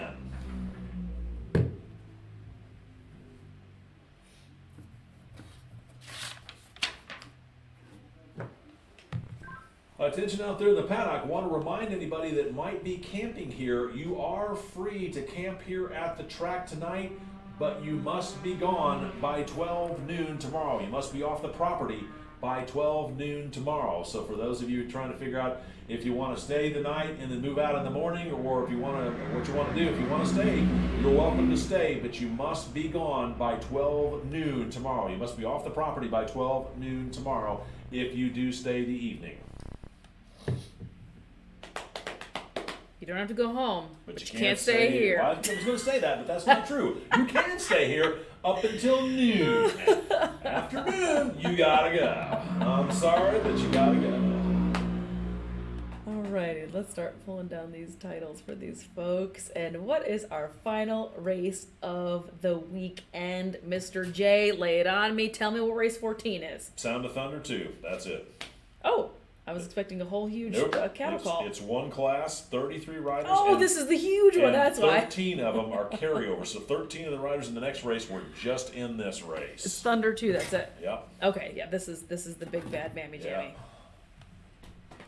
Yeah, this is everybody in the paddock. Literally everybody's coming to race this final race. Folks out there be walking around on the catwalk. I can see my camera bouncing around, so I know folks are cruising around out there. Well, look, some brighter skies. No RAIN. Attention out there in the paddock. Let's go second call. Second call for race number 14. Sound of Thunder 2. You folks will be up here shortly. It is second call. Second call. Sound of Thunder 2. Second call for Sound of Thunder 2. So I know Jay is going to take a little bit of a beat here because we have a whole bunch of racers that were competing in the last class that are also competing in this final race of the weekend, race 14, this Sound of Thunder 2. Massive 35 people grid. This huge race that's going to be happening here in just a moment. We're going to give them a little bit of a timeout for a second so that way they have time to change bikes, refuel, whatever they've got to do to go ahead and jump back on this grid. But I want to take a moment because as soon as we wrap this race up, I'm going to be shutting this feed down because Rebecca Cunningham is going to be bringing you some recaps and some streams from the dirt racing that's been happening this weekend here at the AHRMA classic MotoFest here in Topeka, Kansas at the Heartland Motorsports Park. So she's going to be jumping on and doing some feeds from Dirtland, as I like to call it, over there. Some of the cool vintage motocross trials, cross-country things that are happening all weekend. Just a moment ago, So- but we've got 13 back-to-backs in this one, so I'm going to give him just a minute or two more before I make third call. So Jay's going to give him just a minute. But I want to take a second and thank each and every one of you for tuning in, watching, 33 clicking, on the grid, 13 liking, and sharing. back-to-back. So thank you so much for watching, everybody. Please do share these feeds. The more eyeballs that we get, the more we get to keep doing what we do out here, right? So go ahead, smash that share button, share this with all of your buddies on all of your different road racing, vintage bike, cool bike hangout, whatever pages out here on Facebook. We do appreciate you. Huge thanks to AHRMA for inviting myself and Rebecca to be a part of this awesome weekend. Thanks to Jay, my announcer over here, the voice in the sky, my buddy Jay, who's been holding down the announcing duties. I need to take a little bit of a step back to focus on the live stream side of it, so he's been doing the heavy lifting with the pro talking this weekend. I couldn't do without you, so huge thanks to Jay. Thanks to all of our corner workers, all of our registration, all of our timing and scoring. It takes a village. There's literally dozens of people and dozens of volunteers working this race event weekend. Thanks to all of our corner workers, our safety workers, our grid crews. Thank you to Heartland Motorsports Park. They've been excellent hosts, totally accommodating, encouraging us to come out and do the drag racing last night, have fun, giving us the run of the place pretty much. We have had a total ball here. It's been a great time. Out there in the Last but not least, paddock, looks thanks like to the we've got racers everybody cleared off the putting on track. this I know we awesome had show. quite a few So with that, back-to-backs in this we're gonna one. go ahead Probably and over head a on third down. of the field. Hopefully you guys Check have out gotten this yourselves track. all back to your paddock area, got your bike switched over, got yourself a quick drink of water, switched over your transponders if you need to do it. So let's go third and final call for race number 14, the Sound of Thunder 2. Folks, bring your bikes on up. We're going to get this thing going here in just a minute. Again, it's third and final call for race number 14, Sound of Thunder 2, third call for race number 14. Announced to start, third just went out.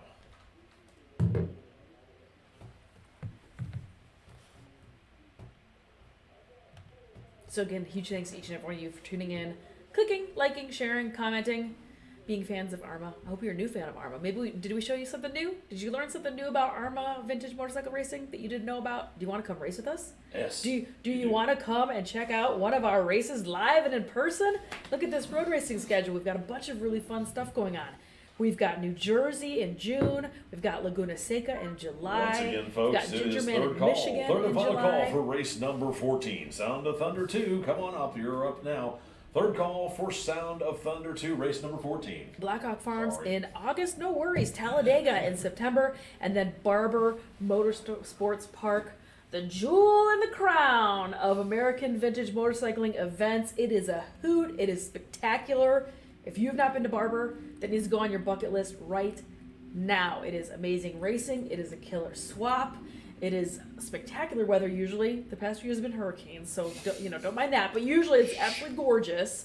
And they have one of the best museums in the country, period, hands down. One of the, if not the largest privately held, but motorcycle museums in the country. So make sure you put that on your bucket list and come check it out. Again, that is at Barber in October. For more information, you can go check out our AHRMA Facebook page or our websites or any of our social handles. We always love to see and hear from you guys over on those pages as well. So that was a little bit of my love fest for each and every one of you. It was awesome to have you guys tune in. It was awesome to be here this weekend. Full circle moment for me.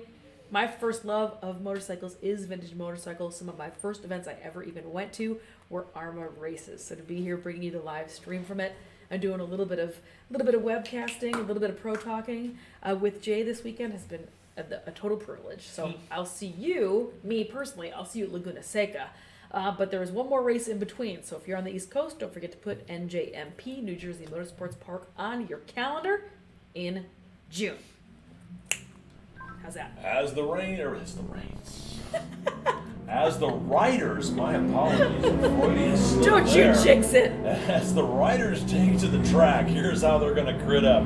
Row number 1A, Clint Austin, 111, Gary Orr, 761, Shane Quigg, and 411, James Derek Mayo. Row number 2, it's bike number 80H, Chris Hasemeyer, 090, Arch York, 425G, Gabriel Figueroa. Row number 3, it's 811, Thomas Ryan, 41D, Brian Dobrowski, 25, Frank Schoenbeck, and 901, Sean Weiss. Row number 4, it's 370, Brent Folkers.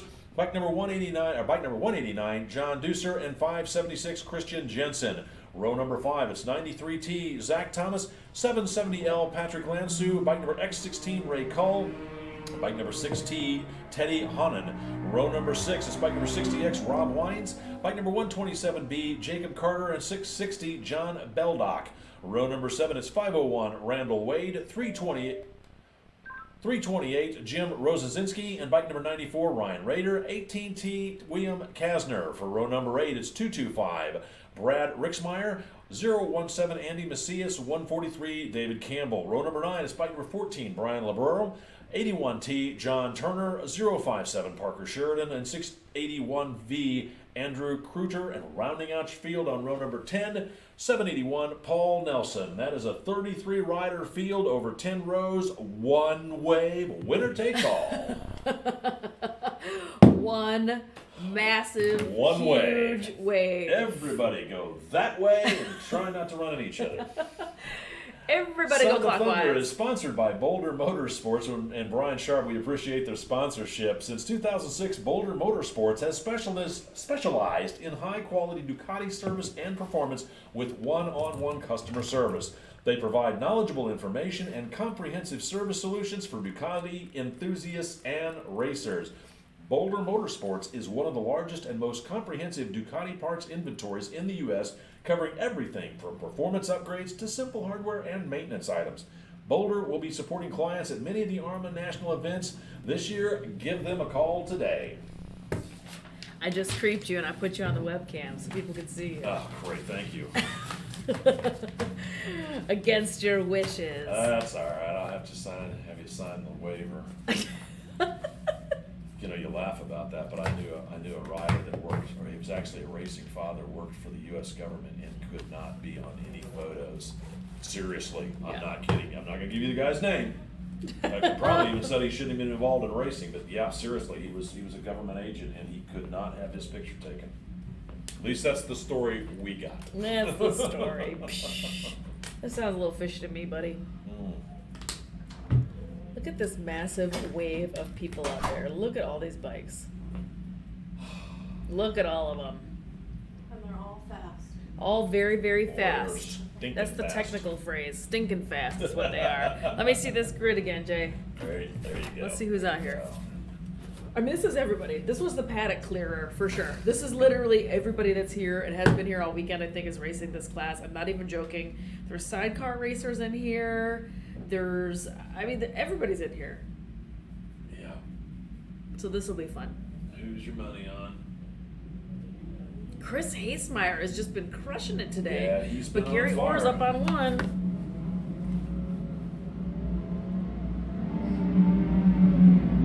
White flag goes. Chris Hasemeyer on bike number 80H from that second row, trying to squeeze his way past the 4 bikes in the front of him as they work their way across the start-finish line under the starter's tower, up over the crest of the hill, down into the alpha turn and over into turn number 1. Everybody's trying to figure out who's going to lead and who's going to follow as they're trying to work it single file out of turn number 1 over into 2 and to 3. The pack goes here on the opening lap of race number 14. But you see they had a sweeper at the end? That's nice. Yeah.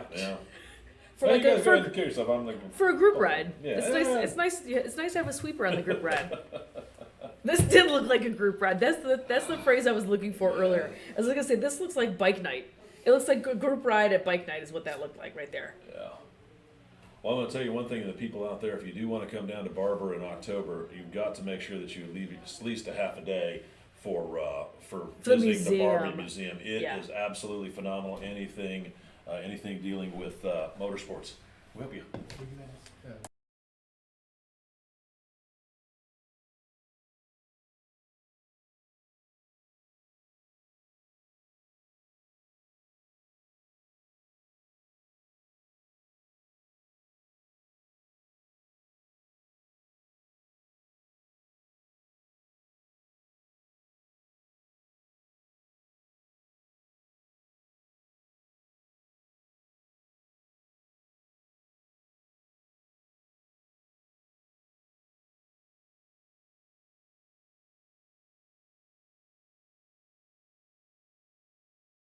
we'll send you guys out and help take down some of the air fence. You know, it's in everybody's interest to take care of this air fence. So I would please ask that racers, if you do have some time and some energy left, please come out and help us with this, because you never know when you might have to test that yourself. So again, if you got a little bit of time, please meet here over by the Sunoco fuel pumps at the end of this race so we can go out and get some help taking down the air fence. Appreciate it. Well, Sport Bike Night is coming on around. Let's see what's going on. Clint Austin in 1, Teddy Hunt in 2. Brian. No. No? It didn't register laps. Oh, is this previous? No. No. Hang on. No, it's not. The clock's not running. We're gonna have to do this old school. All right, let's go take a look at it. Let's go take a look at him. Race monitor just quit working. So It might have just had a hiccup. I'll keep checking it on might it. have, but when I reloaded my web page, it didn't come back on. Let's take a gander now.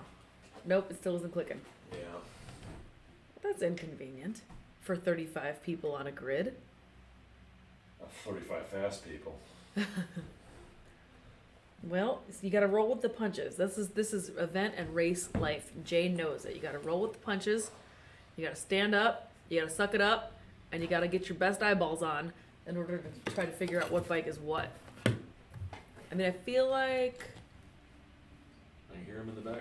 yeah, they're coming. I forgot to mention on one of my expense reports, the reason why Can you grab that? is for the RV rental. The guy was hoping I would pay him cash.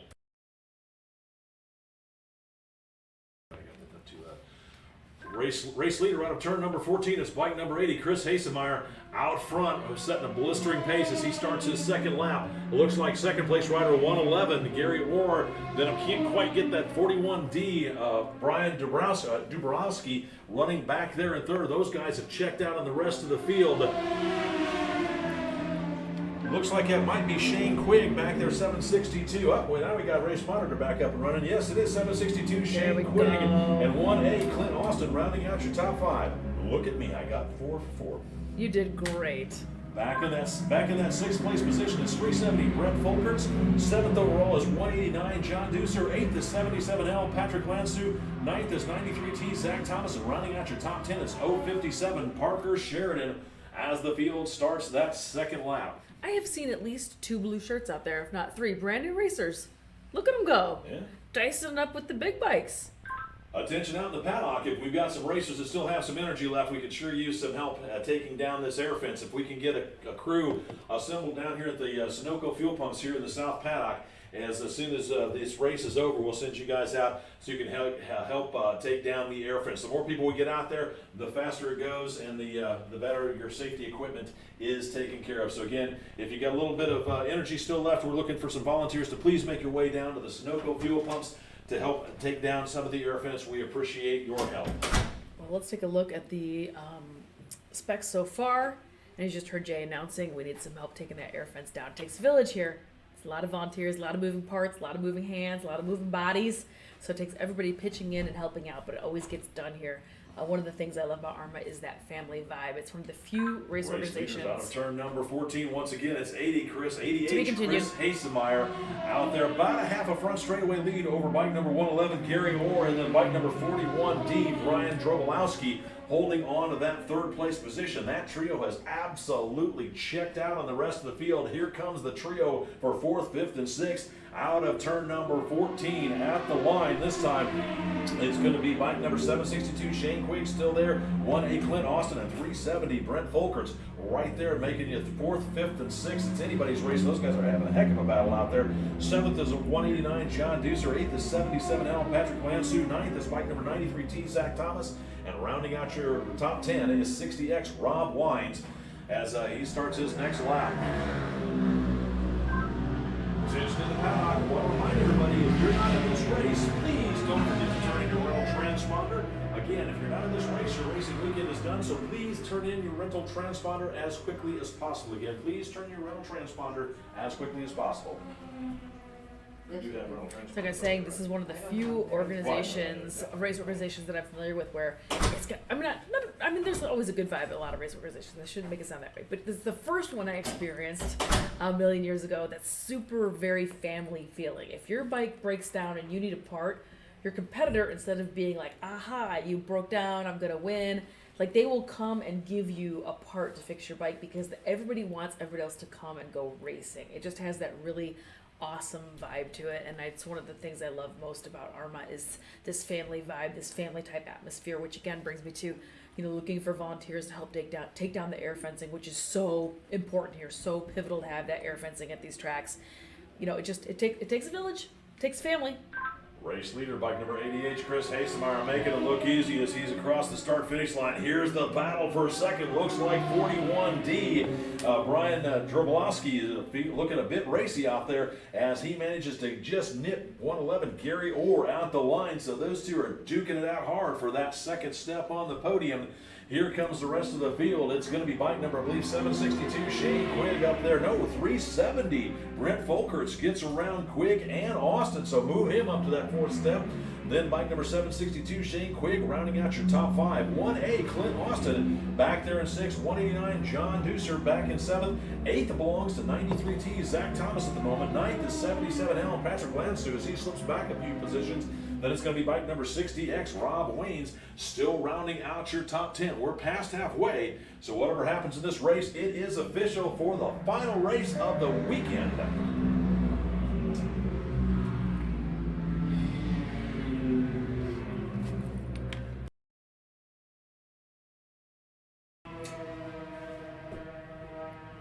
Boom. What's going on trackside down there? Blue shirts. Blue shirt, yeah. See? Yeah. Well, it could be that he's out there with, he's done a bunch of track days. So this, you see, it used to be when you saw blue shirts, you knew it was their first time on the track. But with everybody doing all kinds of track days, you can't think that anymore. Yeah. You know, doesn't mean that they're fast and they know what's going on, but it doesn't mean that they're slow. You know, it used to be years and years and years Let's ago take a before gander at the track race days got so monitor. popular. You know, you could always pretty much guess that a shirted rider was, you wanted to kind of give him a lot of room. Nowadays, you know what you're up against. White flag out for your race leader, bike number 80, Chris Hasemeyer. As he starts his final circuit, then it's 41D, Brian Drobolowski. He's setting his sights to reel in Hasemeyer, but I don't know that he's got quite enough time as it took him a little bit to get around bike number 111, Gary Orr. Orr solidly back there in third as they start their final circuit here. The last lap of the last race of the weekend here at beautiful Heartland Park, Kansas.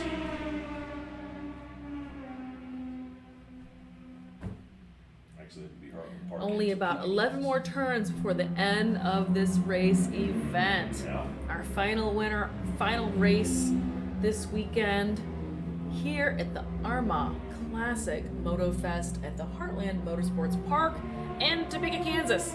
Topeka, Kansas, not just Kansas. Topeka, Kansas.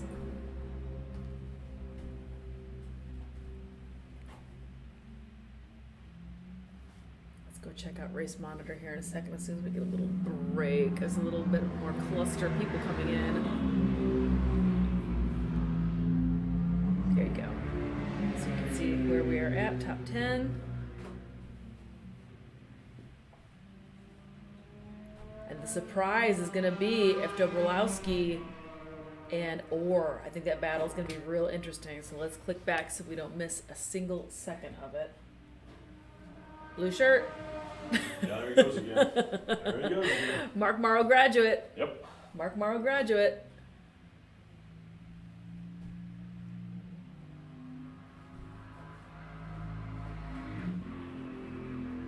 Here he comes.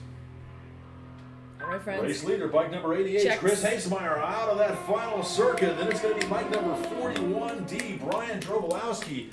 Man, Drobolowski, like I said, he made his move one lap earlier. He might have stood a chance. So Hasemeyer first, Drobolowski second, Gary Orr taking the unofficial third as the checkered flag waves here on the final race of this beautiful weekend here in Heartland Park in Topeka, Kansas. We want to thank everybody for coming on out. Again, still looking for some volunteers. If you guys want to make your way over to the Sunoco fuel pumps down there to help us get down some of the air fence, it would be greatly, greatly appreciated. And it's always nice to have the racers help take care of some of these safety equipment because we hope that you never have to use that stuff. Also want to remind everybody to please turn your Checkers rental flying out transponders there. before you take off for the race weekend. And trophies again are available for pickup down in the Tech Center service building, down by the Sunoco fuel pumps, down on the south end of the paddock. Okay. Well, all right, the rest of this great big huge 35 deep grid are all coming to snatch those flags for themselves, completing the last race, the last day of the MotoFest. The winner, however, there can only be one. It's going to be Chris Hasemeyer, who's had a great day all the way around, really. But set a 146 on that last lap, so very, very, very fast out there. And there are the rest of your finishers all the way through the 10th spot. Thank you so much, everybody, for coming on out, checking out all of this awesome racing with us, being a part of this weekend's program, tuning in, clicking, liking, and sharing. I can't say enough, all of our awesome videos. I am, Miss Rebecca's going to be jumping on here shortly, and she is going to be posting some dirt videos. So make sure you go click on those. She's got awesome coverage. She got real in there with cameras and was able to get great shots, great angles, super muddy, super messy, just great racing happened over in the dirt this weekend. So don't forget to go click on those videos and go check out her show as well. And that's all I've got. So thank you so much for tuning in, everybody. And I am going to be jumping off here, but I want to, of course, click over and thank a couple more people and show you some of our last chance to check out. Again, huge thanks to AHRMA Motorcycle Racing, keeping the past fast, all of our awesome sponsors and partners for 2021.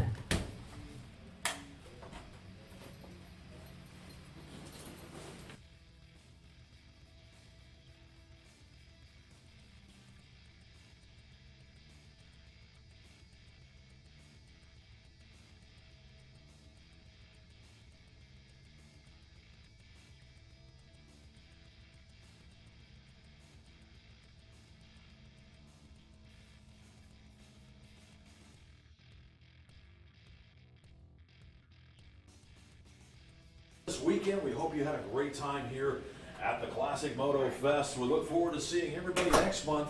I believe out in New Jersey is the next race around. But again, if you want to stay here for the night, if you've got your motorhome, that's not a problem. But you must be off of the property by noon tomorrow.